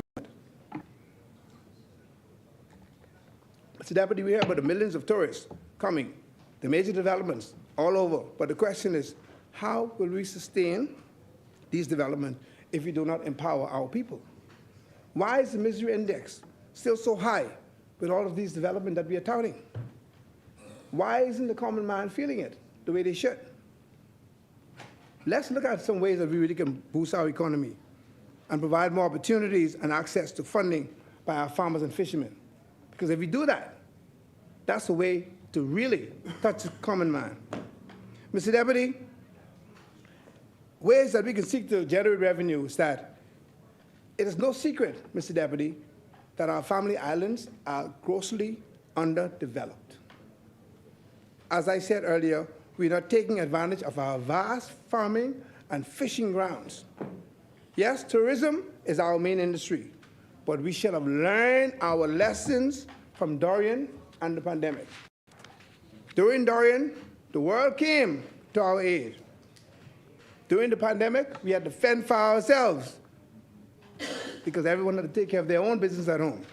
It speaks to the fact that self-sufficiency is extremely important. We often hear, Mr. Deputy, about the WTO, or the World Trade Organization. Well, let's bring it home. Why don't we create a BTO, a Bahamas Trading Organization? Every island in this country, major island, have something to offer. We can aggressively seek to promote inter-island trading and travel. Look at the main strength and weaknesses, or the main strength of each of our major islands. Auckland's have cascarilla, bark, giant conchs and lobsters, the largest you see anywhere. Grand Bahama, we have chicken, we have eggs, we have citrus, we have beef, pork.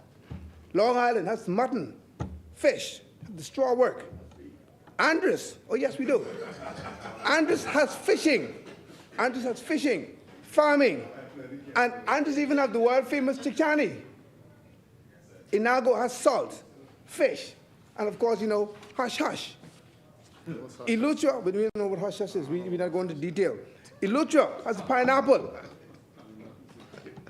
You know, the island school, pink sand and more. We have to deliberately find a way to create inter-island trading. But most importantly, we must make local tourism more accessible to Bahamians. That's very critical. Think about it, folks. People travel all the way from Japan, and we see the photos on Facebook, where they come all the way from Japan to visit the swimming pigs. And you know what? The majority of Bahamians has never seen them. Can't afford to get there. We must seek ways to make inter-island travel easier so that we can more promote domestic tourism. You know, the young people say often the Bahamas is not a real place. Well, we in the FNM always look at it in a realistic way. Bahamians want real tax reduced on health care. They want VAT on breadbasket items back to zero rated. They want access to home ownership.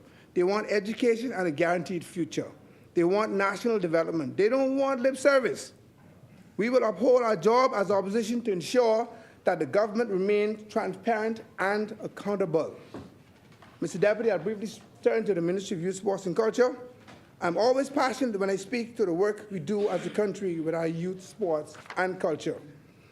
Mr. Deputy, in 1995, we performed, I was on the team, in Gothenburg, Sweden, under the banner of small country, great athletes. Because they were always wondering, how can we label the Bahamas? The greatness that they are portraying. So we were tagged with that banner, small country, great athletes. Today, we continue to prove to the world that we are indeed a small country with the greatest athletes ever. I want to offer special congratulations to Devin Charlton, who shattered for the second time in less than 2 weeks, in a month, a world record in the 60-meter hurdles. She is now the fastest person ever in the history of that event on the entire globe, and that's commendable. And I'm happy to hear the minister, the member for Garden Hill, say that they will revive the sport policy so that we can adequately compensate Devin and others like her. And as we consider what she did, let us ensure that we never forget this amazing feat. And why it's important, when you think about it, Sha'Carri Richardson from the United States, she just signed a deal with Nike, $20 million. Don't have to worry about financing for the rest of her life. Not a world record, but just because of who she is. And of course, they're more market-driven, but we must find ways to really properly reward our athletes. Mr. Deputy, I would also like to congratulate the side opposite. When it's time to give you props, I'll give it to you, on appointing Buddy Hield now as our new sports ambassador. He's joining the ranks of Rick Fox and my former teammate, Chris Brown. So again, it's a good thing. And I would also like to congratulate Mr. Glenn Pratt one of our renowned golfers, Mr. Pratt, is now being inducted into the African American Golf Hall of Fame. Certainly the first for this entire region, and we must commend Glenn for all of his achievement.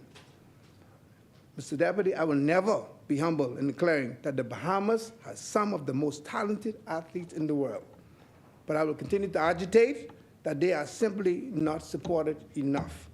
Help is still needed for Devon Robinson and other struggling golfers. History again. On February 24th, one Shannon Hanna made history by becoming the first Bahamian to earn a medal in wrestling by winning a bronze medal at the Pan Am Games. So we're doing it in track and field, doing it in golf, and now even in wrestling. As I stated before, the Ministry of Youth, Sports and Culture is the most underfunded ministry in the Bahamas. There is so much to do with very little resources. We need to redirect some of that traveling money towards Ministry of Youth, Sports and Culture. This is a huge year in sports again. We just had the World Indoor Championship, the annual Crifter Games, the World Relays, and yes, the Olympic Games are coming. The ministers talk about the upcoming Paris Game. Now is the time to increase our partnership with the government, the BOC, and the B3As. We need to see priority on funding.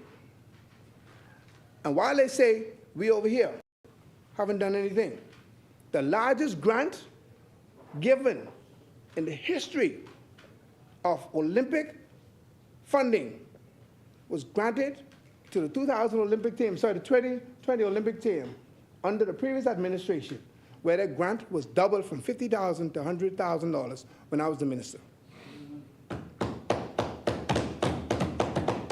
I understand the need, and I see in this budget again, we have $55,000 budgeted. I'm hoping that we will find ways to increase that funding. $50,000 is certainly not enough. We need to be able to fund training camps. You mentioned the Paris Games, and I'll tell you the story what happened in 2000 under the leadership of Mr. Desmond Bannister. We spent 2 weeks in Montauban, France, in training camp. The athletes had a chance to sharpen their skills, work together, gel. We then went to the Gold Coast in Australia, traveled to Brisbane, and then we move on to Sydney, Australia. So the fact that the Olympic Games are in Paris this year, I'm hoping that funds will be allocated, where if we was able to spend time in Paris to go to Australia, we should find funding for those athletes to have training camps in France prior to going to the Olympic Games, where they can focus. Very important. So adequate funding should be put in place to ensure that the transition from the Bahamas to Paris, to Montauban, or wherever, takes place. Very important. I live it, so I can speak to it. Proper uniforms, funding, counseling, sport medicine, pre-Olympic competition, again, is very important. Mr. Deputy, other sporting agencies are also in need of support. And I did my research. When speaking to executives of the Special Olympics, they have advised that funding, again, that the word funding, and recruiting and retaining committed volunteers is a major challenge. They said that consistent government funding, as well as sponsorship and donations from non-governmental entities, have been challenging, but they appreciate those private companies who donate. Their annual fundraising helps to offset some of the ongoing expenses, but the challenge with volunteers of today is that some of the volunteers are committed, and others are looking for a little something. Oh yes, they want a little something in their hand. The next two major events on the Special Olympic calendar are the Special Olympic Games 2026 in the US and Special Olympic World Games in 2027. They need funding. When speaking to the Swimming Federation, they also raised major concerns regarding the completion of the pool. And I'm happy to hear the minister say that we are well underway. And thank you very much for acknowledging the greatness of Grand Bahamian swimmers. I'm sure they appreciate all of the compliments, and in fact, they appreciate the historical facts. We love to prop up our athletes, you know, and take credit for their success, but we need to invest in them on the way up. When are we going to become a serious country about our sports industry? I guess we'll have to wait for another new day for that to happen. It must be underscored that youth, sports, and culture are three of the major fabrics of our Bahamian identity that requires investment at the highest level. Mr. Deputy, I will touch slightly on Junkanoo before I close. The Bahamian people want autonomy in that industry. They want to be able to build this for the future of all Bahamians, and all they are asking for is support, especially in the Family Islands. And I remember the member from Marco City really was passionate about the development of Junkanoo. And I can see the minister now who's sitting in the chair is also doing his best to ensure that Junkanoo continues to grow. We have so many talented Bahamians all through this archipelago, and it is simply not fair that only a few of them get recognized and pumped up. Let me ask you a question. Why can't they, I asked this before, why can't there be parity in funding for these Junkanoo groups? Why, again, and I know I'm in the Warsaw, I'm in Nassau, why are New Providence Group receiving more seed money than the groups in Grand Bahama and other islands? Why? Why are they receiving more seed money than those groups? They should be receiving the same amount, because the point I raised last time, I'm raising it again. In New Providence, this is more a market-driven economy. They have more sponsors that they can approach to get funding. In Grand Bahama, you only have 2 or 3 businesses. So when you give them less seed money, they have less sponsors to go to. It's more challenging. So at least give them the level of seed funding. It's important because when you look at the level of Junkanoo in Grand Bahama now, we ain't scared. We moving. So we will bring it. We'll bring it. If you ain't scared, bring us over here and put us against the best of the best. Oh no, let's go. Let's bring it. When I left, no. Grand Bahamian Jew came over here, also to rush. But the point is this: we are trying to promote the economies. We are trying to bring tourists in. We are trying to drive funding into these economies. You give them the same level of funding. Tourists come to Grand Bahama, or if you bring them over here and they see the level of Junkanoo, they will say, well, you know what? Not only is Junkanoo jumping in New Providence, we could go to Exuma, we can go to Grand Bahama, we can go to Abaco. Give the other islands a chance too for them to get some of that tourist dollars. Promote, wonderful. No matter who is done under, once the people benefit, I'm happy. So let's push to make sure that we have more funding for these people and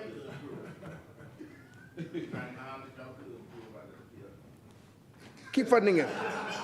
Like I said, it is important, very important. It's very important for there to be parity in funding. Mr. Speaker, if you have not figured out by now, it is clear that supporting Bahamians, investing in our talent, is how we take back the dream of Bahamianization. And as I close, I spoke in this place more than once, because the funding is an issue, and people are scared to touch this, about a national sports lottery. And I will continue to advocate, I will continue to push. We bury our head in the sand, we go and we do it secretly, we go overseas, but we're scared to touch it here. This is how we make Bahamians millionaires. This is how we fund our sporting programs, our educational program, our cultural program. This is how we boost our own economy. So again, Mr. Deputy, we need to stop burying our hands in it. Maybe there's certain persons in the industry who we can't touch, but I believe that we should find ways to adequately fund our sporting programs. And as I close, Mr. Deputy, I will say that Bahamians really do not want any new line of taxation. They want real opportunities for growth. They don't want to play duck, goose. We all know that. Because if it looks like a duck, walks like a duck, quacks like a duck, it's a duck. If it looks like tax, feels like tax, hurts like tax, it is tax. But now the new government, they don't call it tax, they call it a fee. Yeah, call it a fee.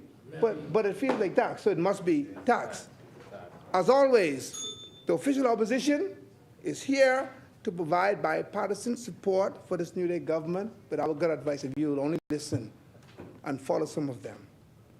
I am continued honored, as we are, and grateful for this responsibility to represent His Majesty loyal opposition, and me particularly the people of Central Grand Bahama. I thank the people of the Bahamas, and I thank God for His many blessings over our great Commonwealth. Central Grand Bahama, hereby read. Thank you, Honorable Member.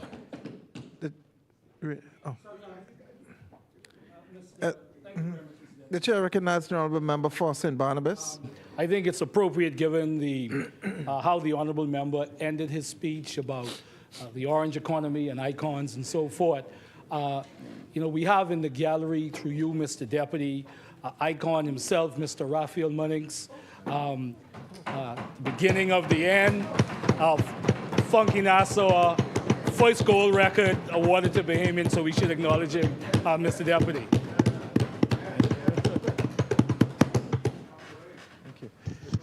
The chair recognizes the Honorable Member for Mount Moriah.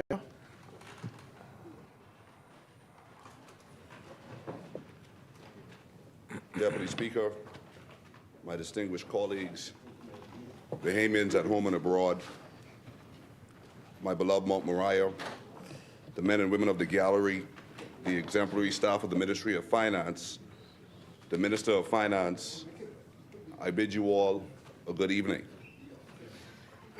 Deputy Speaker, Lord willing, we shall return to this place to debate in roughly 2 to 3 months a new budget for 2024-2025.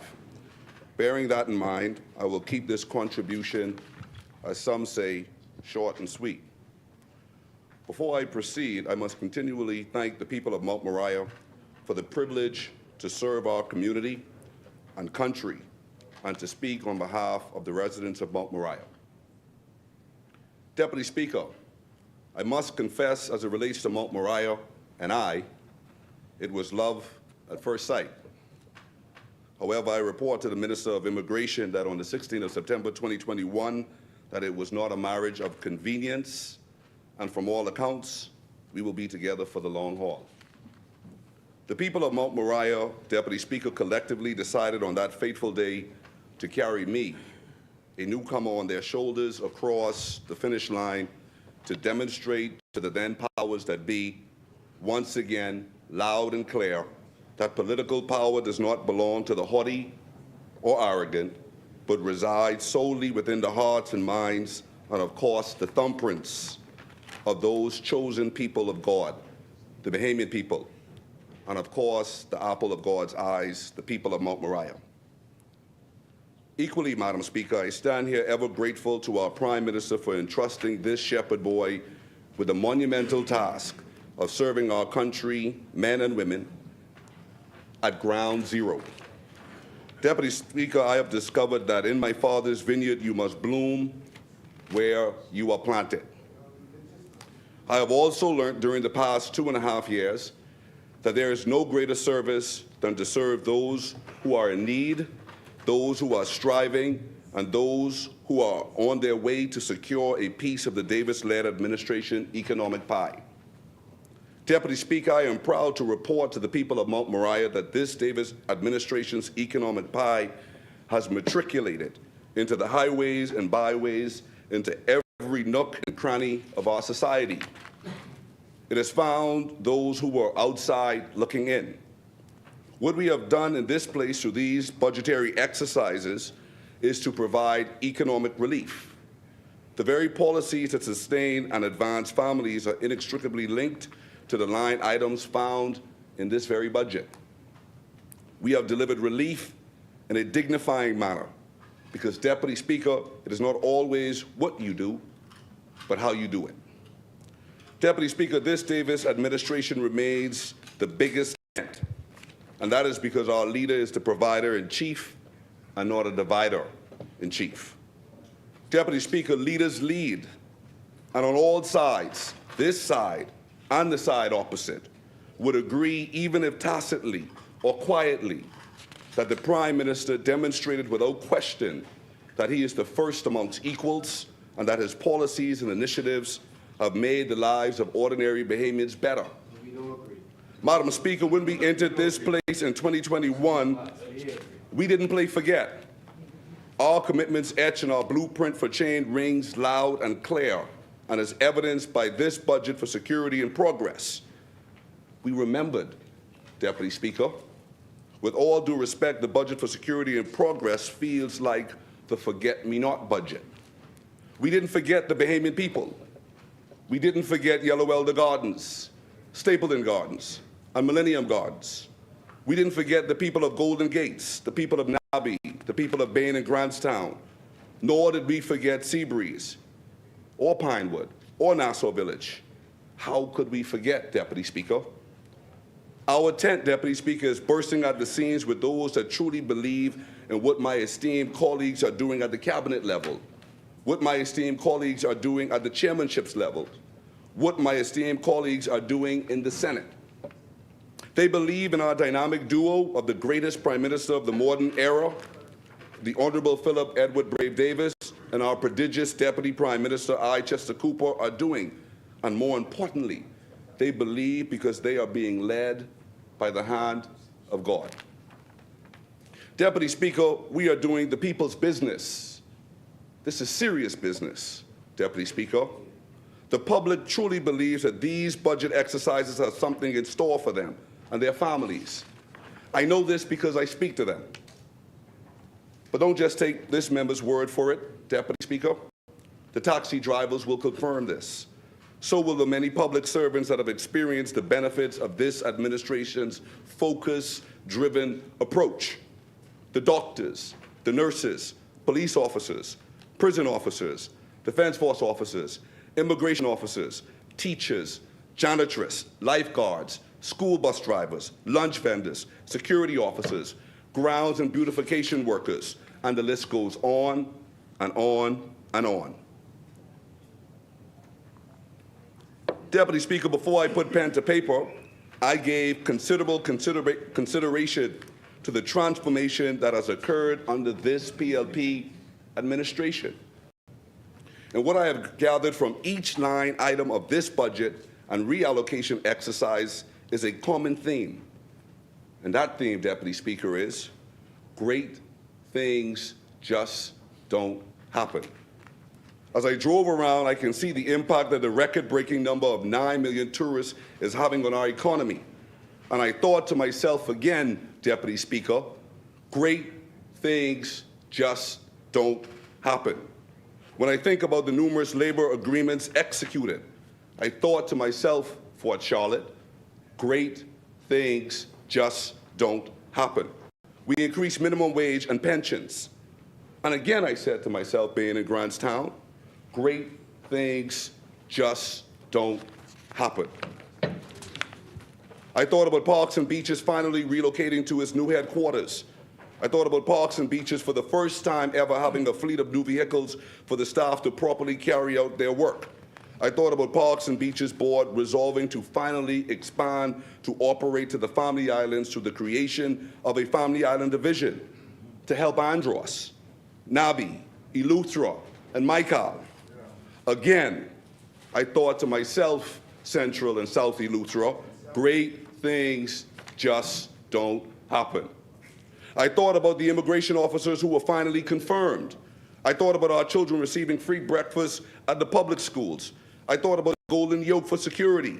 I thought about the primary balance sheet standing at $15 million deficit to now standing at $42 million surplus. And I said to myself once again, great things just don't happen. These accomplishments were achieved following the deadly and financially crippling pandemic. This was done, Deputy Speaker, whilst maneuvering the global inflation triggered by wars fought on distant shores. This was done, Deputy Speaker, when the bills left behind after the last election were tallied. We discovered that the Bahamian people's debt service ratio was left at a breathtaking 103%.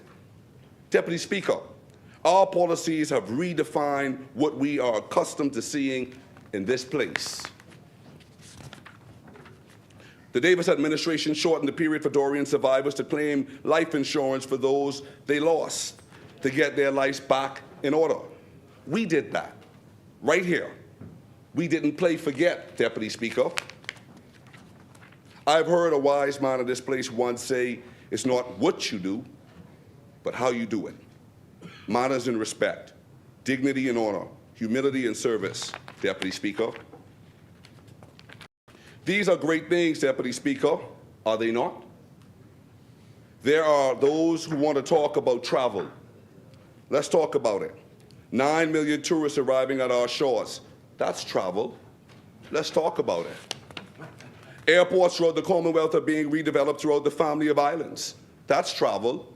Let's talk about it. New airlines flying to destinations in the Bahamas that they've never done so before. That's travel. Let's talk about it. Deputy Speaker, you look around this room and you see the composition of a diverse team with a singular mission, which is to touch each and every home in the Commonwealth of the Bahamas. We promised in 2021 to replace tears of sorrow with tears of joy, Deputy Speaker. That doesn't mean that we are out of the tear-wiping business. That is our mainstay. That is our foundation, to find and help the Bahamian people to get them back on their feet. We did that, Deputy Speaker. If you look around this hallowed room, you will see that gone are the days of needing a billboard name to ascend in this arena. A billboard name is not required. The Bahamian people have decided time and time again that only those with a mind to work and a heart for the Bahamian people need apply. Deputy Speaker, apply for what, you may ask? 1, long and busy hours. 2, must possess complex problem-solving skills. 3, must be willing to address transnational disputes. 4, must not be afraid of existential threats such as global warming, inflation, and pandemics. 5, must be willing to fix problems left behind by those you have replaced, even though they will show you no appreciation and oppose you fixing the very problems they created. 6, you must remember the Bahamian people in every decision you make. 7, you must never forget who sent you to Parliament and the very people that toiled in the fields with you.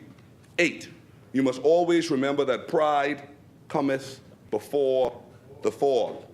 9, good governance matters. And 10, last but not least, put God first.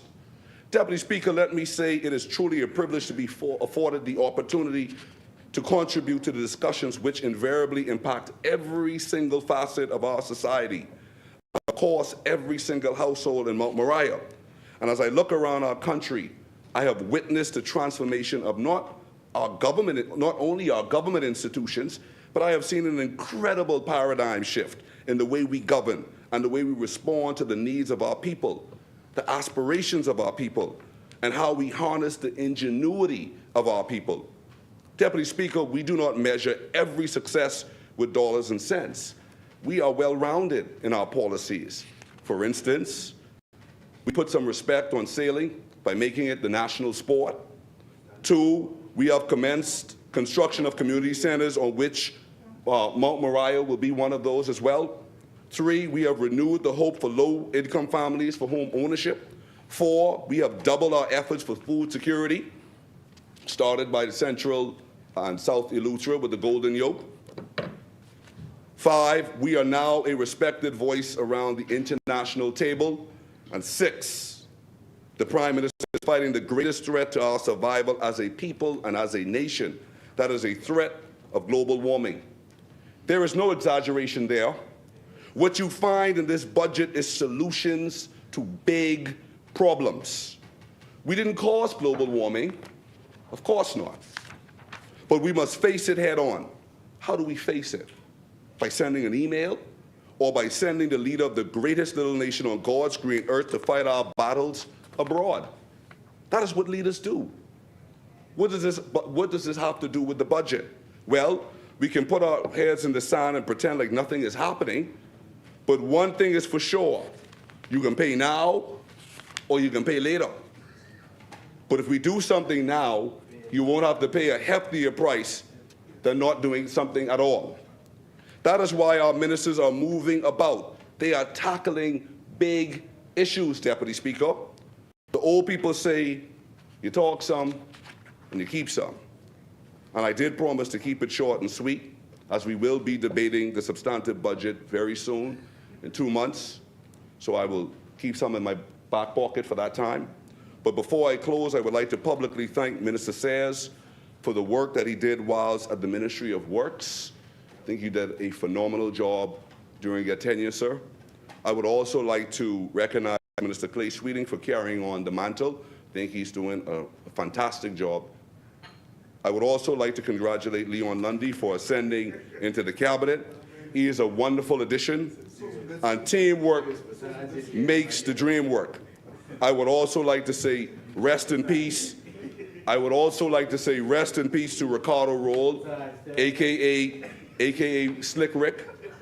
I would also like to say rest in peace to Sharif King, AKA Jarivi. I would also like to say rest in peace to Jermaine Anthony Williams, AKA Twin.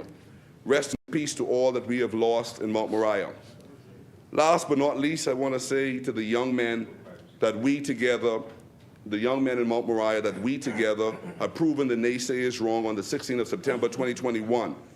I want to remind the young men in my community that the ballot is stronger than the bullet. I want to tell them that again, that we made the changes that we wanted to see in our community on the 16th of September 2021, not through the bullet, but through the ballot. And the ballot will always be stronger than the bullet. Let us continue our course. Let us put down the firearms and prove to everyone that we can rise from the ashes and lead our community. I'm here for you always. Mount Moriah supports the supplemental budget. Thank you, Honorable Member. As many, the chair recognizes the Honorable Member for Nassau Village.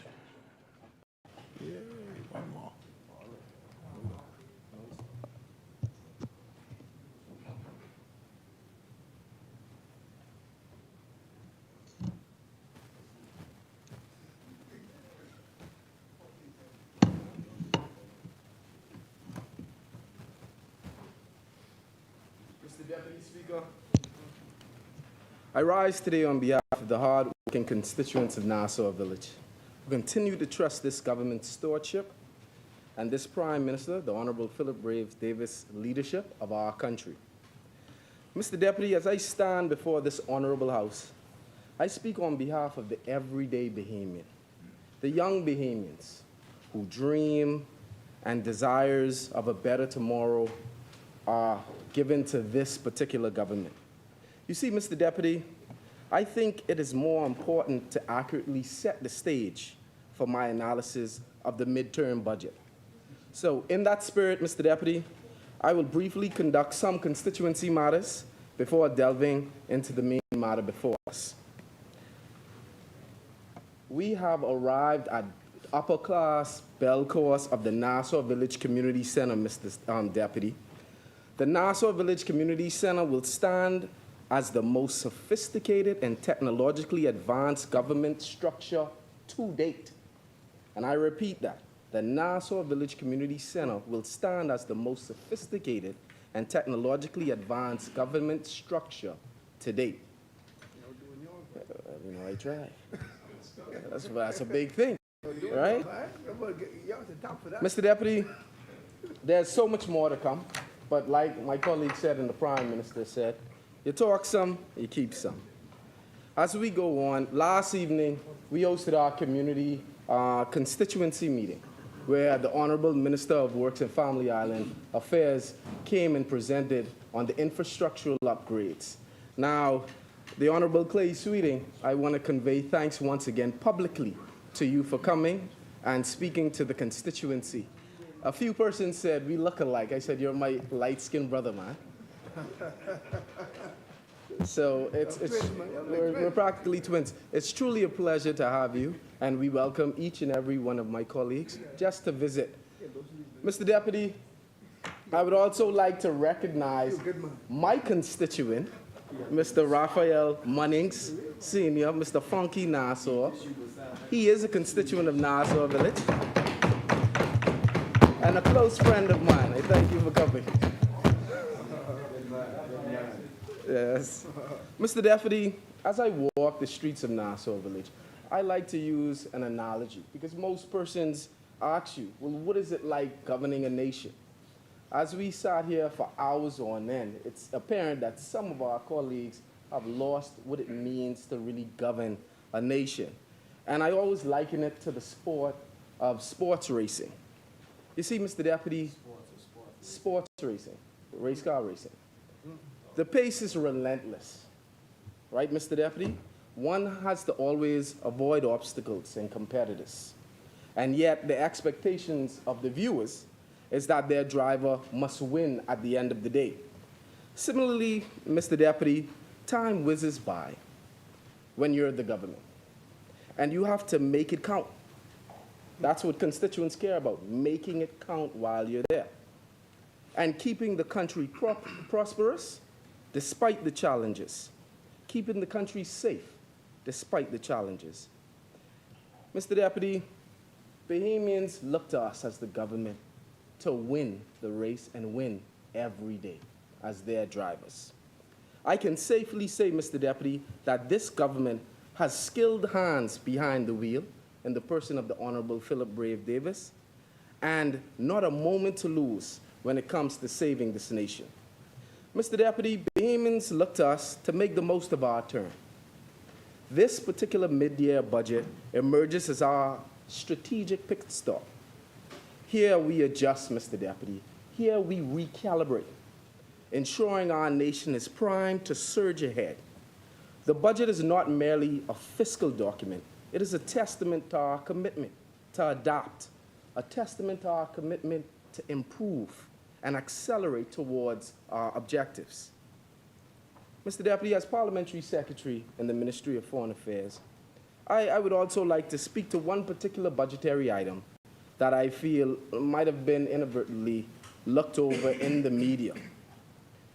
Mr. Deputy, the government is heavily investing in the future, particularly the future of the public service, knowing that we must train and promote the next generation of civil servants who will take the Bahamas forward into the next 50 years.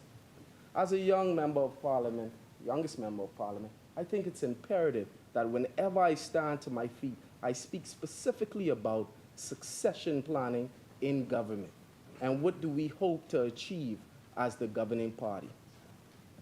Mr. Deputy, across the government, we have been judicious to ensure that merited and fair promotions have been given, regardless of politics. And I say that again. We have ensured that merited promotions have been issued regardless of politics, considering only performances and commitment to country. By elevating deserving individuals, we are fostering a culture of excellence, Mr. Deputy, accountability, and innovation within the public service. This, in turn, enhances the effectiveness of our government. Mr. Deputy, as we continue on our journey, let us remember that our greatest asset is the people. That is our country's greatest assets to ensure national development. By investing in them, we ensure that the continued national development of our country is approached as a holistic view and with a holistic view.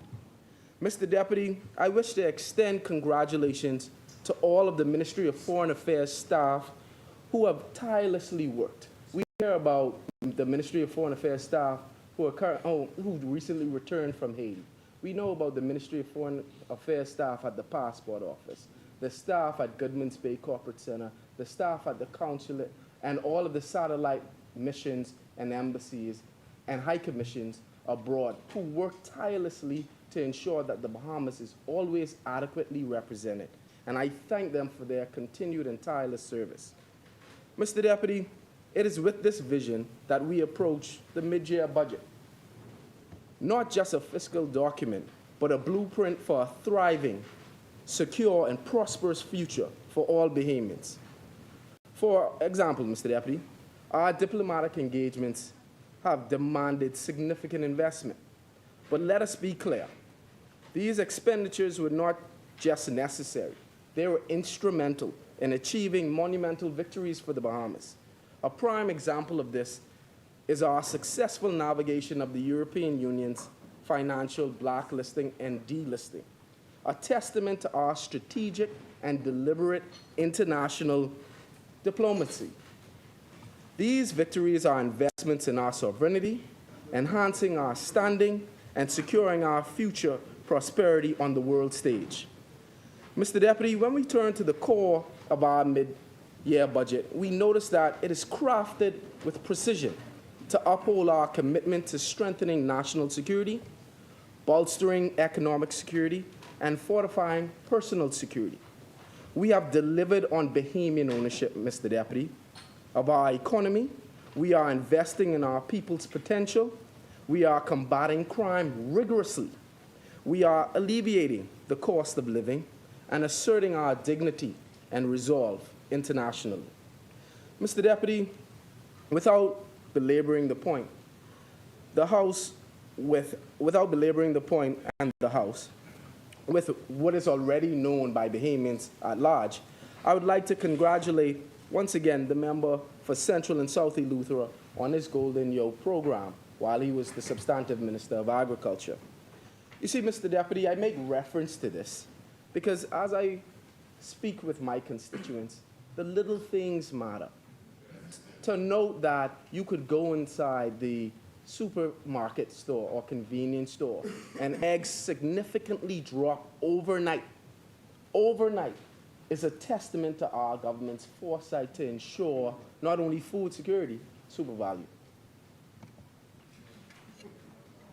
The price of eggs dropped significantly overnight. I know, it's fact-based. Mr. Deputy, we also see within the midterm budget the grant to BAMSI and our dedication to domestic investment is geared toward ensuring our achievement to achieving local food security by 2030. All of this was an investment, Mr. Deputy, worth making. Bahamians are already seeing and benefiting from our government's insight and our foresight. Mr. Deputy, our fiscal and economic policy is the idea that Bahamians should not bear the brunt of the cost of living increases. That's why we have invested in local production, so that when gas prices rise due to external shock, they don't have to live with the increases of grocery costs. Likewise, Mr. Deputy, when we think about revenue generation, the average Bahamian should not bear the cost either. That is why the introduction of the qualified domestic minimum top-up tax is a bold step towards ensuring that foreign-owned companies should shoulder their fair share. Mr. Deputy, we promised not to increase taxes on Bahamians, and we delivered. And in fact, Mr. Deputy, lest we forget, we even reduced VAT. Mr. Deputy, these policy measures, including the enhancement of a maritime revenue collection agency, signify a balanced approach to achieving our financial objectives. We know we need to find new sources of revenue, and we have. But we will never forget that Bahamians also need a break.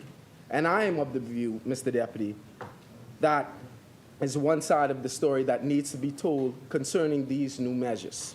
Mr. Deputy, if we delve further into the midterm budget, you will note that we have embarked on historic investments in healthcare, historic investments in education, and significant investments in infrastructural development, signifying our unwavering commitment to the Bahamian people. Our social assistance spending has seen a remarkable increase. With a predominantly urban area, Mr. Deputy, I have to be analytical. I have to be almost pedantic as I look through this midterm budget to ensure that my people indeed benefit from it. Mr. Deputy, these increases underpin our dedication to uplifting every Bahamian. Mr. Deputy, since our last budget, our nation has witnessed significant progress across multiple fronts, from the revitalization of the tourism sector to the launching of renewable energy initiatives, from expanding economic empowerment to reforming the education system. Mr. Deputy, in managing our fiscal affairs, we have concentrated on optimizing revenue, curbing expenditure, and tackling debt with diligence. Mr. Deputy, we are almost done with the fine-tuning. Even though we have a long way to go, we've achieved much, and we're almost done with the fine-tuning. That will allow us to continue the race to a better Bahamas. At this pit stop, the government hasn't forgotten the assignment, Mr. Deputy.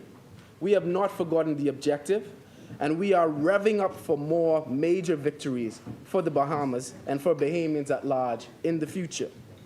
Mr. Deputy, I commend this mid-year budget to the House, and I urge all members to rally together across the islands of the Bahamas, across each and every isle, to ensure a better Bahamas for all Bahamians. Nassau Village supports this midterm budget.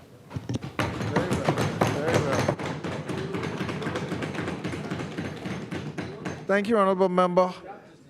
As many, the Chair recognizes the Honorable Member for Yamakro. Final speaker.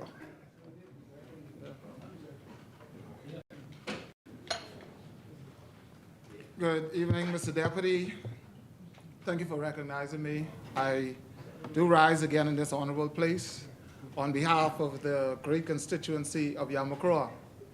Our work in the community as a team and as a branch has been felt all across our constituency, and as stated by many of the residents in the areas, we are doing well. We know we have a long way to go, and we have a number of initiatives that I just want to briefly highlight before I get into the meat of my presentation. From our nation's famous Yamakroa Farmers Market that has seen appearances from local Bahamian artists performing, from DJs hosting of much appreciated domino tournaments, to various Bahamian fruit and vegetable vendors constantly and consistently attending, craft vendors, candle makers, peppers and jellies, and teas, and even, as mentioned, a vendor that brings eggs produced from golden yolk, produced locally, organic eggs, that people look forward to having at our Yamakroa Farmers Market. Bahamian breakfast and fresh meat off the grill for lunch also you can find here every other Saturday, so I want to invite everyone to come down on Saturday coming on the Nassau East Park, where we are enhancing the park for use of children also. Yes, and the member for St. Barnabas did visit from the other side, and so even St. Barnabas recognizes, and I appreciate your attendance, because the vendors appreciate it more. And we appreciate you dropping some dollars in the atmosphere whilst you're there, because there are local vendors that depend on this market for sustenance. Let me say to the onset, I'll come to one in Freeport. Let me say from the onset that Yamakroa supports this mid-year budget, Mr. Deputy Speaker, the budget of security and progress. I live in my community, and I know very well that the level of progress we have experienced, according to many Bahamians that I have had the opportunity to speak with on a daily basis, certainly do appreciate. I am equally honored to serve in the cabinet of this Davis administration, to be a part of the progress of a nation with a record of high investments, of revenue generation, and record tourist arrivals, and also record low unemployment rates, which means that most Bahamians who want a job are working or able to work. And so no matter, I will come to the naysayers for their political agenda, Mr. Deputy Speaker, because the Bahamas is moving forward despite facing serious complex challenges we've met in place, and some we continue to see. The Bahamas is moving forward in a determined manner, and we are stronger and more progressive than the critics and naysayers would ever admit, because we know of their personal and political agenda. Mr. Deputy Speaker, so the doomers and gloomers will not cause us to come down from the wall. Just admit it. The sand ballots and the biases will not cause us to stop our work. We are focused, and we will not continue on the route of just answering every negative comment, especially the comment from the former Minister administration preaching doom and gloom in efforts to paint us in a bad light. And they cannot bring to us any evidence that they have served the Bahamians well. Mr. Deputy Speaker, the heckling on the other side always tells me that I am saying something that strikes a nerve with them. They would choose to interrupt. They would choose to heckle and jackal. Even my good member of parliament, he has heckled me every time. And I'm not going to ask for the protection from the Deputy Speaker in this manner, because we know that I guarantee you that I will not vote for Sinan's next time if he continues as my member of parliament interrupting me on this floor. Mr. Deputy Speaker, at the rate you're going, you're not nominating him? I'll take that. Mr. Deputy Speaker, the Ministry of Environment and Natural Resources play a vital role in the health and wealth of our country. As we all know, on a daily basis, we address issues that threaten the delicate balance of environmental conservation and sustainable development in our islands.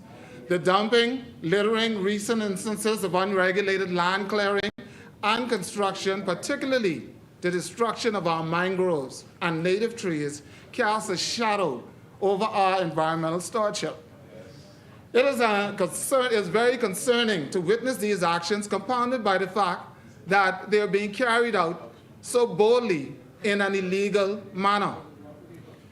In response to this environmental transgression, the Department of Environmental Planning and Protection, or Protection Planning, has advocated for a robust response, proposing of a substantial fine of up to $750,000 to be imposed on perpetrators. This stern measure sends a resounding message that our government is unwavering in its commitment to tackling environmental infractions head-on, and is determined to hold accountable those who jeopardize the natural resources that are essential to the ecological well-being of our islands. Yes. Mr. Deputy, I would like to underscore the critical role of public participation in safeguarding our environment. The collaboration between vigilant citizens and the government is paramount in maintaining the beauty and ecological equilibrium of our islands. Mr. Deputy, let me just segue to give an example. Just a few days ago, on one of the few beaches we have in the east, at Stokes Beach in Yamakroa, there's a development that is happening nearby. And some persons have chosen to take sand from the beach. It was caught on camera, and move sand that's, I guess, eventually supposed to be a road. And they were caught in the act. Those persons contacted Environmental Planning and Protection, who had agents there on the ground today, and they are seeking to initiate fines for those persons who would have perpetrated such acts. And so it's the collaboration between our vigilant citizens. Just a point of clarification. The chair recognizes the honourable member for St. Anne's. The area is known as Yamakroa. It's like Yamakroa Hill Road, for instance, but it's actually in the St. Anne's constituency. Thank you, honourable member.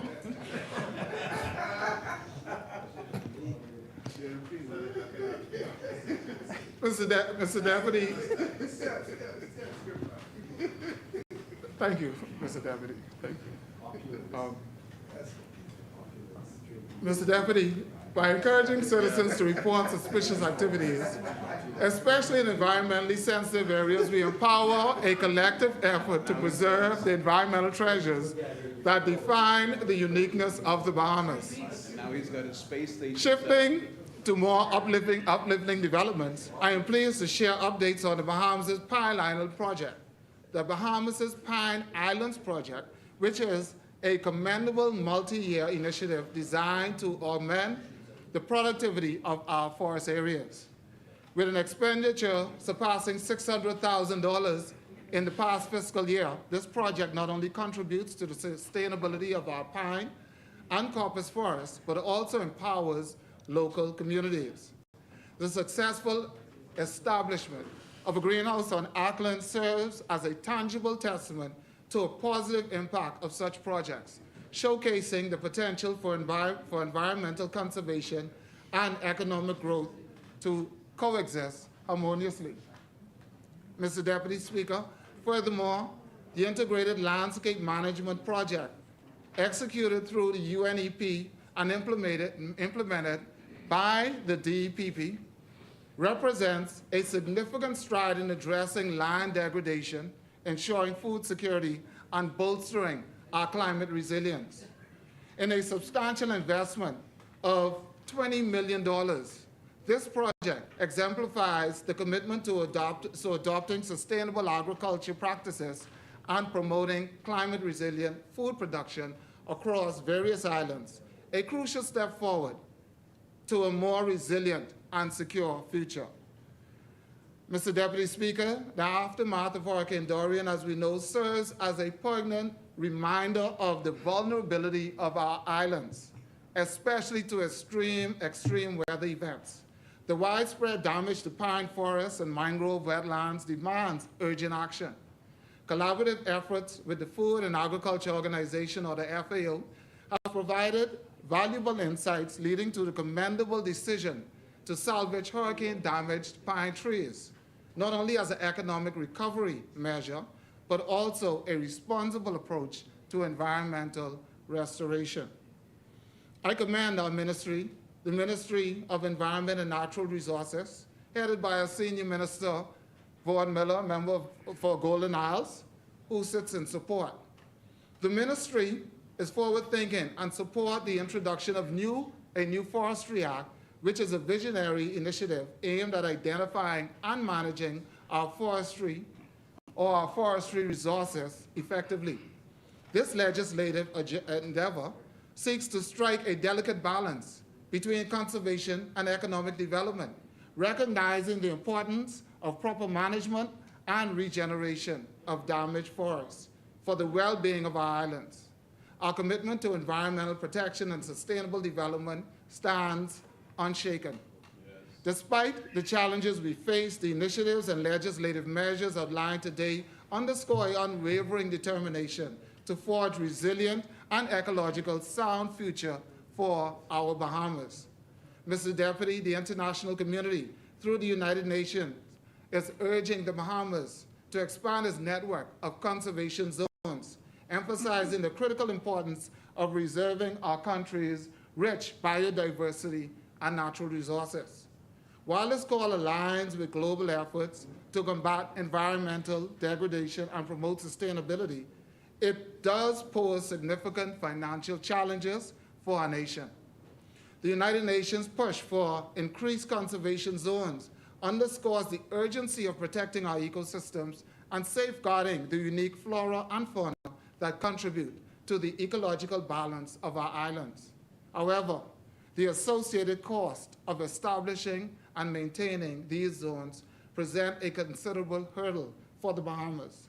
Balancing the importance of environmental conservation with the practical financial constraints is a complex challenge that demands careful consideration. Despite the financial implications, the pressing need to protect our resources cannot be overstated, Mr. Deputy. The delicate balance of our ecosystems play a crucial role in sustaining not only the natural environment, but also the various benefits derived from surrounding communities and our nation as a whole. Mr. Deputy Speaker, these benefits encompass a wide range of ecological services, including clean air and water, climate regulation, and support for fisheries and agriculture. Sustainable resource management is key to ensuring that these benefits are not only preserved for current generations, but also sustained for future ones. The establishment of conservation zones serves as a strategic approach to safeguarding vulnerable ecosystems, allowing them to regenerate and thrive. This, in turn, supports the resilience of our natural environment and contributes to the overall well-being of our nation. A well-managed network of conservation zones can enhance biodiversity, protect endangered species, and promote sustainable practices that align with global environmental goals. Mr. Deputy Speaker, the Department of Forestry has been actively engaged in various initiatives. This month marks the celebration of Forestry Awareness Week. Again, this month marks the celebration of Forestry Awareness Week. And planned activities that you will see this month, please support the Ministry of Environment and Natural Resources, as we intend to spotlight the forest unit's essential work and involve the public in preserving forests, natural resources, and biodiversity. Notably, this year marks the 9th anniversary of the Forestry Awareness Week. And in conjunction with Waterkeepers Bahamas, the Forestry Unit is set to commemorate the International Day of Forests with a grand mangrove planting event in Adelaide. Students from Manitoul Rogers Senior High, C.R. Walker Senior High, Windsor School, C.I. Gibson Senior High, they will all participate in events which stem from the National Mangrove Project. This collaborative effort between the Forestry Unit, Waterkeepers Bahamas, and the 50th Independent Secretariat has found roots in Bahamian schools with the support of the Ministry of Education and Technical and Vocational Training. Mr. Deputy, students, I want to encourage students to embrace their role as stewards of our coastal ecosystem, promoting healthy oceans and natural defense barriers. Yes. Mr. Deputy, I must express our deep satisfaction in partnering with various agencies. I must express that our partnerships with schools and education in our initiatives are paramount for the preservation and for our future. It is evident that the involvement of our youth is indispensable for ensuring that a better future for our country and environment is maintained. Moreover, the Year of the Trees project responds to the critical need for environmental education, emphasizing the delicate balance between the natural and built environments. Launched in January 25, 2024, in collaboration with the Department of Agriculture, the Ministry of Education and Technical and Vocational Training, the Botanical Gardens, and the Bahamas National Trust, the project aims to establish a public-private partnership with nurseries while increasing awareness through tree planting and green species in school spaces and communities. The project seeks to engage communities in sustainable practices and instill a sense of responsibility for environmental preservation. The project starts with public awareness announcements and a competition inviting students to submit videos under 3 minutes or videos under 3 minutes in categories such as coppice forests, pine forests, mangroves, and blue holes.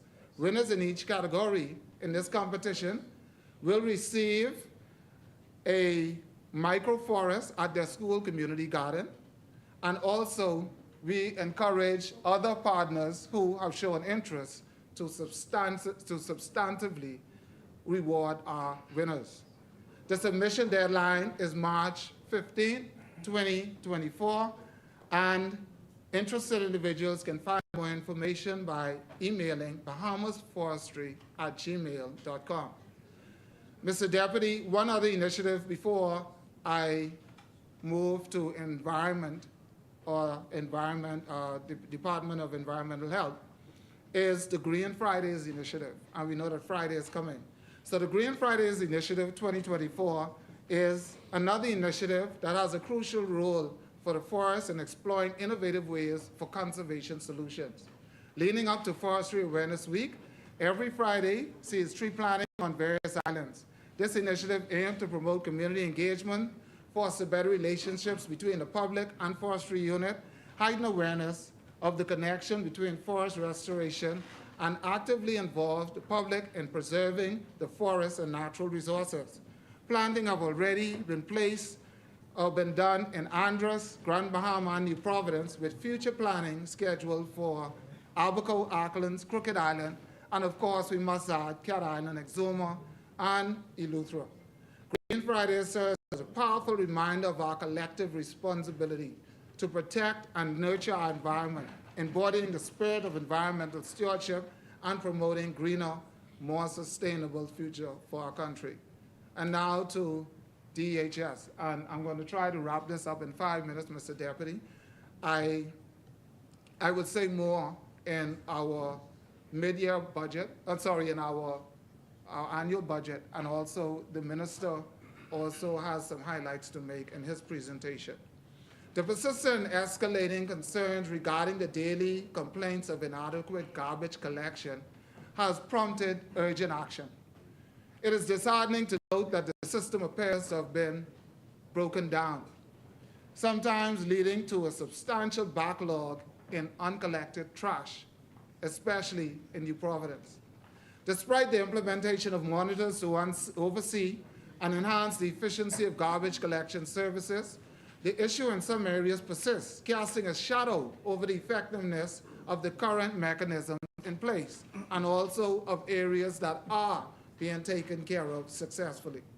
The introduction of monitors was expected to serve as a robust solution to the prevailing no-service complaint. These monitors were strategically implemented to act as watchdogs, ensuring that the garbage collection services are carried out promptly and efficiently. However, Mr. Deputy, despite the visual evidence and oversight these monitors provide, the problem of uncollected trash remains, signaling a breakdown in the waste or in the current waste management system. Recent revelation underscored the need for urgent and comprehensive measures to address the root causes of the breakdown of the system. The Department of Environmental Health Services has taken note of these challenges and is working to diligently rectify the complaints surrounding garbage collection. The deployment of monitors remains a crucial component of the efforts to assess and address the issues at hand.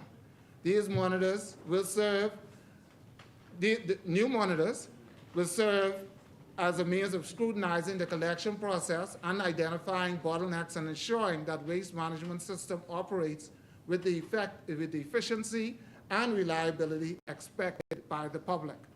Mr. Deputy, despite these efforts, it is apparent that more comprehensive systems must be undertaken to tackle the root causes of the problem. The Department of Environmental Health is committed to addressing the concerns raised by the community and explore avenues to optimize the waste management process.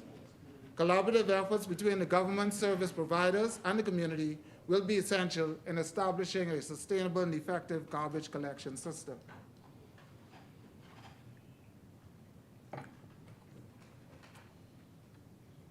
Mr. Deputy, in light of all challenges with garbage collection, it's imperative that these proactive measures enhance what we intend to do. So the ministry will take the following decisive actions. Advanced notice system, implementing a robust communication system to advise residents on the specific days and times when garbage collection will occur in their respective areas. This will provide transparency and enable residents to plan accordingly, reducing the likelihood of missed collections and associated complaints. Dumpster placement strategies. We will undertake a comprehensive review of the current locations of dumpsters owned by the Department of Environmental Health. And there have been reports of missing dumpsters, and rectifying this issue is paramount. Implementing a strategy or strategic plan to place dumpsters in key areas to facilitate ease of access for both residents and waste management teams, or what we call transfer stations. This will happen. And so in various areas of the island, instead of persons having to find their way through heavy traffic at times to the dump or the dump site or the eco park as it's now called, we will have various transfer sites on the island to help in this process. Our equipment retrieval initiative. So we acknowledge the report on the absence of heavy equipment. We acknowledge the report in the absence of heavy equipment, including trucks, tractors, backhoes, etc., required for efficient garbage collection. And we initiate an immediate inventory check and retrieval process to locate and bring back the missing equipment to the Department of Environmental Health Services. A clear communication strategy will be established to inform the public of these retrieval efforts and reinforcing the ministry's commitment to addressing equipment-related challenges. So this serves as notice. If you are in possession of any equipment belonging to the Department of Environmental Health Services, be known that there's an active investigation and retrieval process that is happening now. Please return. We are coming for the government's equipment, the government's property, the people's things. Vigorous dumpster retrieval campaign. So addressing again the missing items, including the equipment. I don't know how we can miss dumpsters, but we have a way to track dumpsters. If they're painted, bring them back. We'll take them painted, but we know that dumpsters are also a part of the equipment that we are seeking to retrieve at the Department of Environmental Health. Renewal of bulk waste collection. So we intend to collaborate closely with the Ministry of Housing and Urban Renewal to strengthen and renew our efforts in bulk waste collection with a particular focus on removing derelict vehicles from our communities. By coordinating effort, both ministries can contribute significantly to the goal of maintaining clean, green, and pristine neighborhoods. Public awareness collaboration. We will launch a comprehensive public awareness campaign to inform residents about the renewed focus on garbage collection, encourage garbage collaboration or collaboration between the government, local communities, and residents to foster collective responsibility for waste management, highlighting the importance of maintaining clean, green, and pristine environments for the well-being of all. And by implementing these strategic actions, the ministry aims not only to address the immediate concerns of surrounding garbage collection, but also to reinforce its commitment to environmental stewardship and community well-being. Mr. Deputy, I will move a bit further down in my presentation and present more, as I said, in the next opportunity. Sorry. The other team, the other side, I will not come down from the wall. Yeah, the other team, what's left. So Stay in the wall, young people. Don't mind St. Barnabas. He desires to enhance the efficiency and the transparency of waste management operations, there's a strong desire to implement vehicle trackers on garbage collection fleet for electronic route monitoring. This technological upgrade aims to optimize route planning, ensure timely collections, and provide real-time data on the movement of waste management vehicles. If successfully implemented, and when successfully implemented, this initiative promises to revolutionize the way garbage collection services are administered, improving overall service delivery.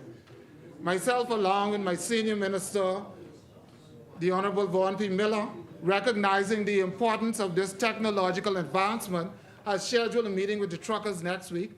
And the primary objective of this meeting is to engage in open discussions with the stakeholders involved in waste management operations.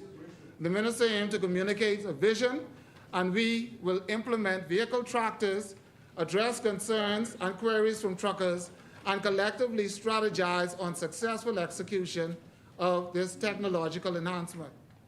Mr. Deputy Speaker, the potential for this is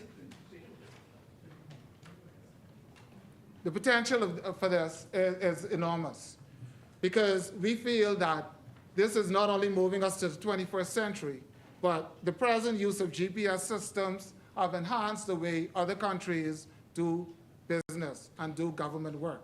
And similarly, particularly garbage collection in other countries. As I close is with an unwavering commitment to the principles of environmental protection and sustainable development that we stand before this esteemed assembly. The challenges that on us are formidable, yet our resolve remains resolute. The initiatives and legislative measures detailed today serve as a testament to our dedication in navigating the path forward, Mr. Deputy, towards a future that is economically and ecologically sound. In face of adversity, our determination to safeguard our national treasures that define the Bahamas remain steadfast. The collaborative efforts of our government bodies, community stakeholders, and the public are indispensable in this collective endeavor. In conclusion, let it be known, Mr. Deputy Speaker, that our commitment to the Bahamas transcends the confines of legislation and policy. It is a pledge to safeguard the very essence of our islands, the pristine landscapes, the diverse ecosystems, and the inherent beauty that defines us. As we move forward, hand in hand, let us forge ahead with a shared vision of the Bahamas that remains a beacon of environmental stewardship and sustainable prosperity. As we remain visionary and we address all of those things in our blueprint, Yamakro is proud to support this year's midterm budget. Thank you very much.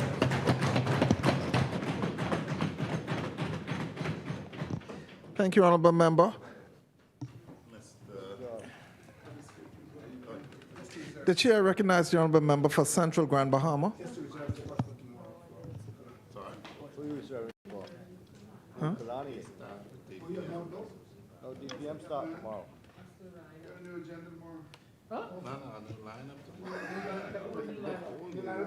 The chair recognizes the Honorable Member for Freetown. I shared the lineup with the leader of government business, Mr. Deputy Speaker. This. We used to be enthusiastic just like that, How long is that? Next thing you know, It got beaten out of you on it. Mr. Deputy Speaker, this would be a convenient time to suspend until tomorrow. If I can indicate, Mr. Deputy Speaker, having listened to East Grand Bahama and the member for Cat Island, Rumkey and San Salvador, having stated that he preferred to take the option of that is said is optional. I have discussed with the leader of opposition business, and taking that they're available, I will have in the morning appropriation bills to table, and we will seek to revert shortly on the agenda. Thank you, Honorable Member.